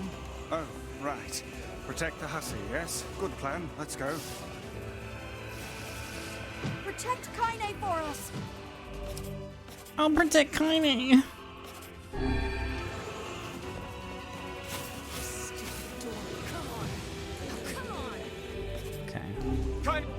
Give me a fucking spear.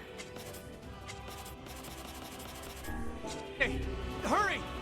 It's not open yet? Do I look like a goddamn locksmith to you?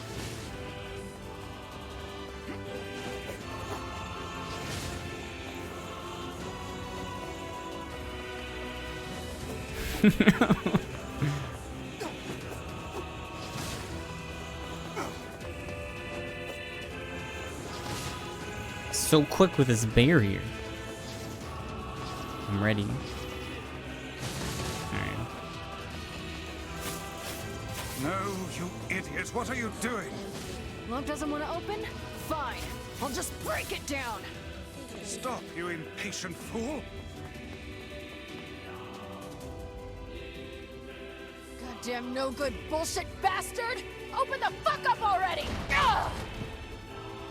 Got it. Kaine, look out!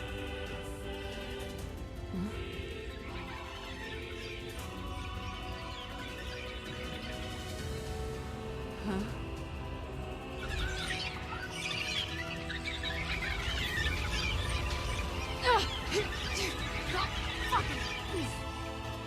Are they laughing? These things are freaking me out!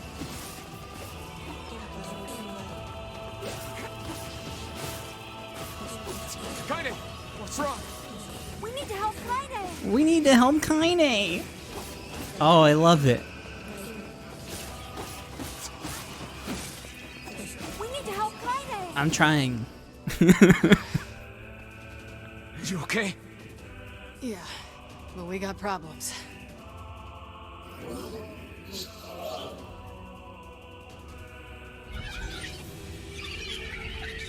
What are they gonna do? Form a giant pig?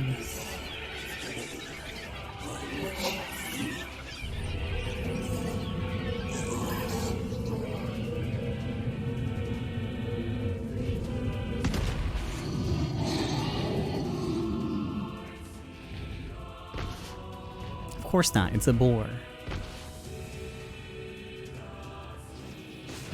We don't need forgiveness, asshole. Kaine?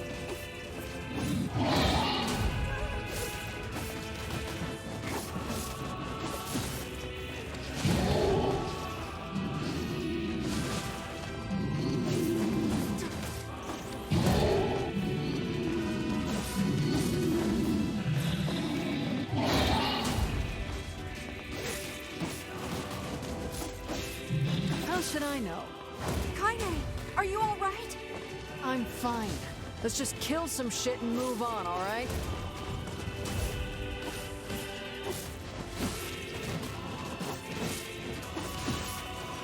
Damn it! How can something so big be so fast?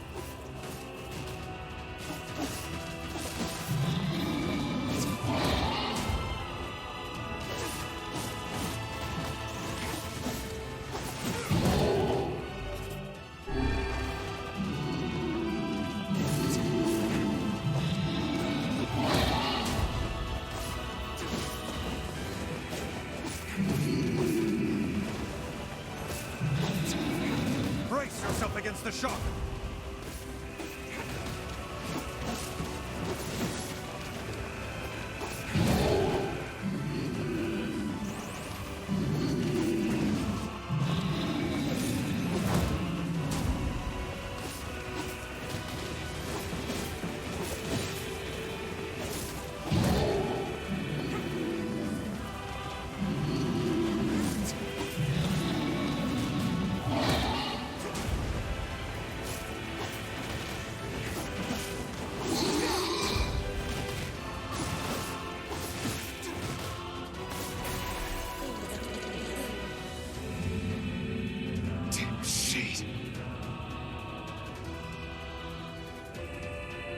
Oh dear.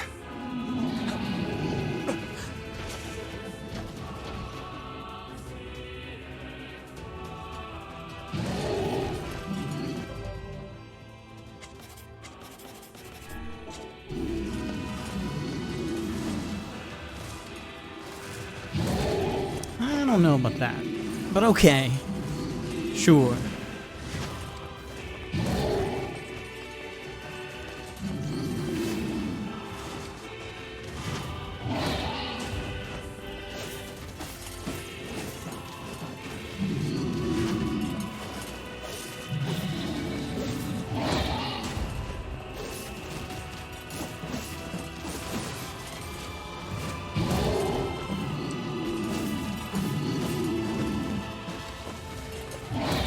I think it just has like a fucking huge hitbox. Let's see.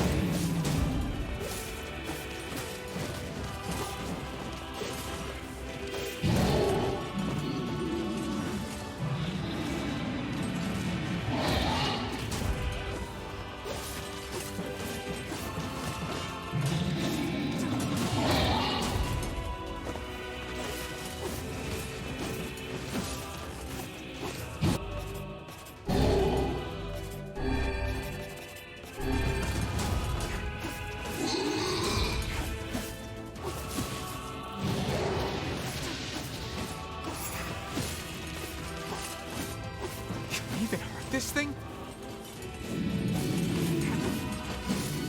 Fuck! Oh no! I can't stop now. Damn it. Stay focused, Kaine. Don't fall victim to such distractions. Come on! We have to keep going! Let's go! Hold on. Let me just hit him a couple more times. Okay. This way! Move!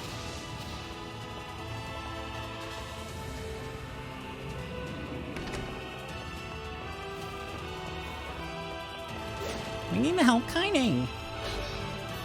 The Dragoon lanes. Up here! Remember when you could Phoenix Spear up these stairs? It was so fast. How can we deal with this thing?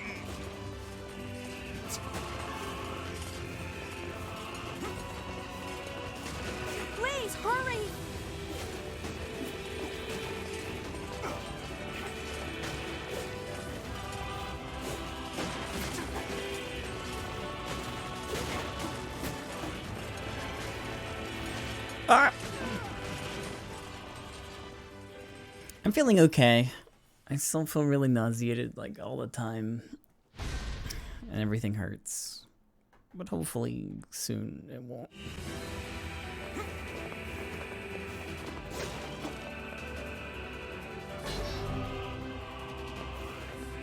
Up here!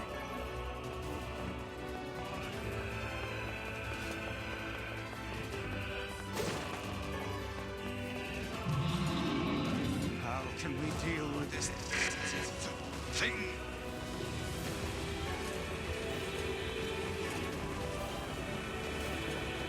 Please, hurry! Hold on, I gotta slow down time so I can find the items.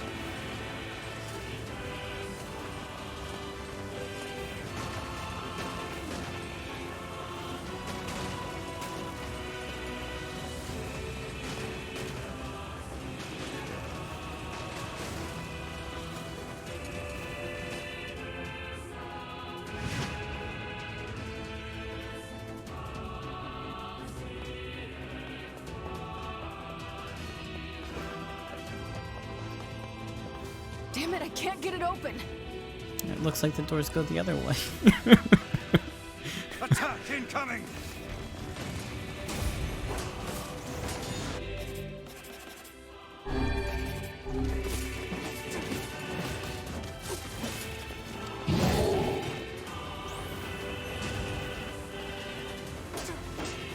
The entrance is locked too. It seems we are in a bit of a predicament.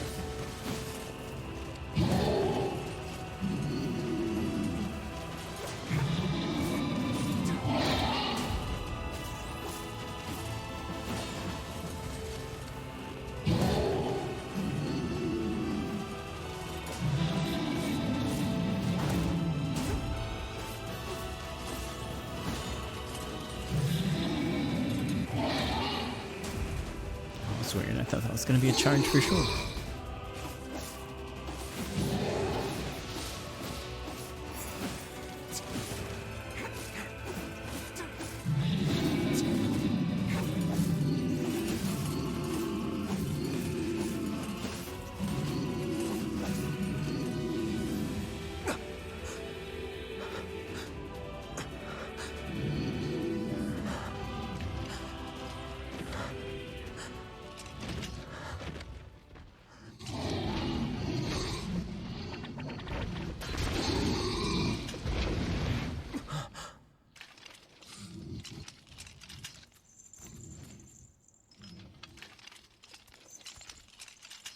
Kasa, Tedo to, Chi iru to te.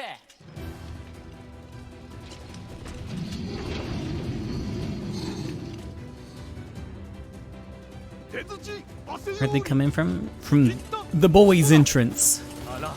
ペルアト、シデ、チ、ウセキヨン。イラ、コ、ク。か、ついて。What are you doing here? サルリとした。と、カイザムとキロだろ。You are correct. All my homies hate the Shadow Lord. 三世帯。フルアリ、ワリトテトラス、カンカシチンデ。But あら、ペルアト。どんな来て、キリゴイタリ。アッピア、トサチチサタと。トメルタ、カイザムチンと。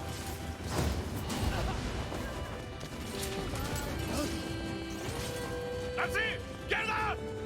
え、タッカール、奇跡を。Hey! Stop! Let me go! Stop it! Damn it! King, no! ギ、後で。アリクラーサ。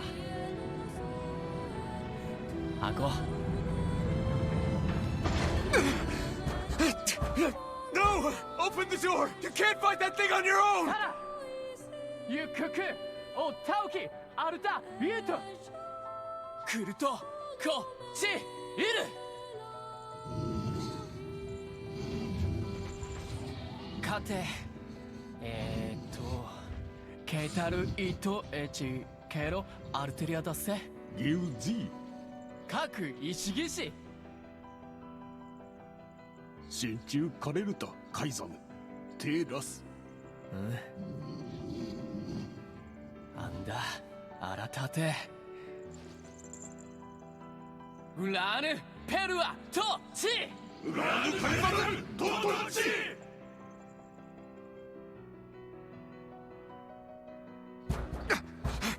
Open the damn door!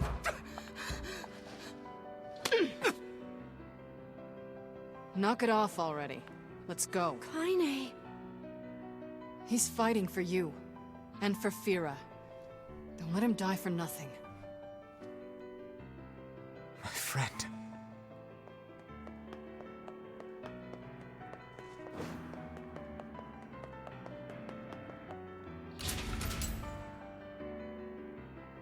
Oh, the item hallway.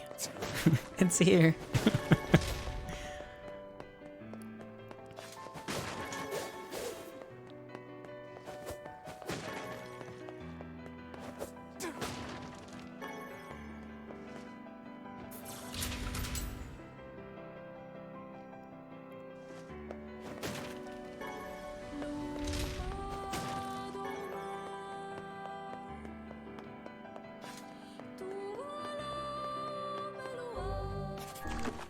Hold on.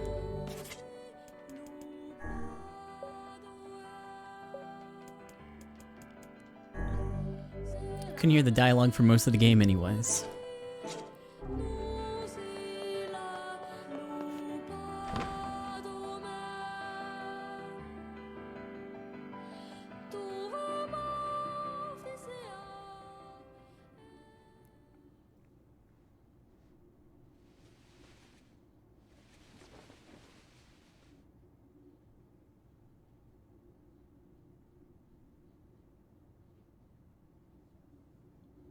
Devila!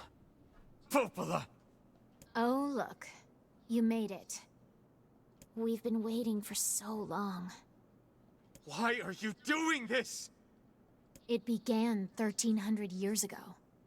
Humanity, finding itself on the brink of extinction, undertook a last-ditch rescue plan called Project Gestalt.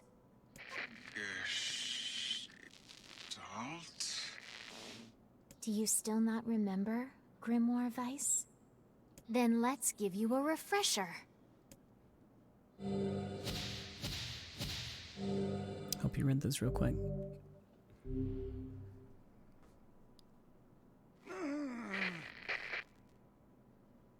Weiss! My mind. Oh no, he's being mind broken.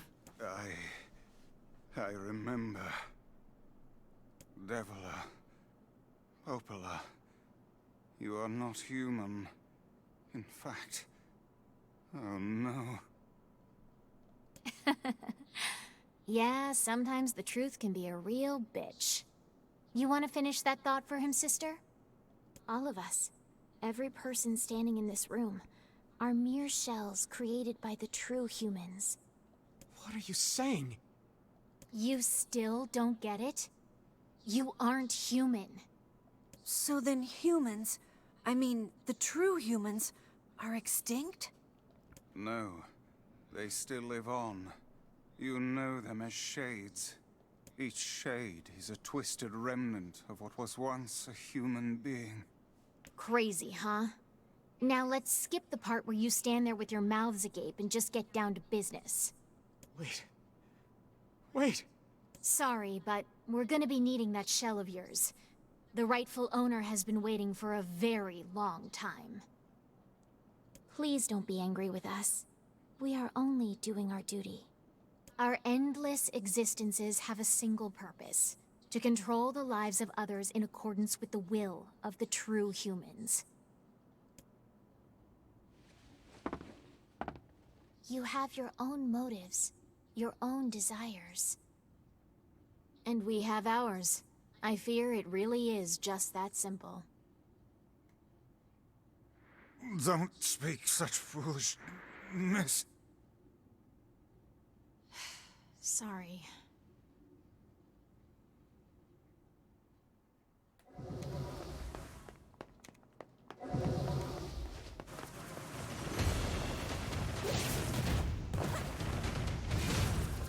You and us, we're the same. tools in the hands of a master. No, I'm nothing like you.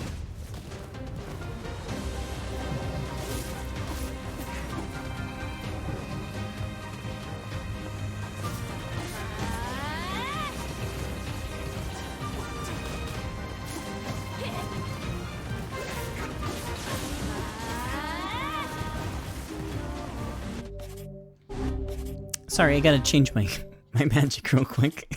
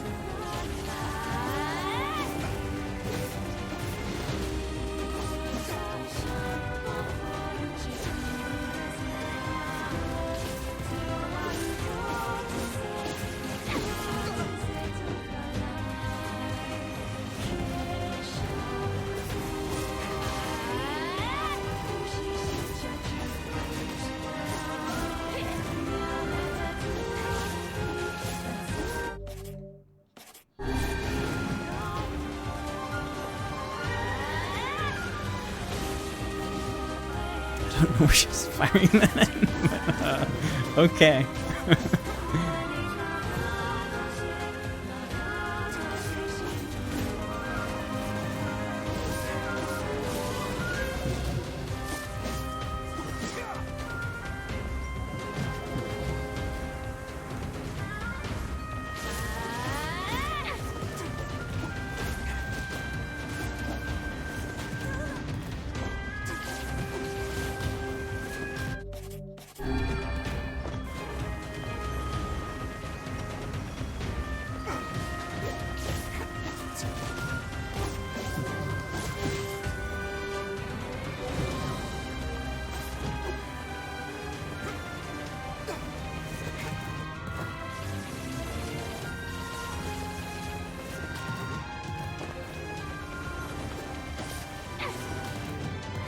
Get my dick slapped.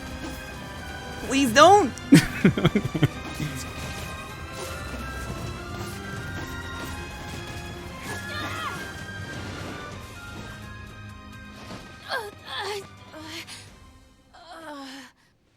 Devila?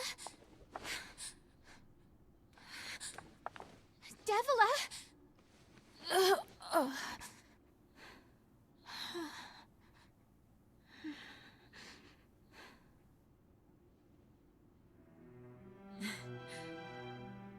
Popola, are you crying? No! Don't die! You know, Popola, I understand now why we're twins. It's because we were born without souls. Devila, I can't stop the bleeding. Oh god, I can't stop it. This world is too lonely for one without a soul. There's too much emptiness.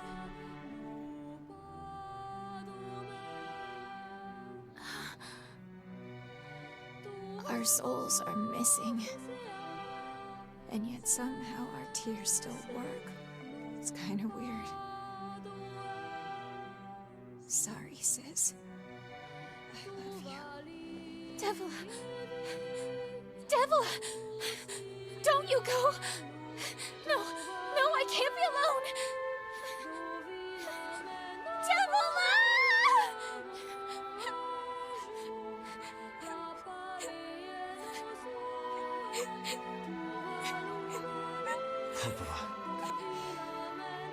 Let's stop this now. Stop. Stop. Now you want to stop? You think you have the luxury to stop? You cut down my sister like a goddamn animal and now you want to stop? Popola, wait! It doesn't have to— No one stops! It's way too late to stop! No one stops! Please, don't do this, Popola! You and Devila were like parents to me! Those two have watched the world wither for time immemorial. The cruelness of such a fate is difficult to imagine. I don't want to do this! I don't want to fight her! Stop bitching and start fighting! It's the only way!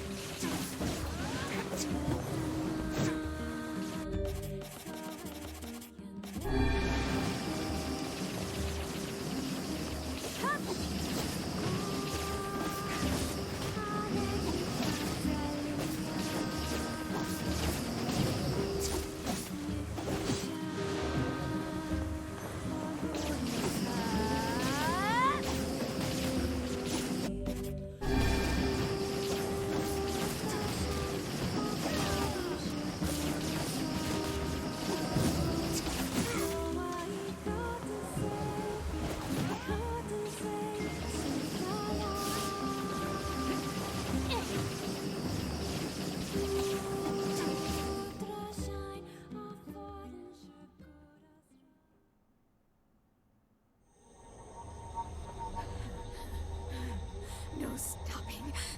No stopping ever!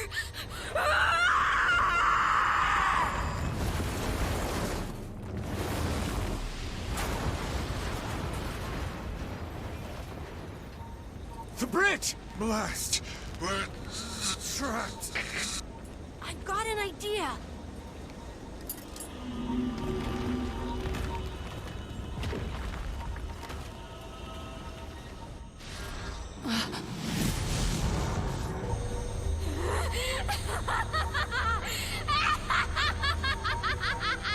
I fear we're done for. It'll be all right. Huh? You know, when I was young, I hated my eyes. And now that I'm older, I hate what my body has become. But there's something else there now. Something like pride, you know?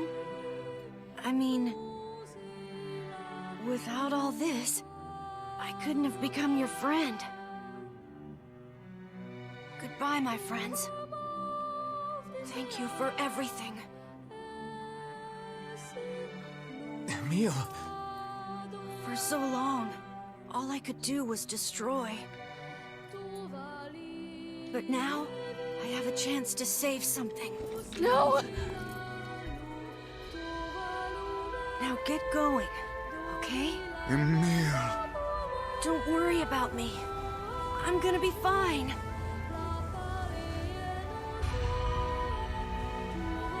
Emil! Emil! Emil! You jackass, get back here! Emil!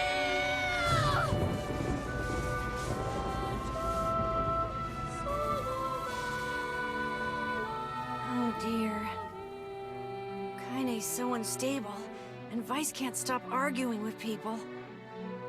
I hope they can hold it together once I'm gone. Well, I guess they'll just have to learn.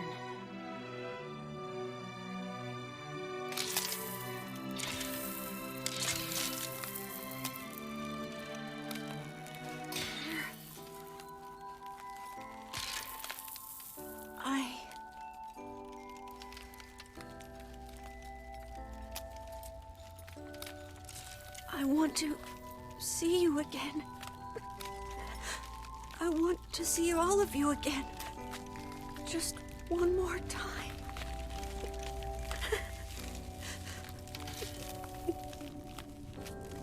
I'm scared. I don't want to die.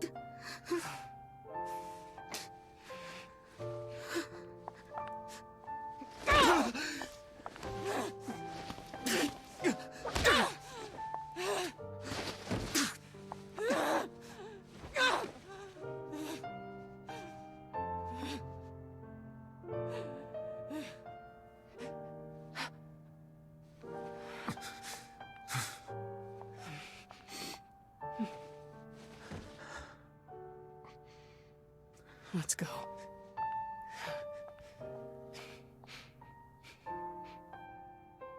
Yeah.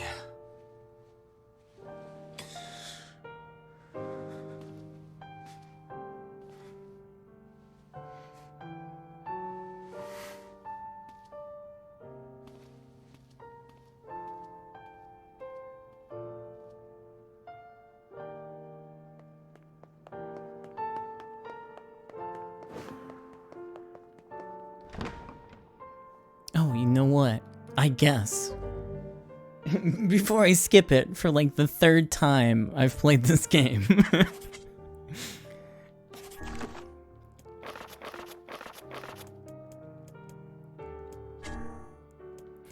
It's always in like the next playthrough that I knew it.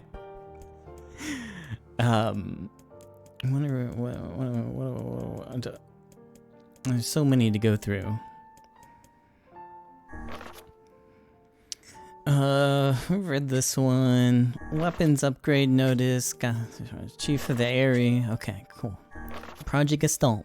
Project Gestalt report 0923. As noted in the previous report, implementation of Gestalt mode can prevent the white chlorination syndrome we recently experienced. Transfer of bodily information to civilization-repressed replicants is proceeding as planned, with the genes of the original safely stored inside. Our role as surveillance androids to prepare for the incurable bacterial disease eventually Our role as surveillance androids is to prepare for when the incurable bacterial disease eventually dies out. Is also underway. Sorry, that's a weird sentence. So far, this is proceeding without issue. Observer 021, codename Popola.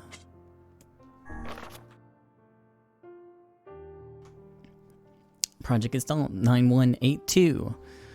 This document discusses potential strategies for the relapse cases that we have observed in recent years. The term relapse, of course, refers to the catastrophic loss of sentience seen in certain gestalts.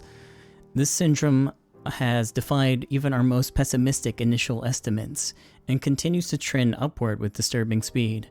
With some relapsed gestalts beginning to attack replicants, there is an urgent need to take comprehensive action.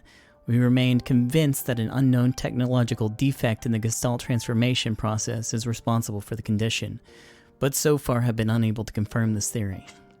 Is there more down there? Hold on. Research of this condition is now our top priority and looks likely to continue for some time. From Observer 022, codename Devila. Project Gestalt Report 10432.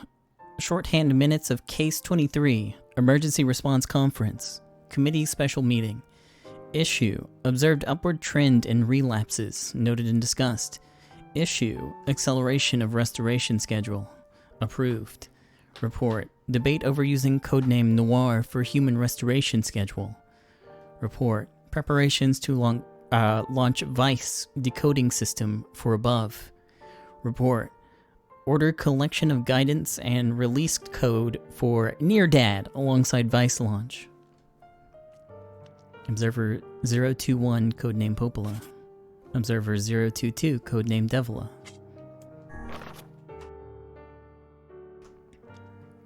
Project Gestalt, Report 11242. We have determined that the rise of relapses was due to an unexpected spike in the sentience of replicants, as well as a genetic instability within the original Gestalt. It seems the original's effects on bodies that have undergone the Gestalt process was not anticipated in advance. Immediate action must be undertaken to identify the links between this trend and the original Gestalt, along with its sister, the relapse case known as Yona. The Observer contact group is growing uneasy, so finding a solution to the relapse issue should be considered a top priority. See other reports for more details. Observer 021, codename Popola. Alright, we did it this time.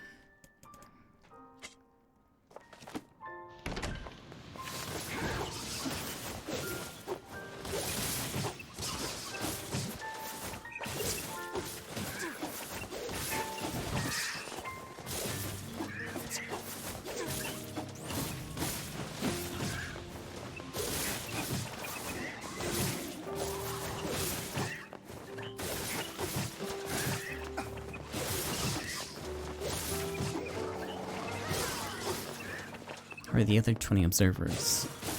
I guess you'll just have to play the next game to find out. Pahuloth. Cool. God damn, there's a lot of enemies here. Homies, just let me get through here.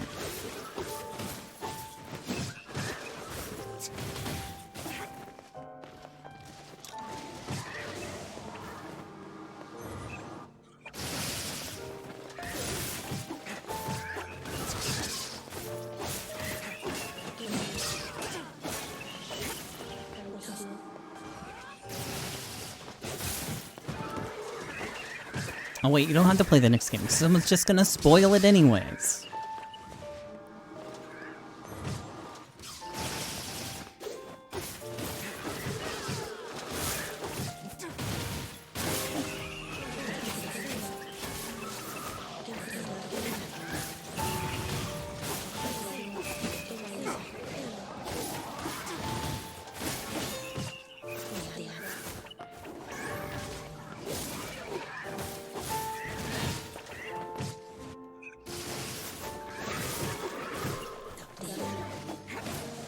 What's happening? Nothing new.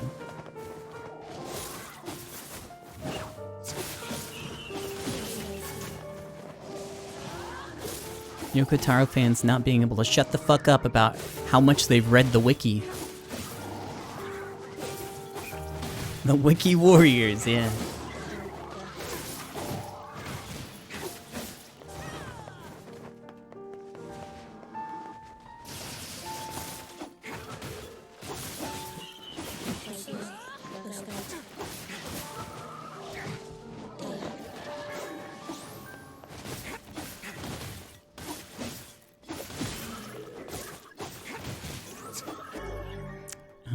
Mesuloth. Yeah, let's set that real quick. That's gonna be pretty decent.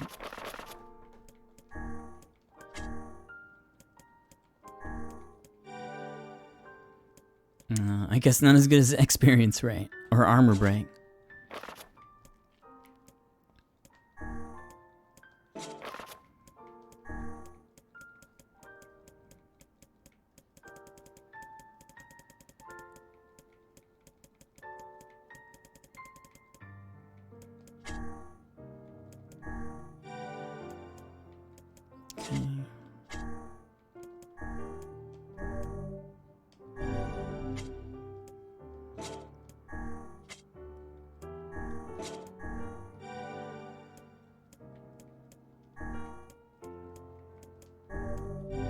I don't know how I feel about that one.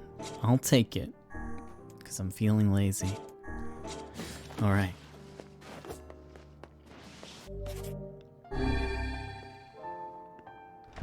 I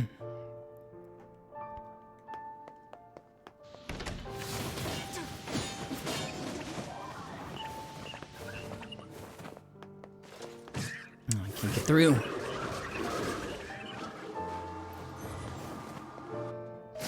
I figured out how to lock doors.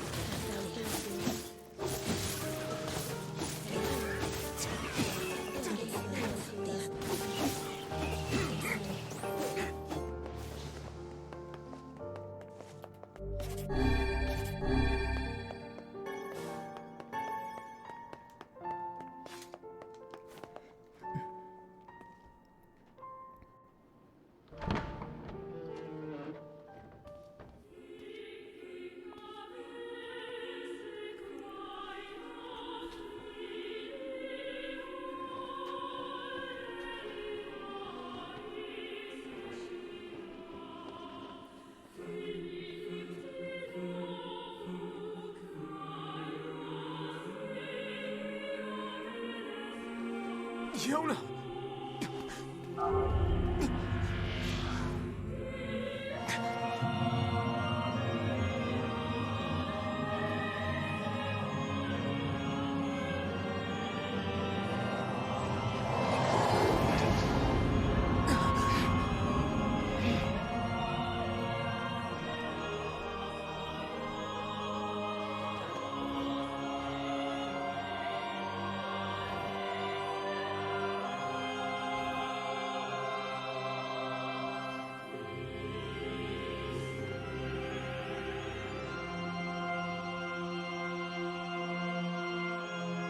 This ends here.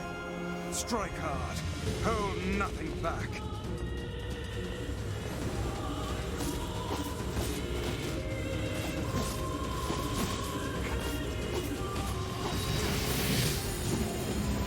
How could a mere tool hope to stand against the Shadow Lord? Don't speak in such a manner, fool. I am nothing like you.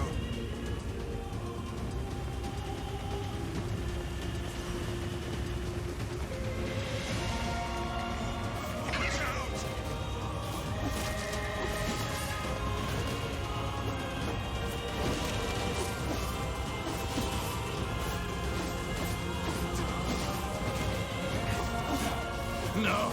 Impossible!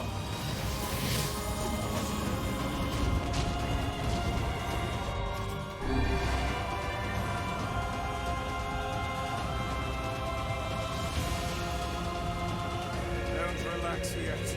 It's not over.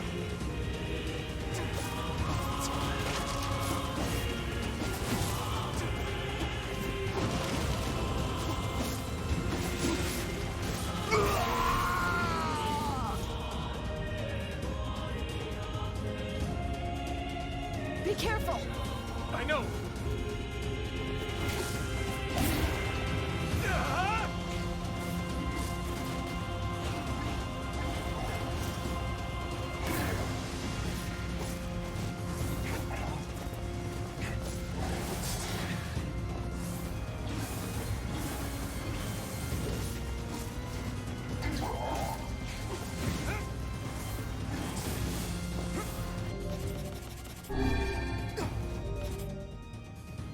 Oh, wait. Oops. Okay, well, I guess I'm using a capsule.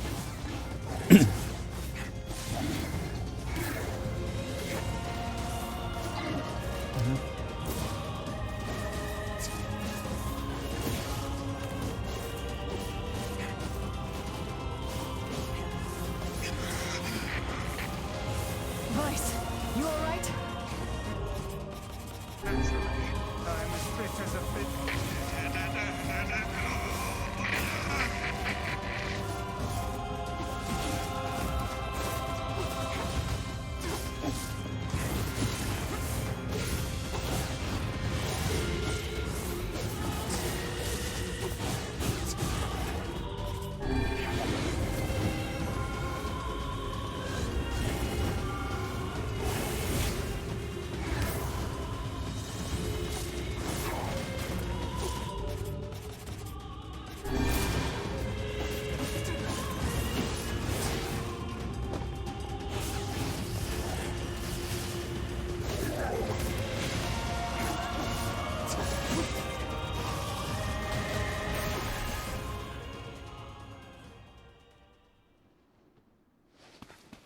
Wait.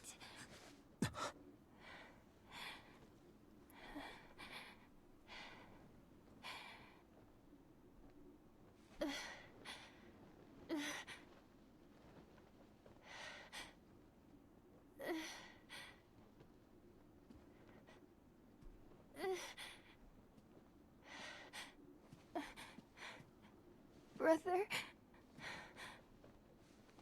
Yona.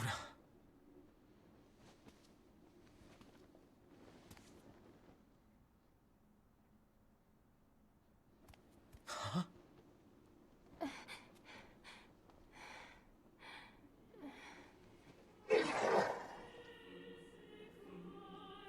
Please, just stop.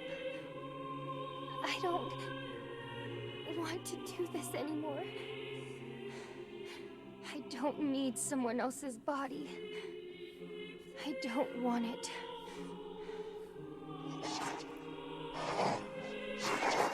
There's another girl inside this body.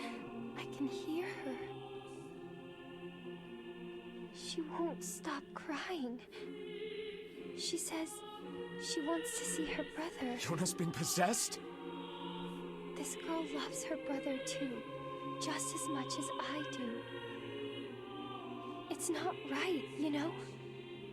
It's not right that she can't see him.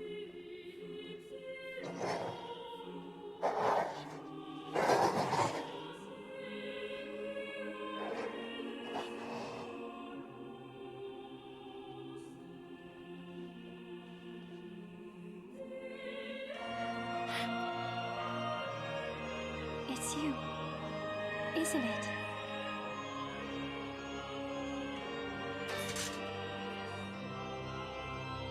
Yes, it's me. Let's go home.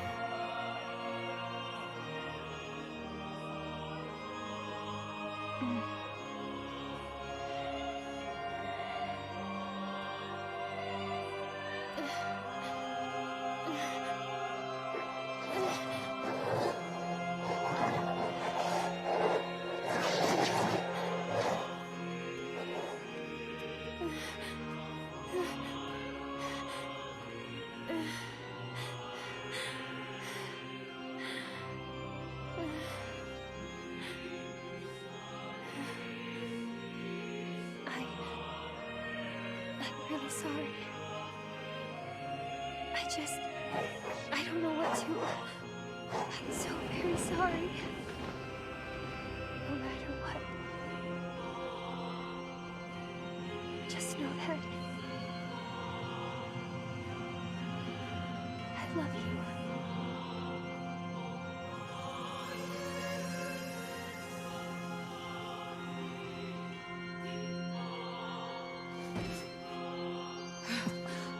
Hurry. The shade that possessed her is gone.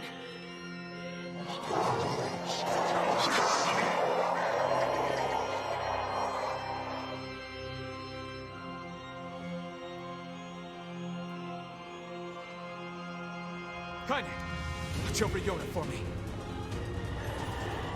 I want you to understand your sadness. You think I'm gonna sympathize with you? I swore to protect my sister and my friends. If someone puts them in danger, they must stand aside or be cut down. Now come on, let's finish this.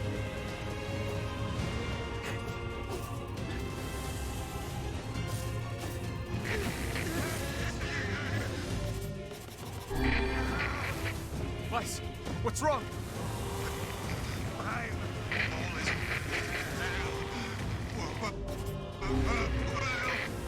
You're freaking me out here, Vice. What are you doing? Come so. Do it! Strike the killing blow!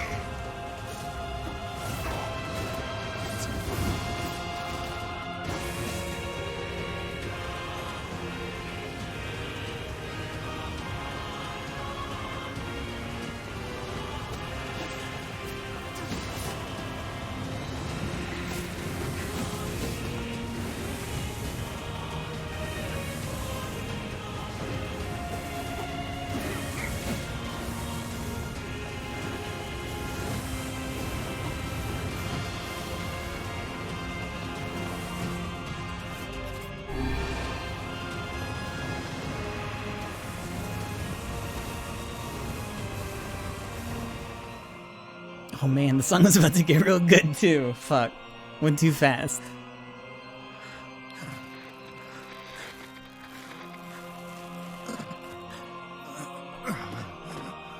No bother. One moment, please. You okay? Fine, just fine. Alright, no, I'm not. Weiss. It seems some headstrong idiot has decided to push me beyond my limits. I should have taken that job as a cookbook when I had the chance. Weiss, I'm sorry. I'm sorry. Only joking. I hate cookbooks. But... let's go. Out of the way. I have one final task to fulfill. Where are you going? Why, to stop him, of course. But after that, it's up to you.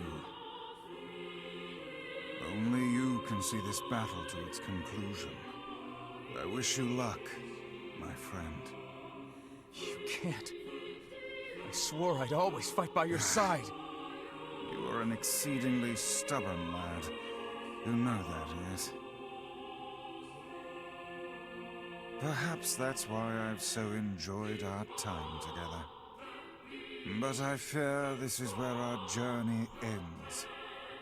Weiss! Oh, and remember what I told you about using my full name?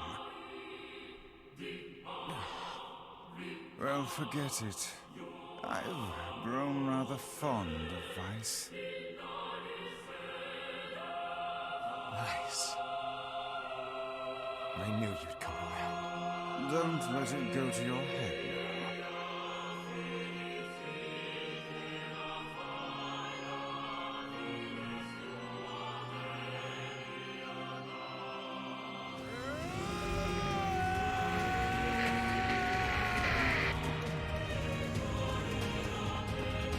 I have something to defend. I have a reason to live.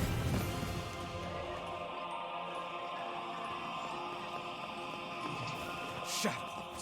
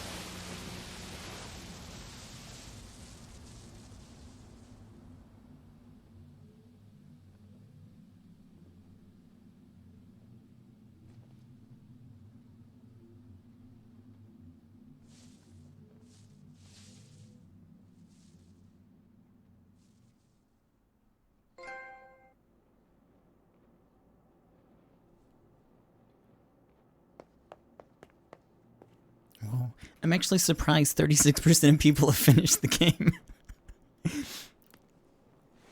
I guess it's a lot better this time. Is Yona all right?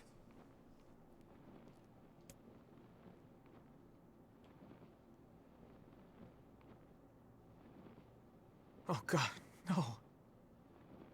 Oh, please, the girl is fine.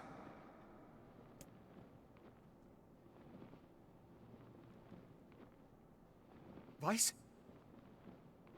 Where are you? Are you okay? I am as well as can be, considering I have lost my physical form. Doubtless my voice will be the next to go, so listen closely. Your sister is safe.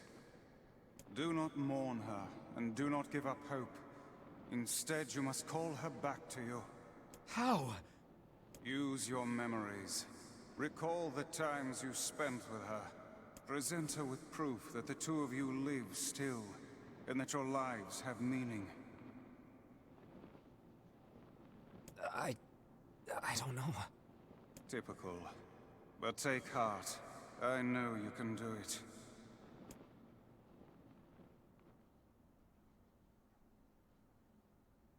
What's my favorite food? Cookies. What's my favorite book? That's my magic storybook. What's my favorite place? Home with you. What's my favorite flower? The lunar tear, of course. Okay, one more question. Who do I love more than anyone?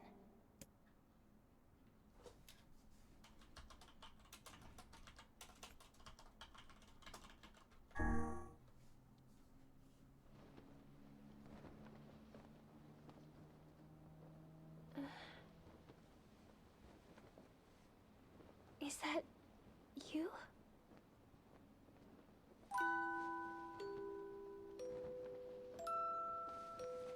Yona.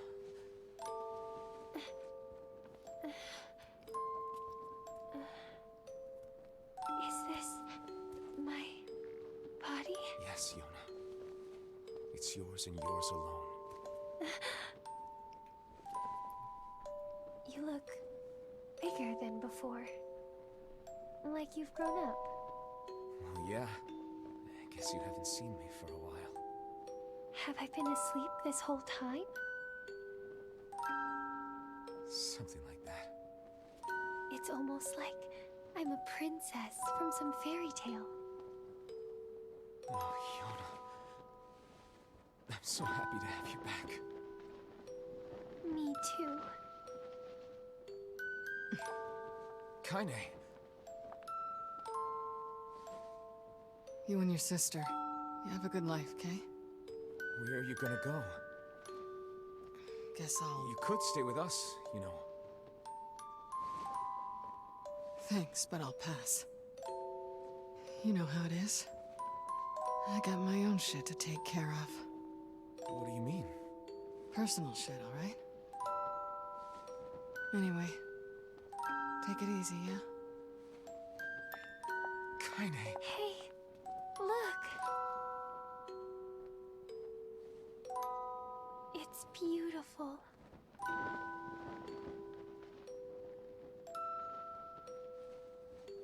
For the longest time, I heard someone telling me how they wanted to see the light. And now, they can finally see it.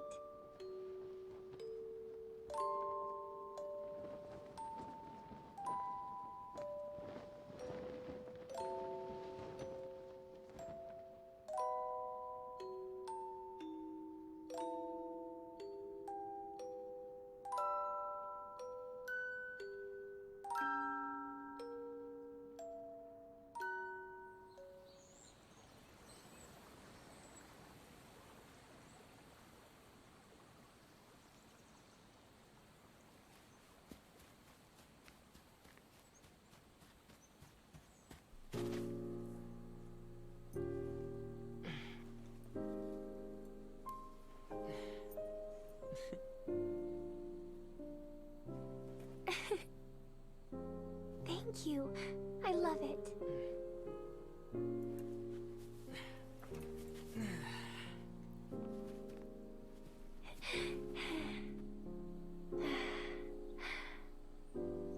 so sunny today.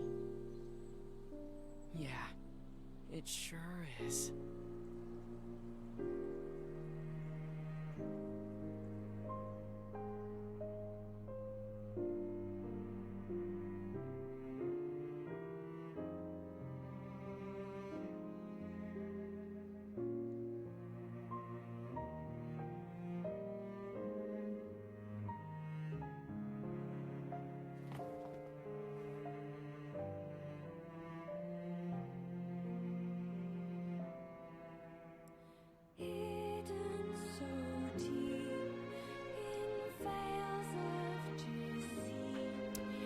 Well, there you go. Everyone gets their happy ending. Just like in Drakengard, Route A. Much like Drakengard, there's also some more routes to do. So, I guess we'll start on those.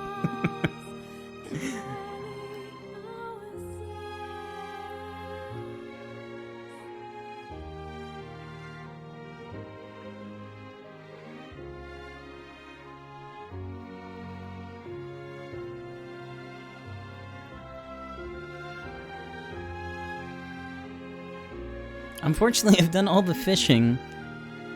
I do have some more fishing to do when we get to Route B, though. So, there'll be a lot more soon. I've got a lot of side quests to do, and I also have a lot of weapons to grind, but now I have access to the DLC, so it's gonna be fucking easy.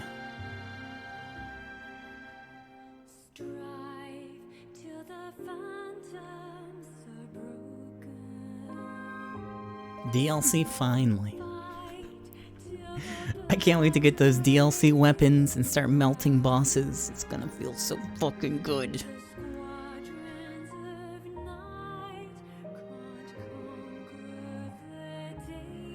How does the DLC grinding or make grinding easier? You get so many drops. If you're grinding your weapons normally, you done fucked up. Wait until you get access to the DLC, because it is literally pay to win.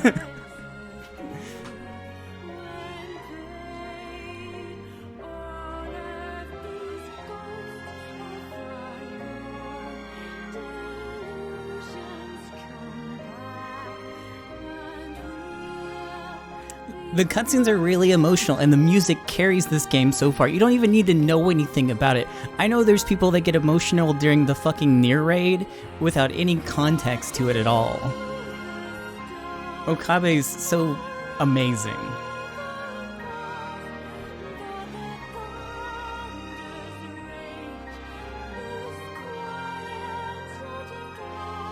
It's more enjoyable than the original. I love playing through this.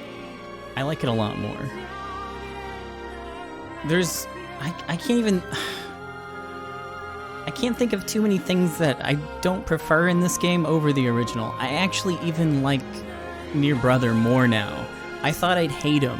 I hated him when I was playing through in the Japanese, like, undub.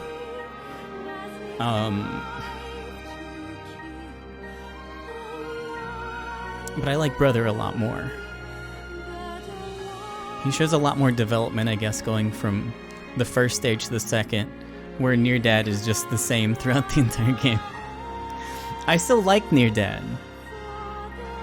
I think it's a lot easier for people to relate to NieR Dad, because not everyone has, like, a sibling that, one, don't have a sibling, two, don't have one that you'd give your life for.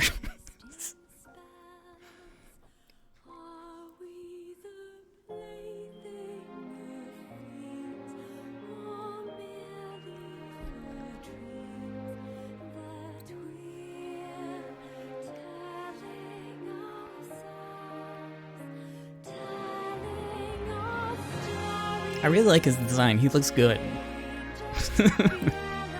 I'm very excited to see NieR Dad, though.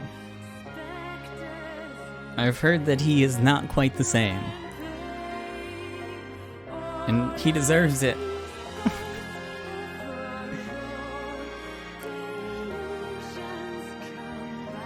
NieR Dad's in the game, but he's only in the DLC. Recycled Vessel was also in the English release of the game, but you had to play his NieR brother. So it's just some challenge levels that aren't very challenging for free stuff. Are all the routes this long? No. They get a lot faster, except for one thing. But actually playing through them is very quick.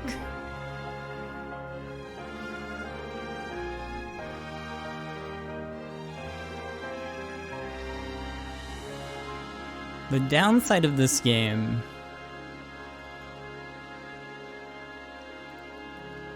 is the gameplay's about the same. Unlike Automata, where you have a lot of variety as you progress through the game, not so much here.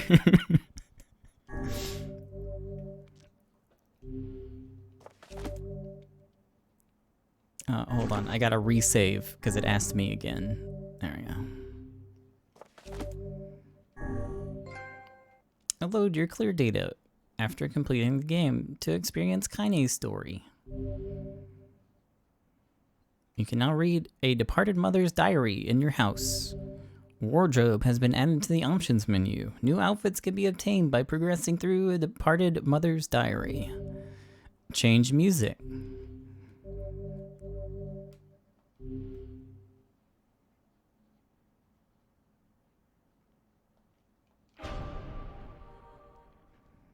So I'm gonna start Route B, but I'm not actually gonna progress through it much tonight. Because I kind of just want to do the DLC and work on that stuff for a little while. I know it's kind of late already, but whatever, fuck it.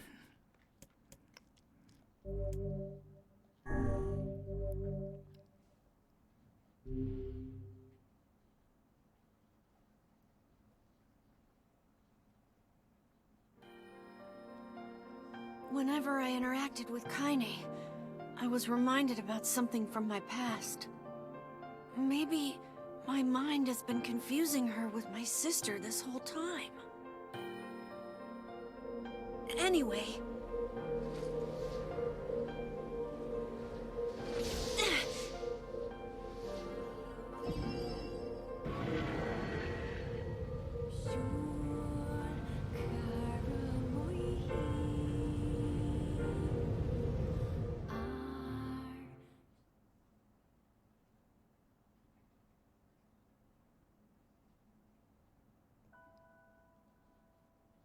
If I were to get into the series, where should you start?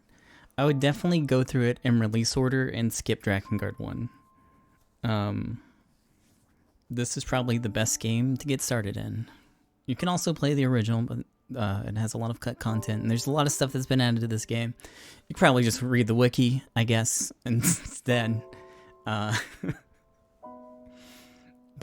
yeah, this is probably the best place. And some of the other... play this game, and if you really like it, watch a movie for Drakengard. And then decide if you want more after that.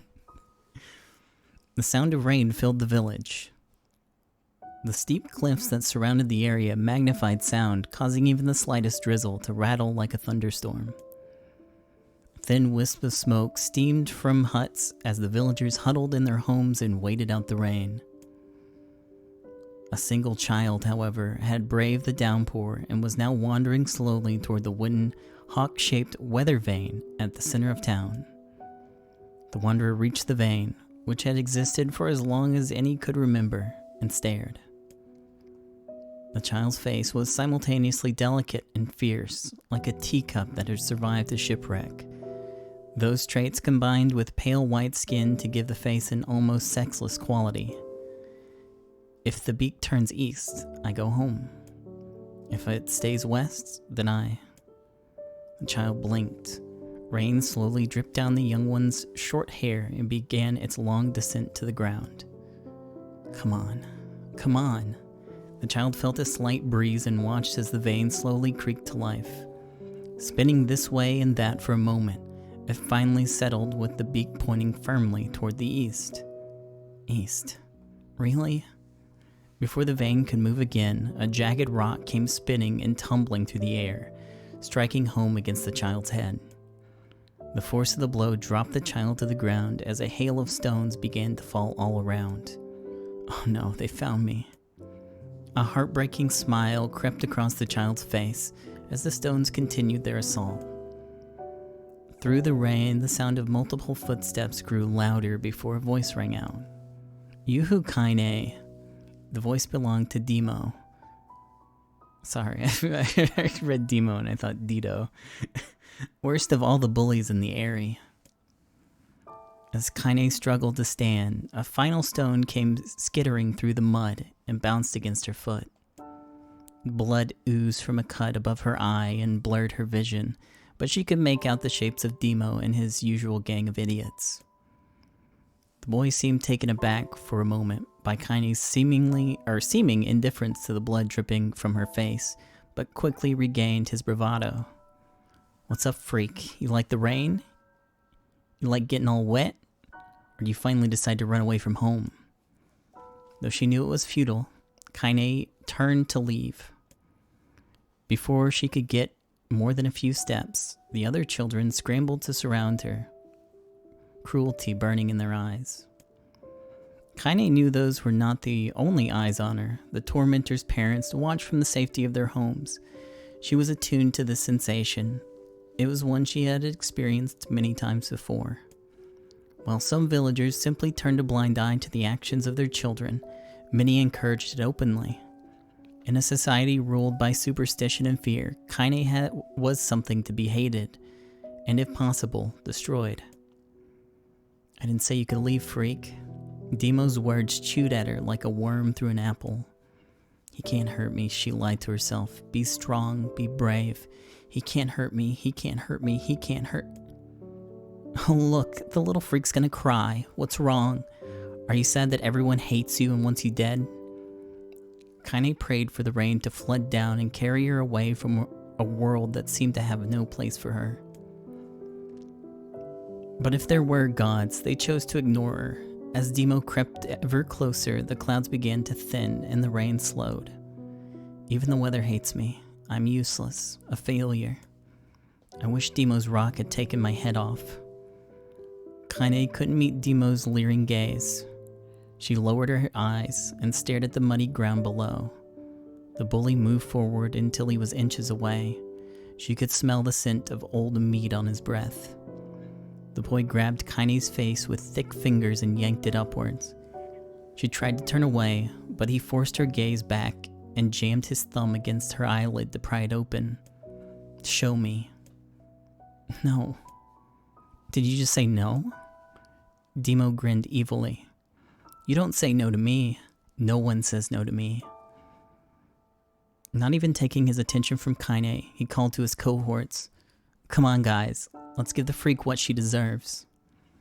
As soon as Demo finished, kicks and blows began to rain down upon Kaine. Demo paused, still grinning, as Kaine curled into a ball and tried to make the pain stop.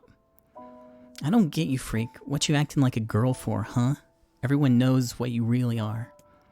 Kaine ignored the question, choosing instead to stare at the weather vane. It continued to point east, as if supremely confident about the future it chosen for her. Go home. Yeah, that's a funny joke for someone with dead parents and no home to go to. Freak, chanted the children. Freak, freak, freak. Kaine closed her eyes and listened to the rain, waiting for the pain to start again. As the clutching hands of the village children closed around her, she bent her mind to the sound of the rain, letting it become her world entire. The rain fell, but the pain never came. Only when the laughter of her tormentors turned to terrified cries did she dare open a single blood-caked eye.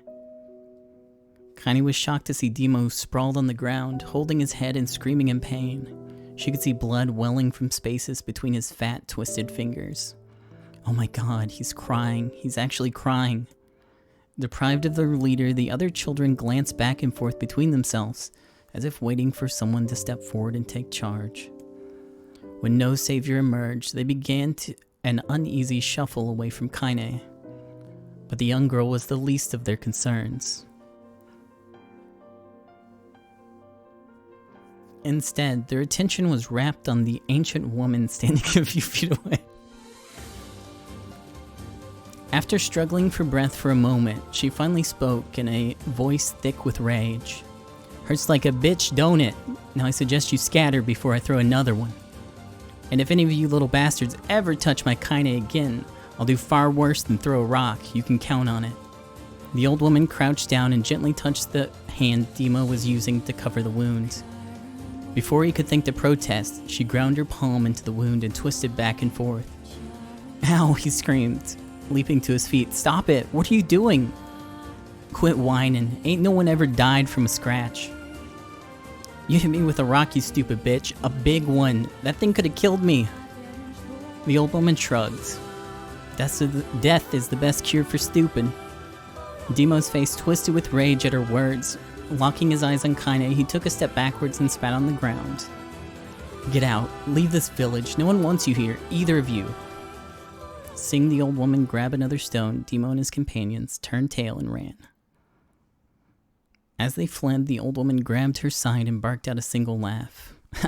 "Look at that fat boy go. Guess he's really healthy enough to run from a fight." The woman's smile faded as she turned her attention to Kaine.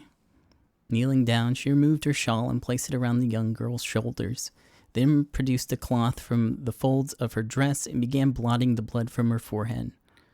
"Oh, Kaine," she said. "Why didn't you fight back? You're stronger than that lot." The words of her grandmother stung Kaine, and she turned away. "Don't be nice to me," she said. "I don't deserve it. Nothing matters anymore." Her tears, held in check for so long, finally began to fall on the muddy ground below. "Everyone hates me. They think I cause bad things to happen. They think I'm a freak. I wish I was dead." As Kaine's tears turned to sobs, she felt her grandmother's hands on her shoulders. Despite her advanced age and diminutive size, she was a woman of surprising strength, and Kaine found herself unable to turn away. "Don't talk like that, girl. It's a river wide and deep that flows between the realms of this world and the next, and it grants no mercy to any that attempt the crossing. You got a duty to fight until your last breath. Understand?" The old woman tightened her grip and tried to still the tremor in her voice. "You know the pain of losing someone close to you, Kaine. You know because you survived it." As the words hit home, Kaine was struck by the force of her love for the old woman. As a young child, she didn't even know her grandmother, but when her parents died, the woman quickly accepted her as her own. Grandma, as Kaine called her, was cunning, vulgar, and quick to violence, and their first few years together had not been easy. But with each year that passed, Kaine and her grandmother had grown closer. However, it was only now, sitting in the mud with tears and blood caking her face, that Kaine truly understood the depths of her affection. Here was a woman who had seen hard times, who had seen deaths, who had fought through all these things and somehow emerged on the other side. If anyone could understand Kaine's pain and loneliness, it was her. "Do I make you sick, Grandma?" "Of course not. Don't be an ass." Kaine drew her grandmother's moth-eaten shawl around her body and shuddered. "But my body, it's not normal. If I was normal, then Mom and Dad wouldn't." "Hush," interrupted Grandma. "I'll not hear another word of this nonsense. You're my granddaughter, and I love you, and if folks have a problem with that, they can just go to hell." And with that, the old woman reached out and placed a wreath of dried flowers in Kaine's hair. The skill it took to bend the flowers without breaking the stems or losing a single petal was remarkable, and the beauty of it made Kaine want to cry all over again. "Oh my gosh, these are lunar tears.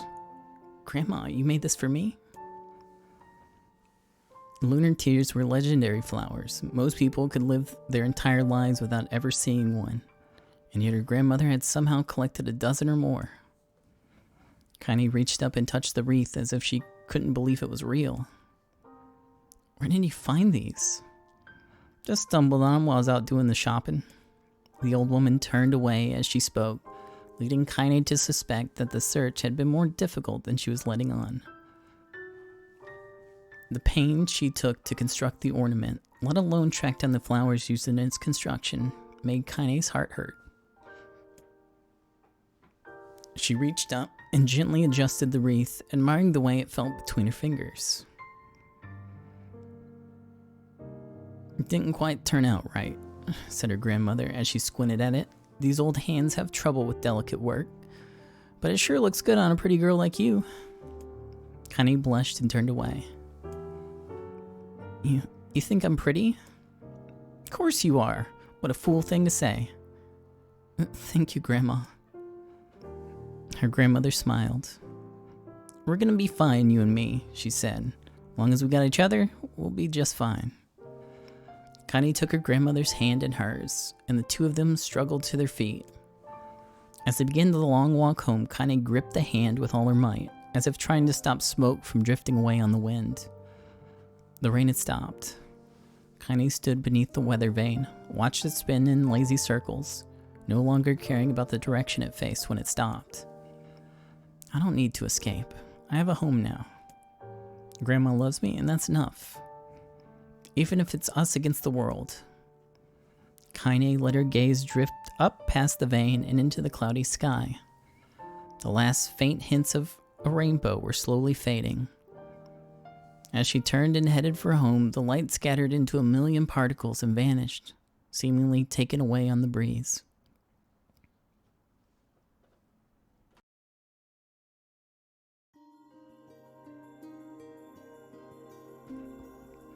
In the distance, Kaine heard the steady sounds of an axe striking wood. The noise had a purposeful quality to it, as if she was hearing a master woodsman go about his work. The firewood being produced, however, was as far from a work of art as could be. Pieces of every shape and size were being flung about a barren yard with wild abandon. Anyone trying to stack such wood would probably die of frustration before the job was through. Stupid piece of shit axe.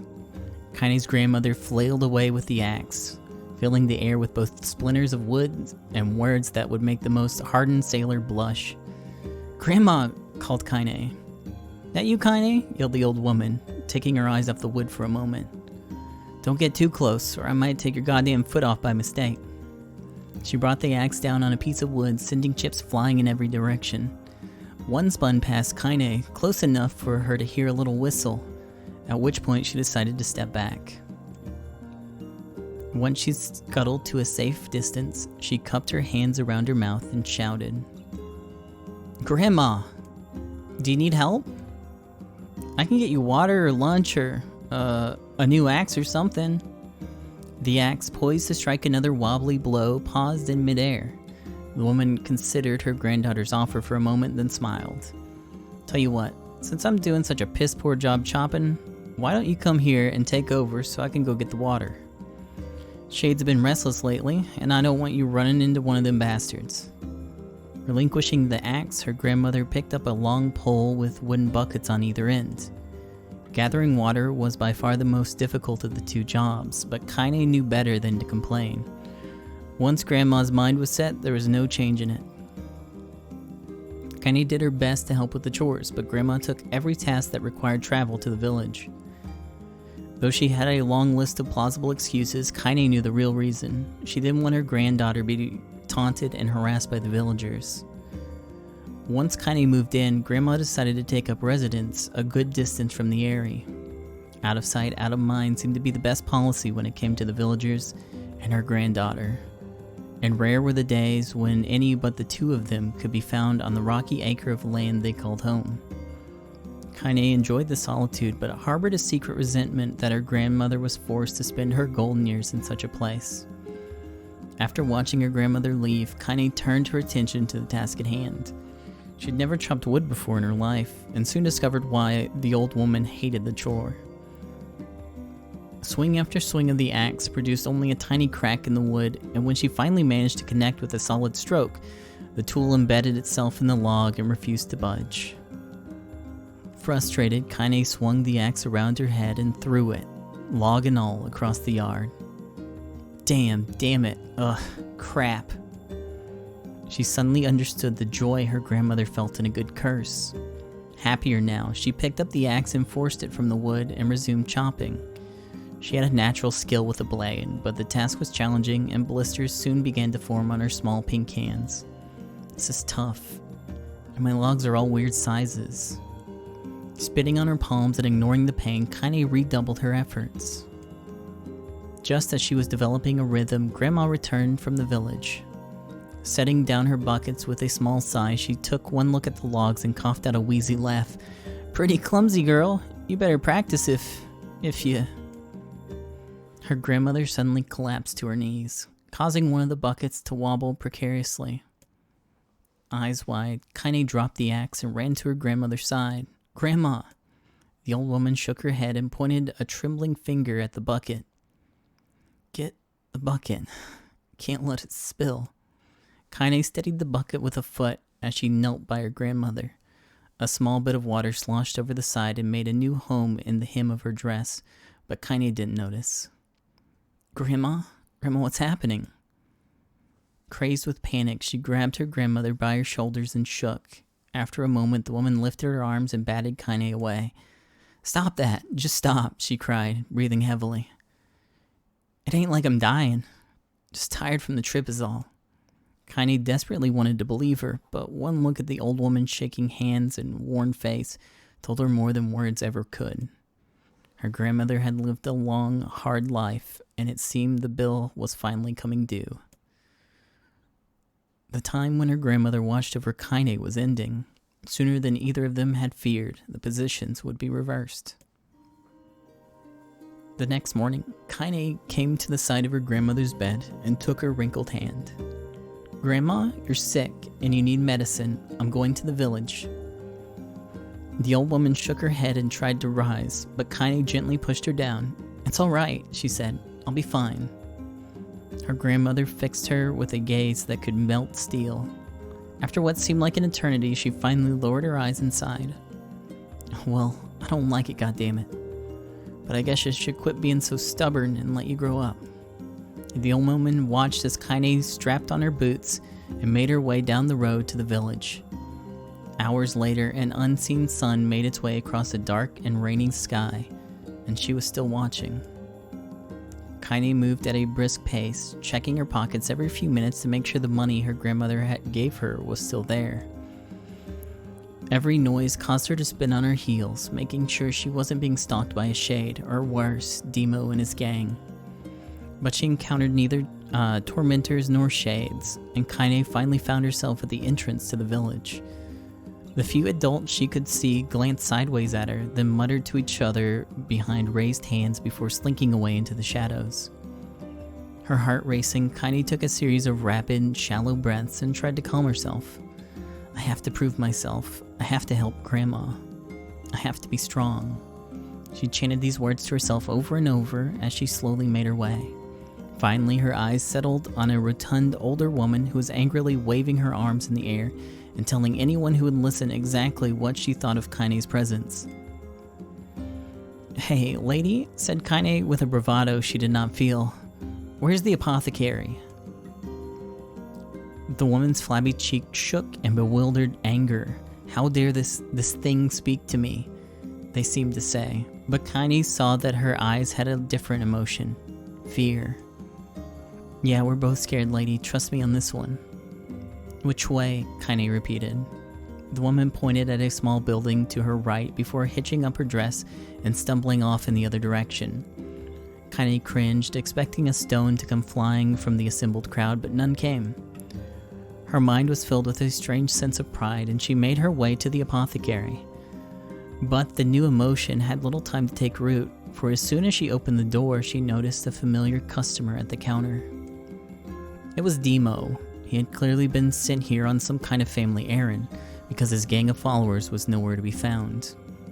"Oh my god," he sputtered. "I mean, what are you doing here, freak?" The insult was delivered without force, and Kaine happily ignored it. Stretching on tiptoes to see over the counter, she asked the shopkeeper for the medication. "Ha," barked Demo. "That old bitch finally keel over?" "Go to hell, Demo." The boy's eyes grew so wide that they seemed ready to fall out of his head. But before he could let fly a comeback, or worse, a punch, the apothecary told them to knock it off before he kicked them out of the store. Demo slunk out of the shop, cursing Kaine under his breath.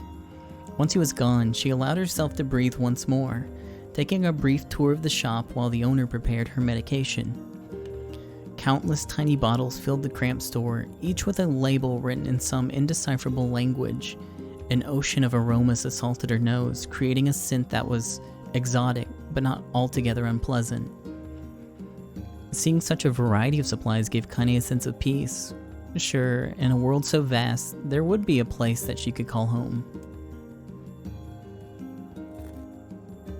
On the far wall behind the counter rested a portrait of a stunning young girl. The picture had once contained bright, vibrant colors, but time had worked its cruel magic and they were beginning to fade. The beauty of the work, however, remained undiminished. You like that picture? Kaine turned to find the apothecary with a small vial of medicine in his hand.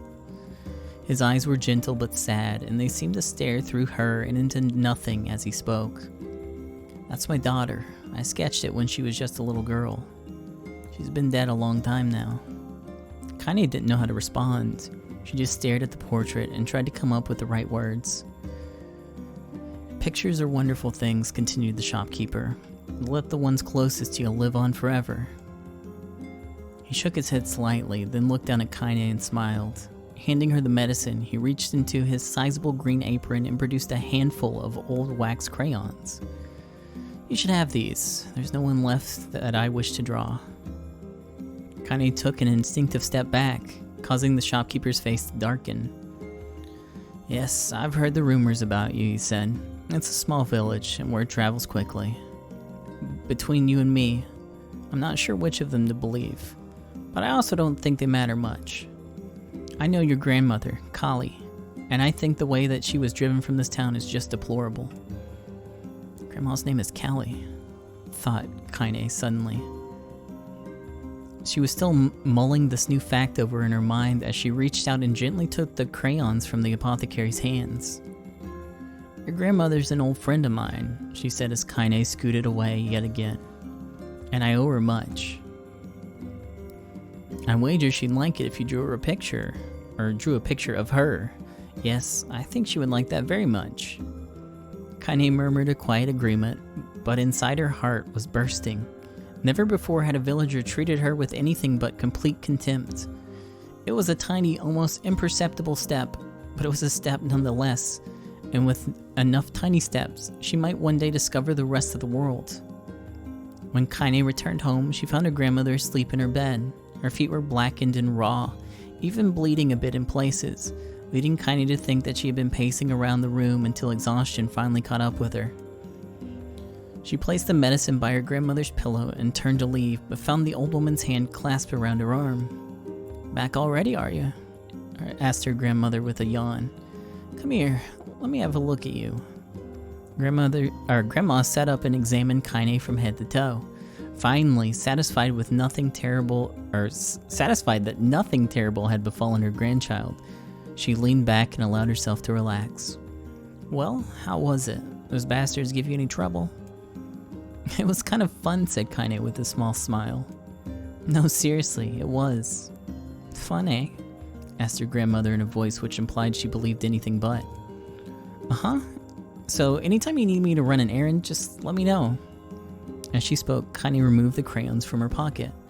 After a brief explanation of their source, she informed her grandmother that she was going to sketch her portrait.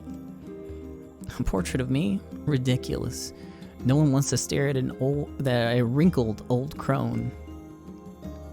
But Grandma, it'll make you live forever. Horse shit, said her grandmother, throwing back the sheet from her bed. Living forever would just piss me off. I'll put the crayons away and help with dinner. But Kaine would not relent, and in the end, Grandma found herself leaning against the wall of their house as if posing for a master artist. Kaine took up the crayons, eyed her subject carefully, and set to work. Just as her grandmother was about to nod off, Kaine finished the piece. After staring at it for a bit, she released it from her grip and let it slowly drift to the floor. It's terrible. It doesn't look like you at all. I'm sorry, Grandma. I thought the crayons would, you know, make drawing easy or something. The old woman's eyes narrowed at her granddaughter's disappointment. Let me be the judge of that, she said, ignoring the pain in her back and reaching for the paper. The sketch could have been a person to me. It could have also been a boulder, or a lump of clay, or an incredibly misshapen loaf of bread, all rendered in a chaotic array of colors. The old woman stared at the picture for a long time, then slowly wheezed out a laugh. "Oh, Kiney," she said between laughter. "You truly are my blood. You're as clumsy as me and I love it. But..." "Hush, I won't hear any more bull about how ugly you think it is. It came from the heart, and I'll treasure it always." True to her word, the old woman gave the picture a place of honor above the kitchen table. In the days that followed, Kaine would often catch her staring at the portrait with a strange smile on her face, an action she interpreted as silent, mocking laughter. A week later, Kaine could stand it no more and asked her grandmother to take the artwork down. "Posh," said the old woman. "I'll take this down when they roll me in my shroud." She pondered this for a bit, then turned to Kaine and dropped to one knee. "Listen to me, girl. Seeing this picture makes me happy in a way that I never felt before. And it makes me want to go on, so that someday you can feel the same happiness." It was a moment that burned itself into Kaine's memory, a perfect blend of pride and joy and love that came together to form a lifelong remembrance. She swore to never forget this moment, to never forget the old woman who had made her place in the world possible. Time moves on. People and memories move in and out of life like ghosts passing through a hall. But this moment will be different, Kaine swore, because I will remember it forever. Forever.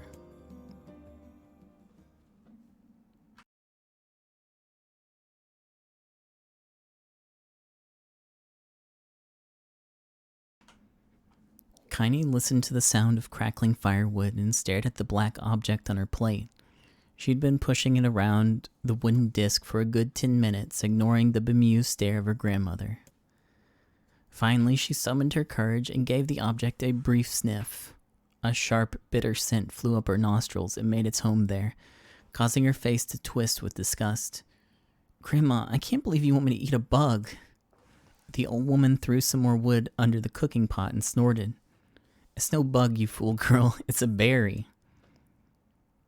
"Why the hell would I be feeding you bugs?" "Yeah, well, it sure looks like a bug," said Kaine. "And I think it's burnt or something because it smells terrible." With that, Kaine held her nose and threw the berry in her mouth, chewing as little as possible. "Oh yeah, that's terrible, all right." "Why, you little brat," laughed the old woman. "Look at the sass on you. You've been spending too much time with me, and that's a fact." 5 years had passed since the moment when Kaine's grandmother saved her from the bullies. As is often the way with two stubborn people, their relationship had grown in fits and starts, but moved forward all the same. Meals that used to be somber affairs were now filled with laughter and hurled abuse in equal measure. Kaine could not remember a time when she'd been happier. As the years went by, Kaine started to shoulder more and more of the daily responsibilities. Her grandmother's legs grew weaker by the day, and she could no longer do many of the chores she used to take for granted. And so this morning found Kaine lacing up her work boots with a breakfast of burned berry rolling through her belly. "Where you going today?" asked Grandma suddenly. Kaine looked up, surprised. The old woman rarely asked for specifics anymore. "Well, I was gonna check on the kelma trees and see if they were ripe. I thought we could make some jam or something. Oh, and I'm gonna pick up some flagstones. So I need to take the wheelbarrow." "Flagstones? What in the hell for?" Kaine stared at her grandmother, then held out an arm and swept it around their home. Constructed mostly of cloth, rope, and rubble, the old place sagged like a boxer in the final round. "Grandma, a dying cat would chew through this house. I'm gonna build a stone wall so we have some protection." The old woman laughed, exposing her toothless grin to the world. "Goddamn, girl, if a bunch of thieves want to ransack this whole place, let them come. We ain't got nothing worth stealing anyway." "I'm not worried about thieves, I'm worried about shades. People saw one west of the village yesterday." The old woman tilted her head and stared at her granddaughter. Well, shoot. I don't know why you have to do it today. We can worry about it some other... Grandma, no. If I don't go to the Kelman trees, we won't eat tonight. You know that. A confused expression passed across the old woman's face, and for a moment she was a small child lost at a carnival. Yes, she said after a bit. Yes, of course, you're right. I'm sorry, Kaine. Lately it seems my mind is... She didn't finish the thought, instead walking over to her nightstand and gently taking the wreath of lunar tears from the drawer. The flower petals had aged to a brilliant whiteness, and Kaine thought it was more beautiful now than the day she first received it. You're gonna be a true woman soon, Grandma said as she placed the flowers in the girl's hair. So that means less chatter about shades and building defensive walls and more talk about how beautiful you've become. Annoyed, Kaine reached up and removed the garland, but the look on her grandmother's face stopped her hand.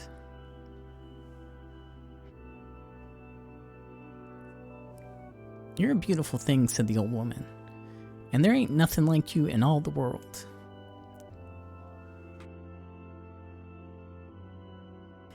I'm very proud of you. Oof, sorry. Got me choked up.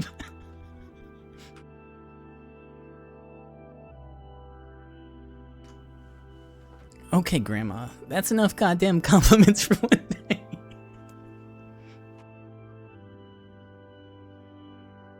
Oof, ouch. Ooh. Such a mouth on you. Where'd that come from? Gee, I wonder. I'll teach you to sass me, girl, yelled Grandma. Suddenly, she lurched forward and grabbed Kaine by the ears, pulling her around the room with a crazed grin on her face. Grandma! Yelled Kaine in a quaking voice. Grandma, stop it! What the hell? The old woman stared at her and blinked, then slowly held her wrinkled hands out, as if it was the first time she'd ever seen them. I don't know what happened there. I'm sorry, girl. Sometimes my mind just... Kaine thought the look on her grandmother's face was the most heartbreaking thing she'd ever seen. Listen, she began. Maybe I should stay home after all. No, I won't have you stay here and keep an eye on an old codger like me. You go and get your fruit and your wall and whatnot. I'll be fine. And when you come back, I'll have a nice grasshopper dinner waiting for you. Kaine rolled her eyes, then kissed her grandmother on the forehead and made ready to depart, trying desperately to ignore the worry that was gnawing at the walls of her heart. Kaine could feel the old woman's eyes watching her as she moved down the path.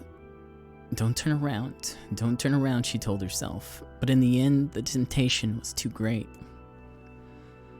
She spun on her heel for one final look and saw a small, bent woman standing in front of a ramshackle hut with a sad expression on her face. Gods, she looked so old now. It's like the wind could reach down and just carry her away. Kaine worried about her grandmother all day, causing her work to suffer. What little fruit she could collect was tossed carelessly into the wheelbarrow, and she only found a couple stones before losing interest in the project. Finally, as dusk approached, she decided to call it a day. Cursing herself for the lack of focus, Kaine pushed the nearly empty wheelbarrow back down the path. As she crested the final hill, she suddenly froze in place. The wheelbarrow fell from her fingers and collapsed on its side, sending a few pieces of wrinkled brown fruit rolling back down the hill. Her gaze was transfixed by a thick black cloud that hovered just ahead. Tracing its path with a finger, Kaine suddenly felt her stomach knot in on itself. No, oh gods, no. Her grandmother's house was ablaze, the flames licking up as if trying to touch the sky itself. Grandma! Grandma! Kaine ran then, faster than she had ever moved in her life. Once she tripped on a stone and went sprawling into the rocky ground, but she leapt to her feet and continued running, unmindful of the blood that spilled from her wounded hands and knees. As she got closer, Kaine's mind began to race, in time with her footfalls. It's too dark. It's too dark. Not just fire. Can't be fire, too much smoke. Gotta save her, gotta save her. She burst into the front yard and came to a sudden halt, her worst suspicions confirmed. The smoke from the fire was mingling with the thick, inky blackness of an enormous shade. The massive creature supported itself on 3 twisted feet and achieved balance through means of a large armored tail. Scales, horns, and claws sprouted from its body in a random, chaotic pattern, giving it the appearance of a lizard designed by some insane god. Seeing Kaine, it let out a roar and flicked its tail, sending small whirlwinds spinning around the yard. For a moment, the creature retreated into a shimmering, inky blackness, as if her mind was unable to comprehend that such a thing could actually exist. But then the smell hit her, a blend of rotted meat and excrement. The horror became real once more. The creature bellowed again, and this time Kaine responded with a scream of her own. "Alright, you bastard," she thought, as her scream echoed off the high cliffs around them. "It's you or me, let's go." The shade eyed Kaine with bemused interest. Then it began looking from her to the house and back again, as if urging her to look at the destruction it had so gleefully wrought. With dread building in her heart, Kaine glanced around the house. Through the smoke and flame, she spotted a small figure struggling to escape the ruins. "Grandma!" At the sound of her voice, the old woman began waving frantically. "She's alive," thought Kaine. "Alive!" Kaine's legs sprang to life as she raced across the yard towards the flaming wreckage of the house. Before she could advance more than a few steps, the shade opened its mouth and let out a roar powerful enough to uproot trees and send them flying. The blast sent Kaine tumbling through the air before smashing her against the rocky earth. Stars danced in front of her eyes as she tried to remember how her legs worked. Get up, get up, get up, get up, get up, get up now! As Kaine struggled to her feet, the shade stomped toward the house and pinned her grandmother to the ground with the tip of a claw. The old woman struggled to move the claw from her stomach, but she might as well have been pushing a mountain. She coughed briefly, sending a small spray of blood into the air, then collapsed to the ground, her energy spent. Kaine lurched to her feet, only to fall back to the earth with a gasp. Her ankles were on fire. One or both of them were surely broken. Ignoring the pain that screamed through her body, she began dragging herself across the ground, leaving a drunken trail of dust and blood in her wake. "Grandma, hold on. Just a little longer." Her grandmother's face was turning blue, her eyes rolling back until only the whites were exposed. Kaine pulled herself across the ground with maddening slowness, the distance seeming to increase with every second that passed. The shade glanced between the two women and flickered out its tongue, its giant mouth turning up at its corners. Short, panting breaths belched from somewhere deep inside its core. Bastard, laughing at us. She had no idea how such a mindless creature could experience emotion, but there could be no doubt the shade was taking joy in their suffering. "Yeah, I see your plan." The shade moved its claws slightly, allowing Grandma to breathe again. It was clearly keeping her alive only to snuff out her life when Kaine was close enough to touch her. "I'm gonna kill this bastard." Summoning all her strength, Kaine rose to her feet. There was a sickening snap from her right ankle as the foot twisted backwards, but she forced it from her mind and began to hobble toward the monster. Pulling a small knife from the pouch at her waist, she leapt on the foot that pinned her grandmother and plunged the weapon deep. "Give her back," she screamed. "Give her back to me." It was like stabbing a rock. After a few swipes, the knife broke at the hilt with a dull snap. The shade panted laughter again, then raised its tail and sent it rushing through the air towards the young girl that was latched to its foot. Kaine never had a chance. The tail struck her square in the chest and sent her crashing into the burning wreckage of the home. As she lay on the ground with blood pouring from multiple wounds, a small, weak voice spoke up. "Kaine." Kaine's vision blurred, but she forced herself to focus on the sound. Finally, her eyes clear enough to make out her grandmother's hands reaching out to her through the smoke. Grandma, Kaine, you gotta run. You can't best this one. Kaine grabbed the hands and held on with all her strength. Grandma, come on, we have to go. The old woman coughed loudly. One of her hands, slick with blood, slipped from Kaine's grasp and thumped to the ground below. Grandma, no! I said run, goddammit. You have to live. You have to get through. The thought would stay forever unfinished. Before she could say another word, the shade's clawed foot descended, smashing through the remains of the roof and down upon the shattered figure of the old woman. Blood oozed from the gaps in the creature's toes as the terrible, putrid smell assaulted Kaine's nose once again. She stared at the foot, dumbfounded, convinced that what she was seeing could not possibly be real.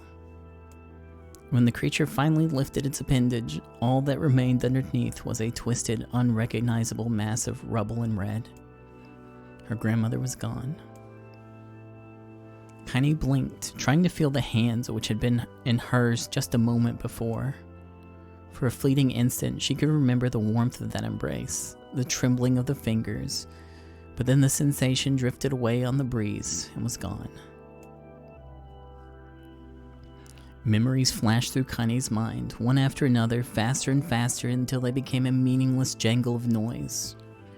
Kaine screamed, then a thunderous sound that echoed off the cliffs and seemed to roll away forever. The shade eased forward, black ichor pouring from its mouth and dissolving into smoke on the ground below. The earth shook with every step as it crept towards its prey. Kaine's body slowly rose as if controlled by a mad puppet master. Her arms and legs were bent at impossible angles, her head lolled dangerously to the side, yet somehow she managed to stand. Staring at the shade, her eyes began to glow with a deep red fire. The creature, so confident just moments before, took a slow, hesitant step backwards, trying to discern if this broken human could possibly pose a threat. Kaine seized the moment. Laughing like a madwoman, she leapt into the air and plunged the shattered hilt of the knife deep into the lake of the shade. The shade shook Kaine off like a fly, sending her crashing to the earth once again. Her chest rose and fell slowly, as if great weight were resting on it. Moist sounds of pain echoed through her mind. Something warm and thick oozed from her ears. Is that blood? I think it is. I think I'm bleeding to death. No, can't die. Grandma told me to live. Deep inside Kaine's mind, something finally broke. The sound, the pain, the smoke, and the flames. All of it faded away until all that remained was a single incantation, repeated over and over again. Kill it. Kill it. Kill it. Kill it, kill it, kill it, kill it, kill it. Kill it now. As the spark that was Kaine slowly began to flicker and die, she felt her desire to kill and her desire to live blend into one. The distance between heartbeats grew longer and longer and longer.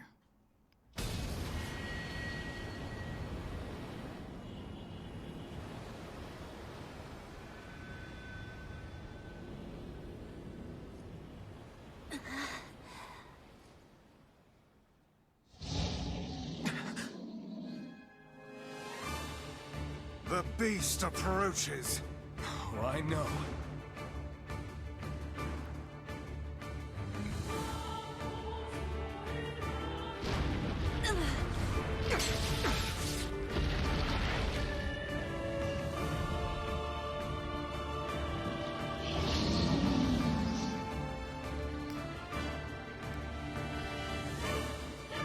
And now we get to do this fight again.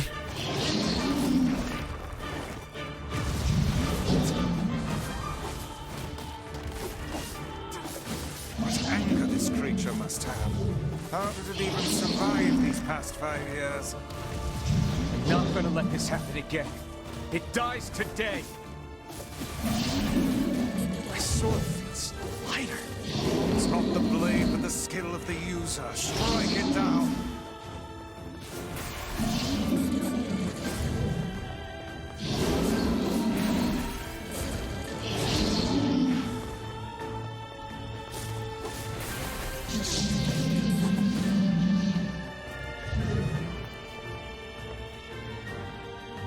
Gonna collapse. Thank you.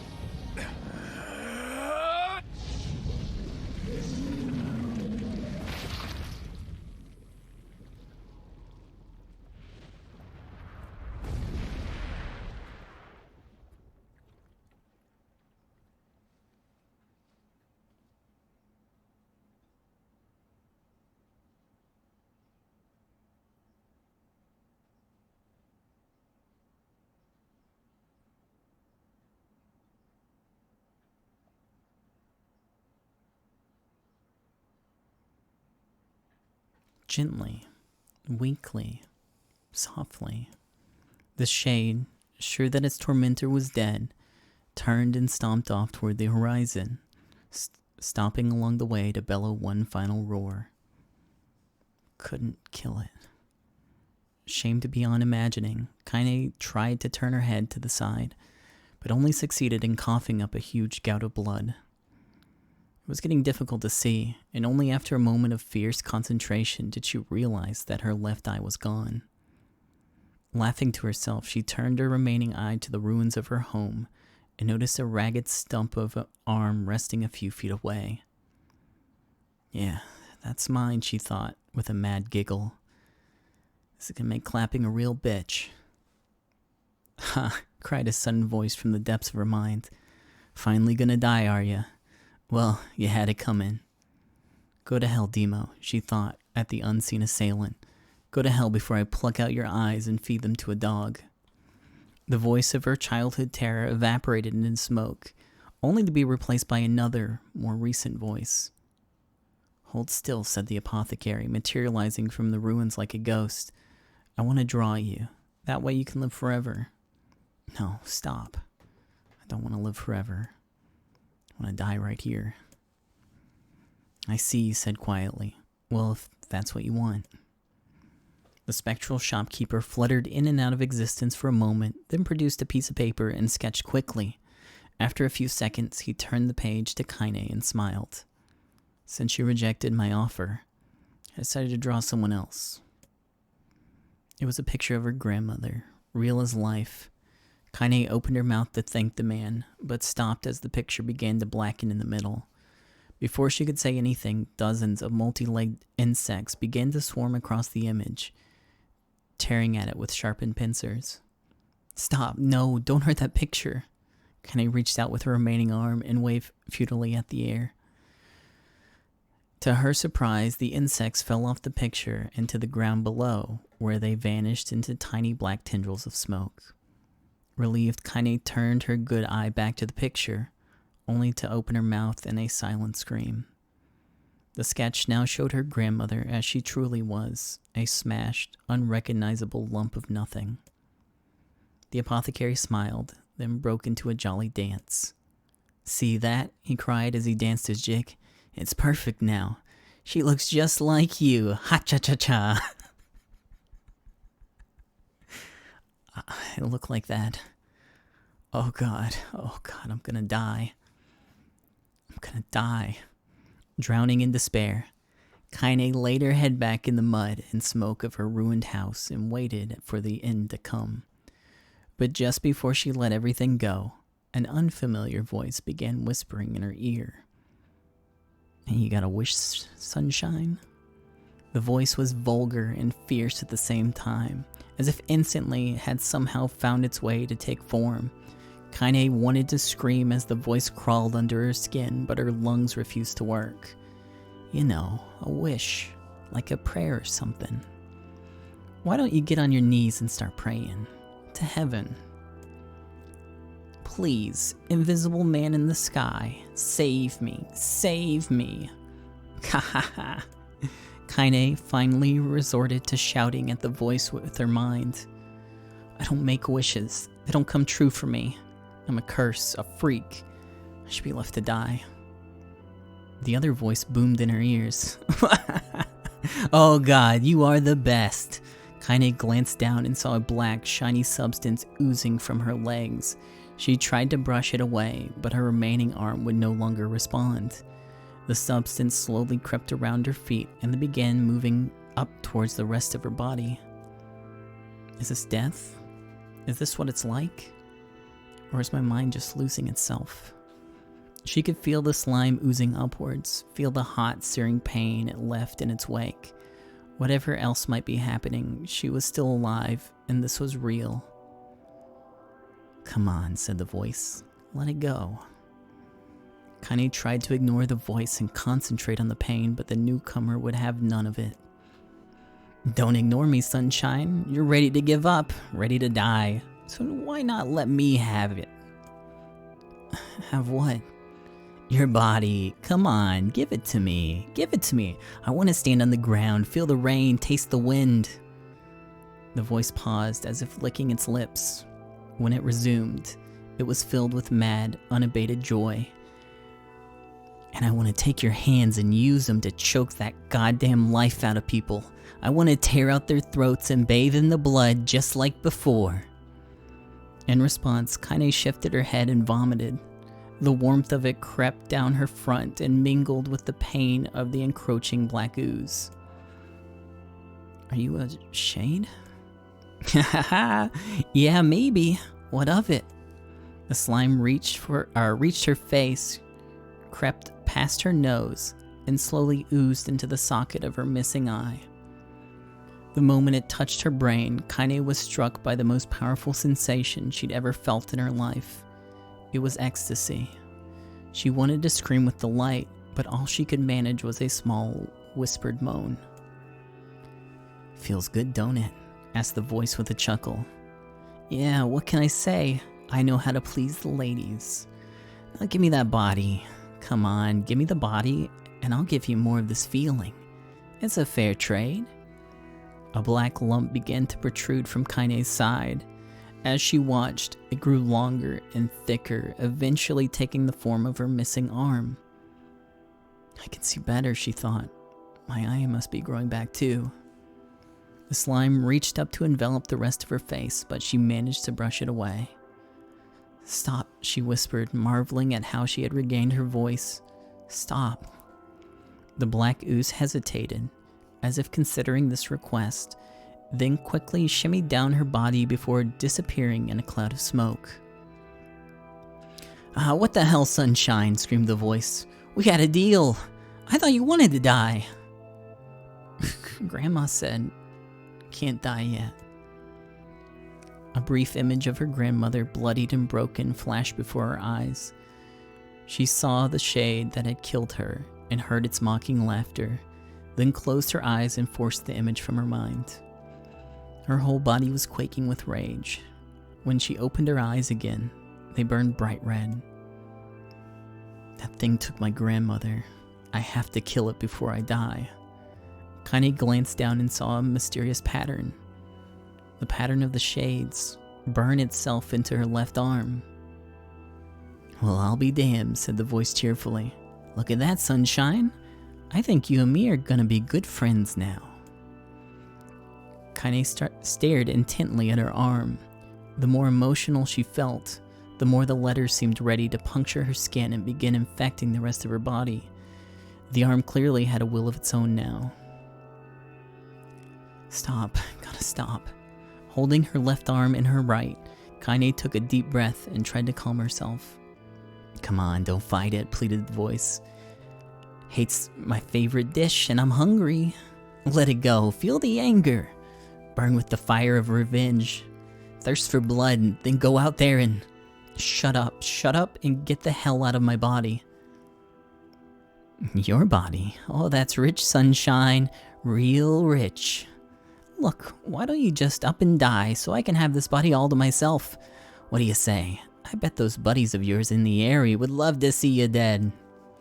Kaine grabbed a nearby shard of glass and tried to saw off the shade-infected portion of her side. Before she could, her darkened left arm grabbed her right wrist, crushing it. Kaine screamed and dropped the shard as the sound of bone crunching on bone filled the air. Stupid idiot girl. You're possessed now, Sunshine, and there ain't no going back. The voice laughed again, a loud, long wail that seemed to go on without end. Possessed, whispered Kaine. Yeah, possessed. You and me? We got what you might call a timeshare arrangement. Remember how folks used to think you were a real freak? Oh, wait till they get a load of you now. Kaine looked up, tears in her eyes. The sky seemed smaller somehow, darker. Is this because of that shade? Is this how they see the world? So, listen, purred the voice. I know this whole possession thing seems a bit sudden, but it ain't all bad. There's plenty in it for you too. I'm a very powerful creature, Sunshine, and now that power belongs to you. You got enemies? People you want to kill? I can make it happen. That little fat kid who kept picking on you? That big old shade that squashed your granny? We'll wrap them up in their own assholes. No more abuse for you, Sunshine. No more pain. Wait, said Kaine. Her shade. Why would you help me kill another shade? What, you think I'm some kind of racist? Some killing snob? I don't give a good goddamn who you murder, honey pants. I just want to drink from that well. Kaine considered this as she struggled to her feet, the power of the shade coursing through her. The smoke from her house was drifting away with the wind, and she enjoyed the way the cool evening breeze felt on her new left arm. After a long pause, the voice spoke up again. So, how about it? You and me, we could have some good times together. Look, I'll even take care of the bloody part if you don't want. Fuck off, asshole, muttered Kaine. I'll handle the killing. Ha ha ha, screamed the voice. Look at you go. Oh, Sunshine, we're gonna have so much fun. So listen, my name's Tyrion, and if you ever need me, I'll just be hanging out in this piece of meat you call a heart. Now get to it. The more you kill, the more your heart turns rotten and sour, and I like rotten and sour. Kaine found herself nodding at the voice. Yeah, she said. Yeah, I think this can work. I'm gonna find that shade, and I'm gonna strangle it with its own guts. And when I'm done, I'm gonna do the same to you, Tyrion. Count on it. Ha, laughed Tyrion. I shit bigger than you, so good luck with that. Oh, and hey, one more thing. Right now, you and me are sharing this body, but if you ever run out of hate, if you ever, go soft, then I'm gonna take over everything. So keep on killing, Sunshine, and watch your back. The voice grew fainter and gradually faded away, fading to somewhere deep inside Kaine herself. Kaine waited until she was sure the voice was gone, then waved her new left arm around a few times. It feels perfectly normal, she thought. It feels like mine. Desperately, she began poking and prodding at the new limb, determined to find something wrong with it. She didn't want it to feel normal. That would mean the creature inside her had already won. I'm not a shade, I'm Kaine. Repeating this mantra in her mind, she slowly began digging through the rubble of her house, being careful to ignore a certain red-stained spot in the corner. Finally, after what seemed like an eternity of heartbreaking work, she found what she was looking for. It was the wreath of lunar tears. Though it had been through hell and back, the garland's petals were as bright as ever. Kaine started to place it in her hair, then slowly lowered the wreath and stared at it. I'm sorry, Grandma. I'm so sorry. But I don't deserve to wear this anymore. I'm possessed, corrupted, a freak. And this time, I don't think there's any going back. Holding the flowers to her heart, Kaine fell to the ground and sobbed. As night gradually lightened to dawn and the people of the area rose to their daily lives, she remained in that position, as if tears could somehow wash away the horror that now infected her world. Alive. Stay alive. Stay alive. Grandma. Kaine, you gotta live! You gotta come back to us!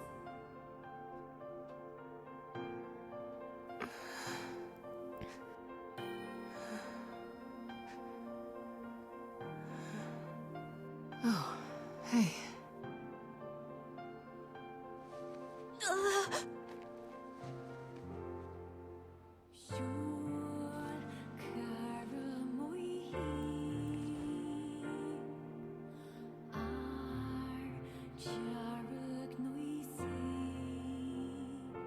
Emil, you were the one calling me, weren't you?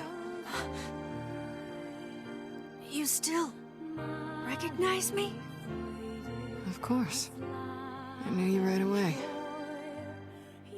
Thank you, Kaine. Welcome back, Kaine. Wow, you grew up. So, how long has it been? 5 years.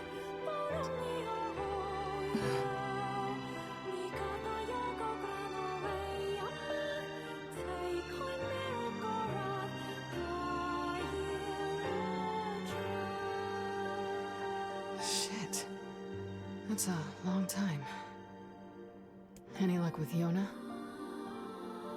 We are still no closer to finding her. We need a way to locate the Shadow Lord. By the way, this is for you. Is that a lunar tear? It's not as good as your grandmother's, but I tried. No, it's great. Thank you.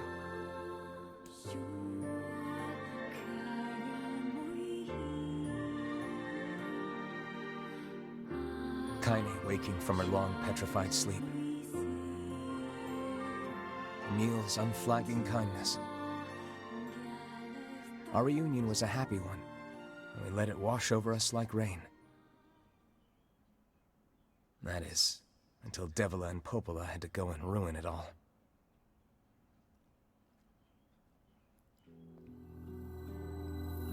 Are you kidding me? You can't be serious! Please, try to understand. People are tired and scared, and I'm sorry. I'm sorry you have to bear the brunt of that. This is crap, and you know it! It's okay. We can sleep outside. No one's sleeping outside. You and Kaine saved this village, and now they want to run you out? People are afraid of us. And really, I understand. I mean, look at me. As long as you're still with us, I can deal with it. Right, Kaine? I'm used to sleeping outside. But... We'll see you later. Sorry about this.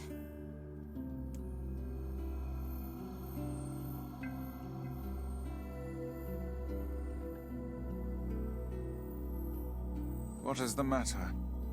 Kaine always sleeps outside. I never thought about that until just now. Never even occurred to me. Damn it. We should turn in. Yeah, sorry for scooping out his ass.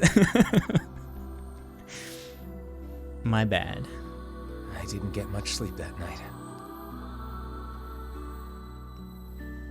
For the first time in my life, I hated Devila. For the first time in my life, I doubted Popola. But those feelings are pointless in the end. They said and did what they did for the sake of the village. To protect it from the horror of the Shades.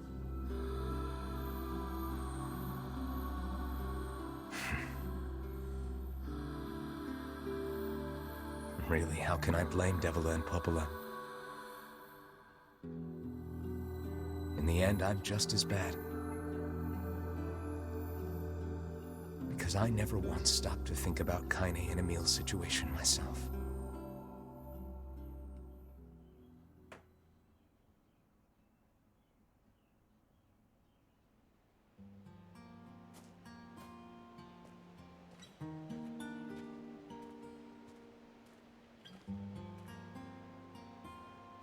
I should apologize to Kaine and Emil, but what good would that even do? Wait, is that... Campfires are weird. I'm so happy to get to talk to you again, Kaine. Yeah, me too. I tried everything I could think of to save you, you know. I polished you with a special cloth. I poured warm water over you. Wait, you poured water on me? Yeah, but it didn't really do much except make you all shiny. Hey, Emil. Thanks for saving me. I guess you noticed how I look different now. I'm sorry, Emil. I'm sorry for all of it. Well, I mean, this new form isn't all bad, you know? At least I can look at you when we talk, right? Hey, so why don't you tell me something about yourself? I'm not very interesting. Sorry. Come on. I just want to know you better. Please? Fine. This all happened when I was a kid.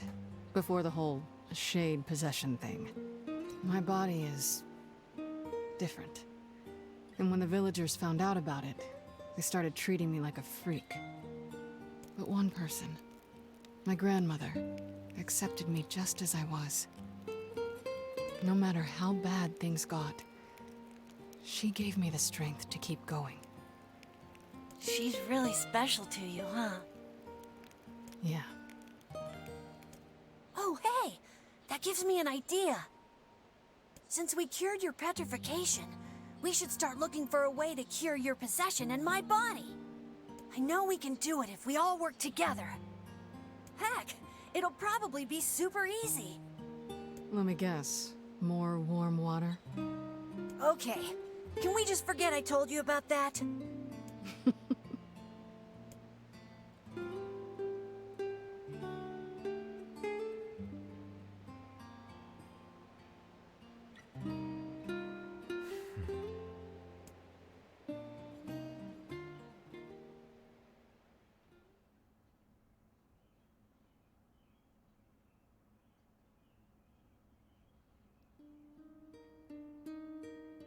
Sleep well? Sure. And yet your red eyes tell a different tale.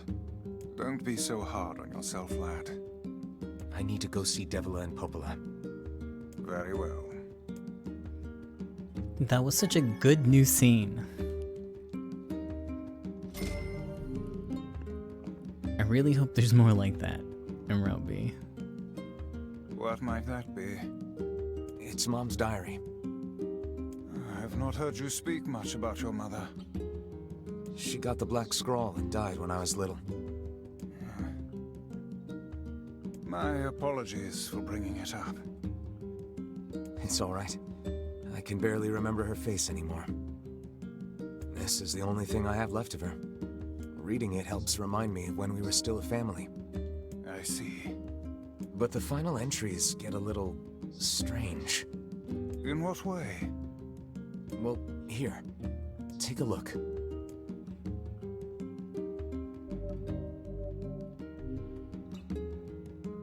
Oh god, I don't know if I'm ready. Say there. Can you not hear me?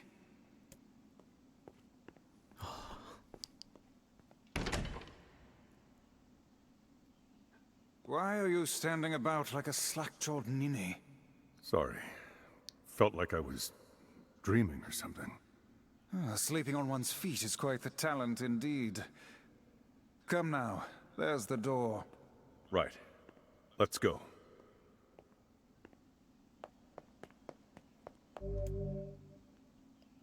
Let's see. Proceed beyond this point, and you'll be unable to save until the battle's over. Yes.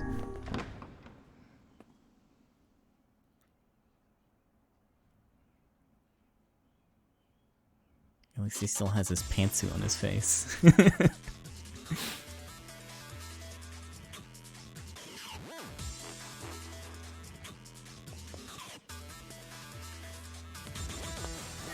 only we could see him before the pantsuit. Oh well.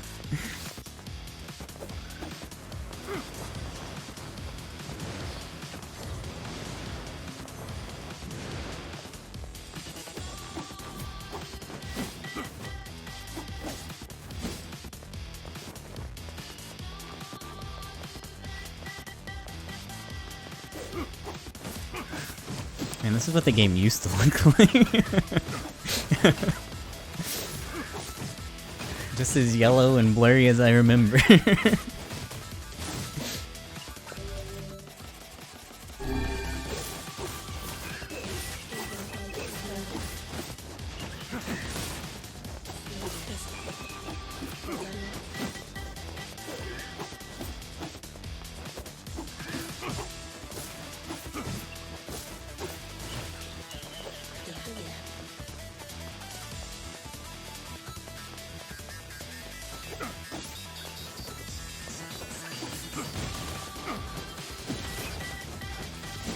I hate fighting these little ones.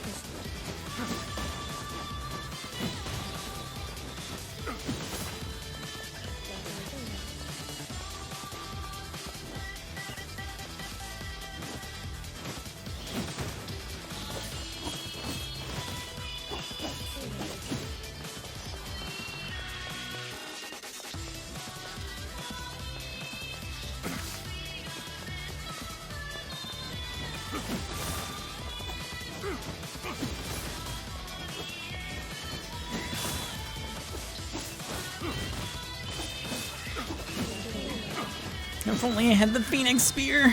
Oh wait, I do. It's just not upgraded.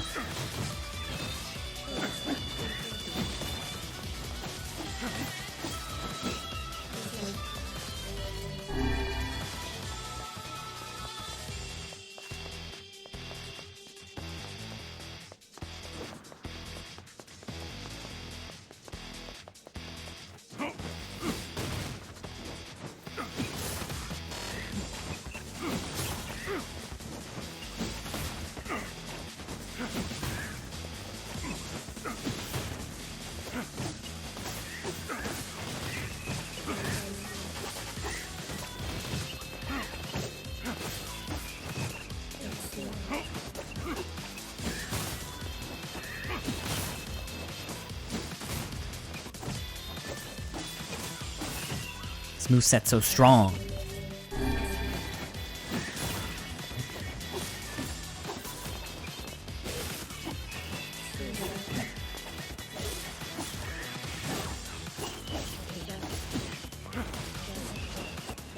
I gotta find a tall place to fall from. Oh man, it oh. Oh no, they got rid of it. He doesn't fall on his ass anymore.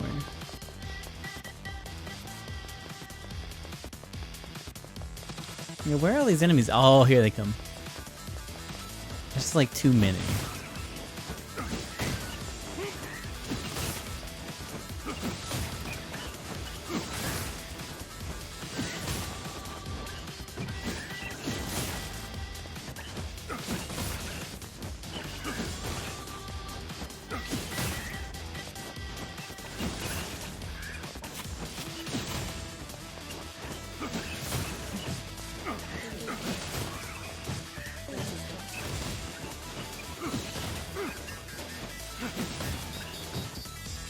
How many do I have? Oh god. I'm just trying to stay alive.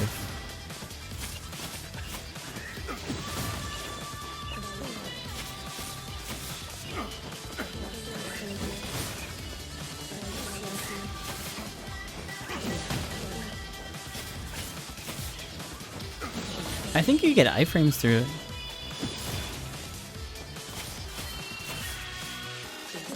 haven't seen it stopped yet, but I haven't been doing it much either.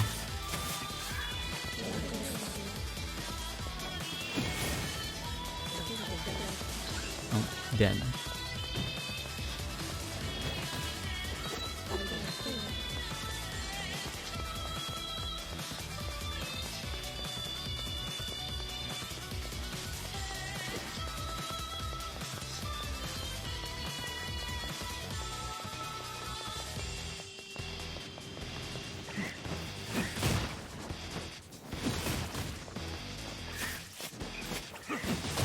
I can interrupt it myself.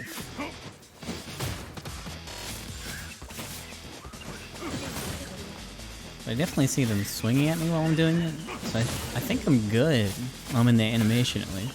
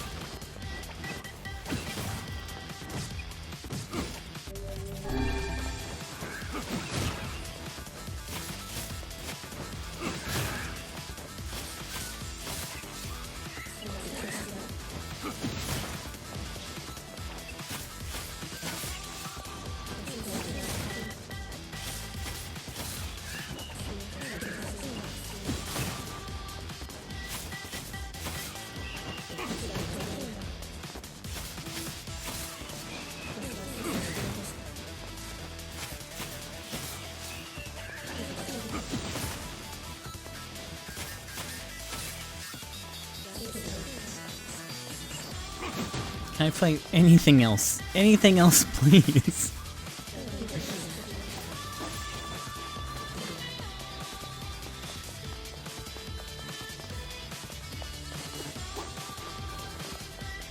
I can't remember if you have to go through all of these.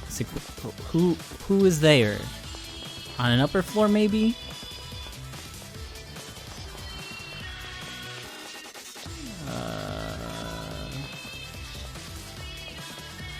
Who did I leave?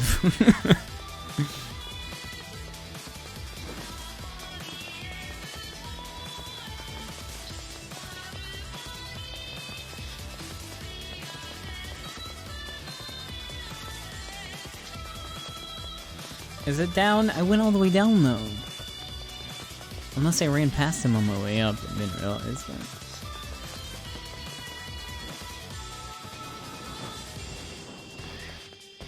Oh, wait. Oh, it goes further down. Shit. I thought it stopped at the door. Oh, shit! A new enemy. And some fucking bats, I guess.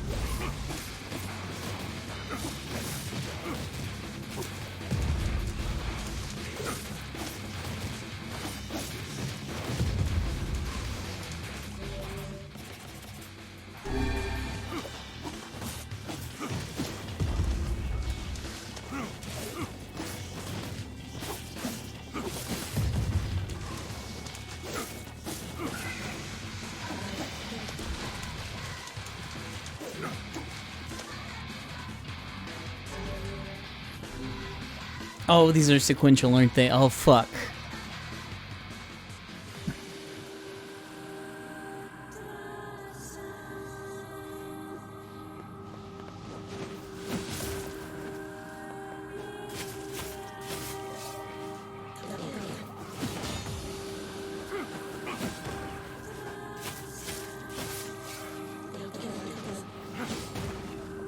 Alright, I'm gonna have to play like a weenie then.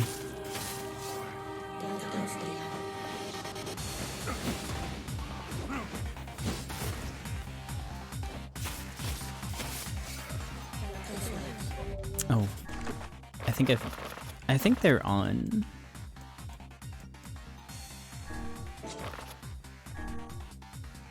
$30 experience rate. Oh, this one's probably not. Weapons.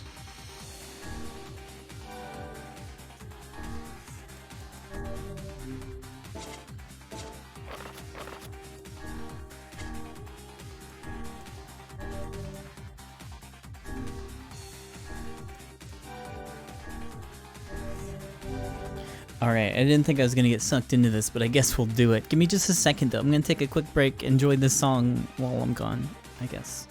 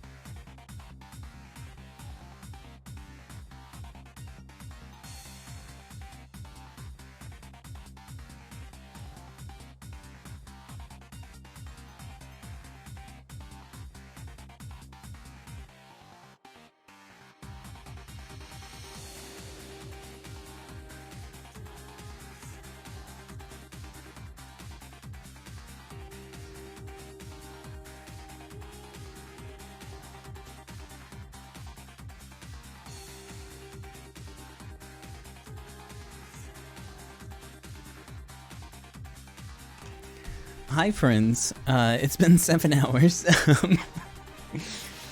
I'm not gonna force myself to get through this. If I die, I die. We'll try it again tomorrow. If there's anyone sticking around for story, there's not gonna be any after this point. Just letting you know now. I don't think I'm gonna get very far in this, but I'm gonna try.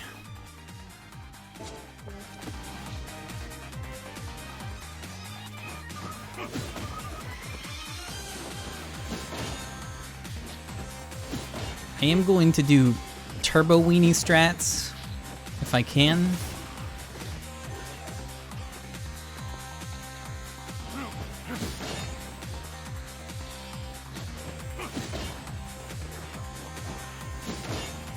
Actually, can I change the difficulty from here? I don't think I can. I can't use the menu anymore. Hold on.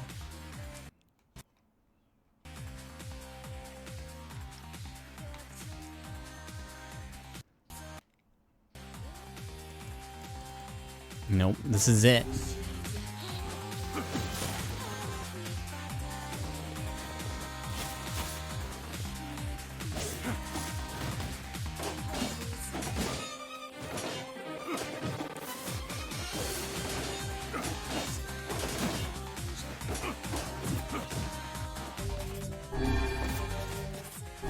Sweeney needs to heal. Oh, you know what? I should be using execution. Can I? Oh, I have Dark Execution. I'm just not using it. I was literally just casting it.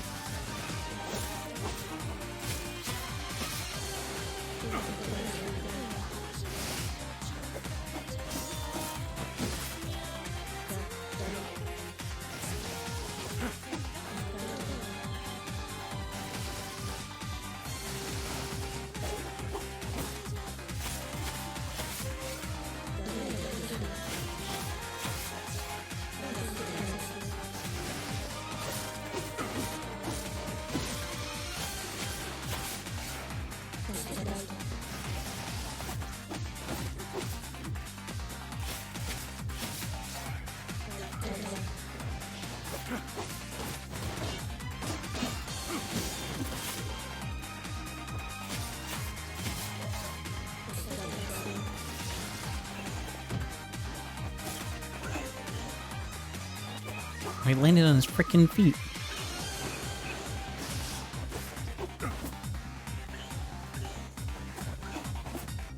Stop living!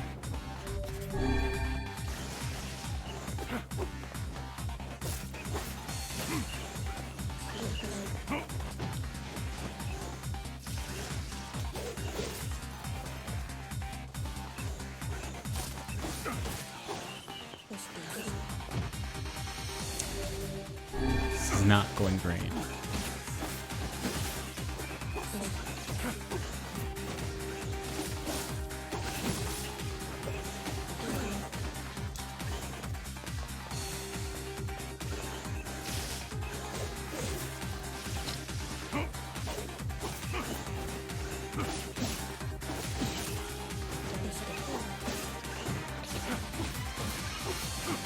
Stop dying, I can't help it! Comes natural to me.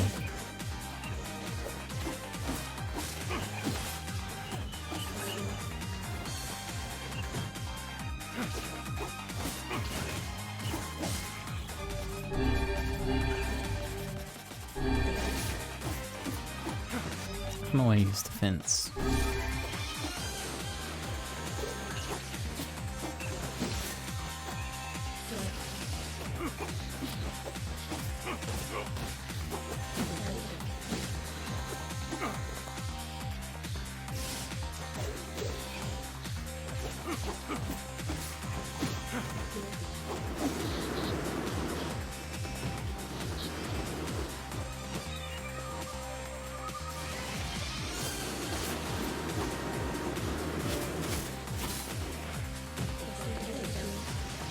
It's really hard to see them.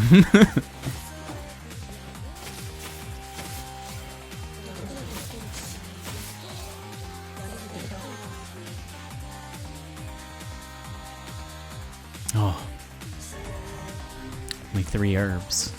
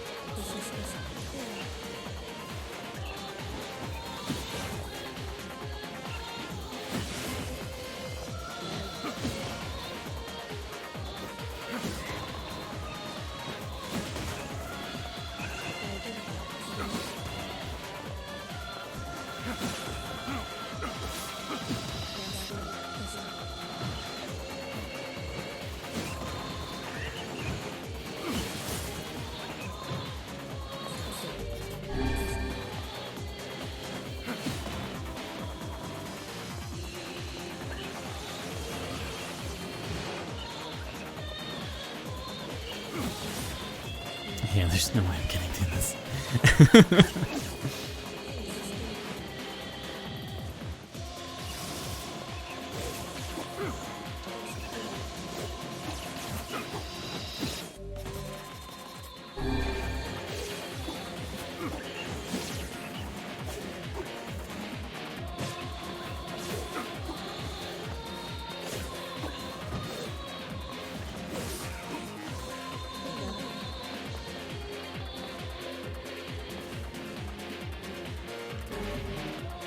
Fool's Embrace. Oh, hey, cool.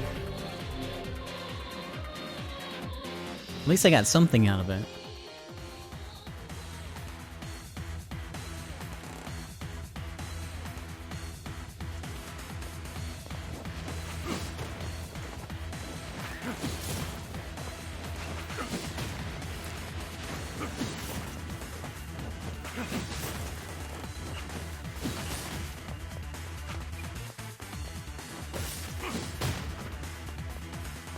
Yeah, they get up like instantly. There we go.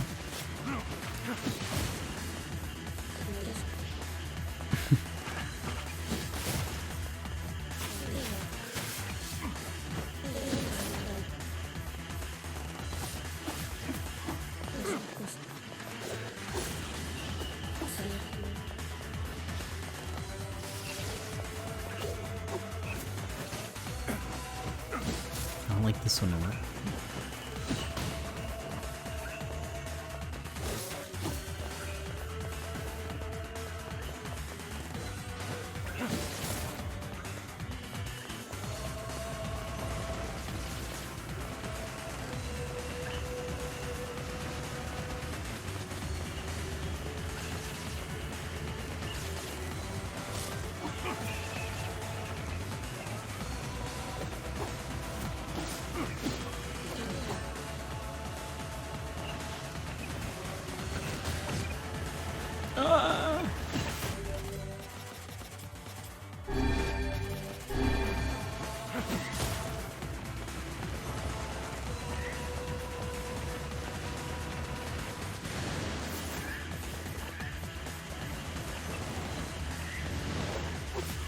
Let me check out the weapon that I picked up.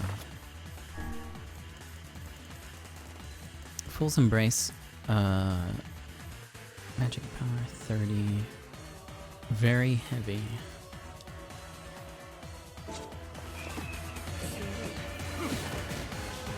Oh wait, that's the two-handed one that I like a lot. Oh, that's cool. It needs to be upgraded though.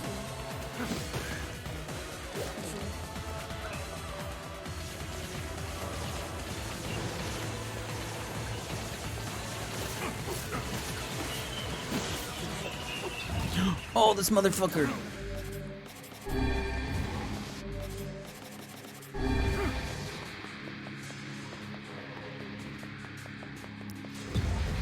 Okay, that's not how you fight him.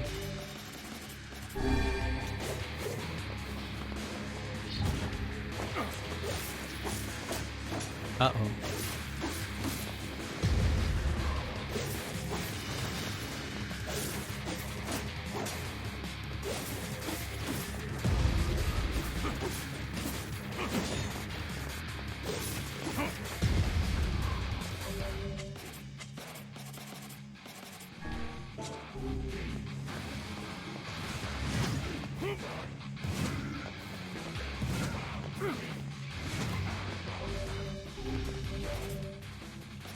Oh, that's all the healing.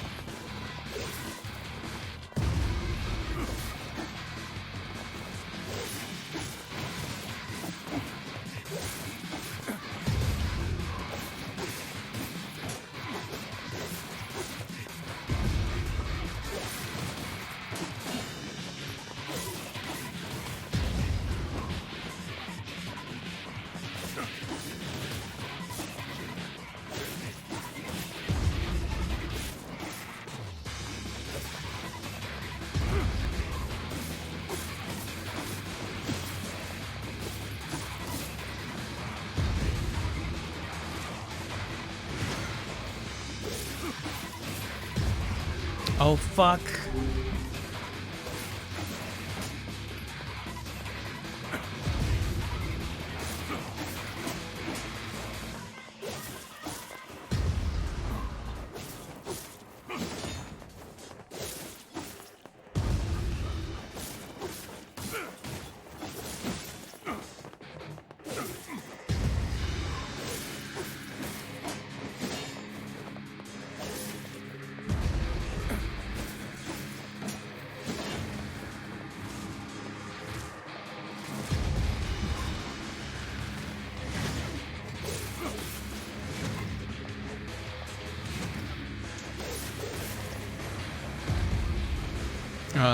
What happened?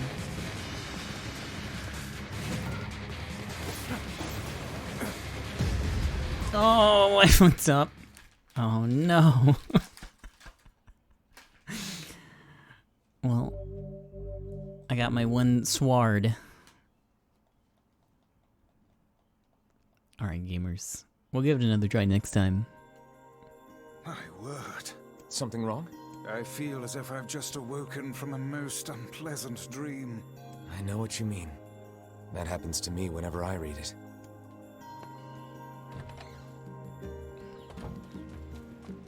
But next time on NieR, a lot of grinding. Anyways, thanks for being here, friends. Sorry for the super long stream. I thought I was going to be really tired and end early, so I started early. But here we are. So, see you, friends. Bye.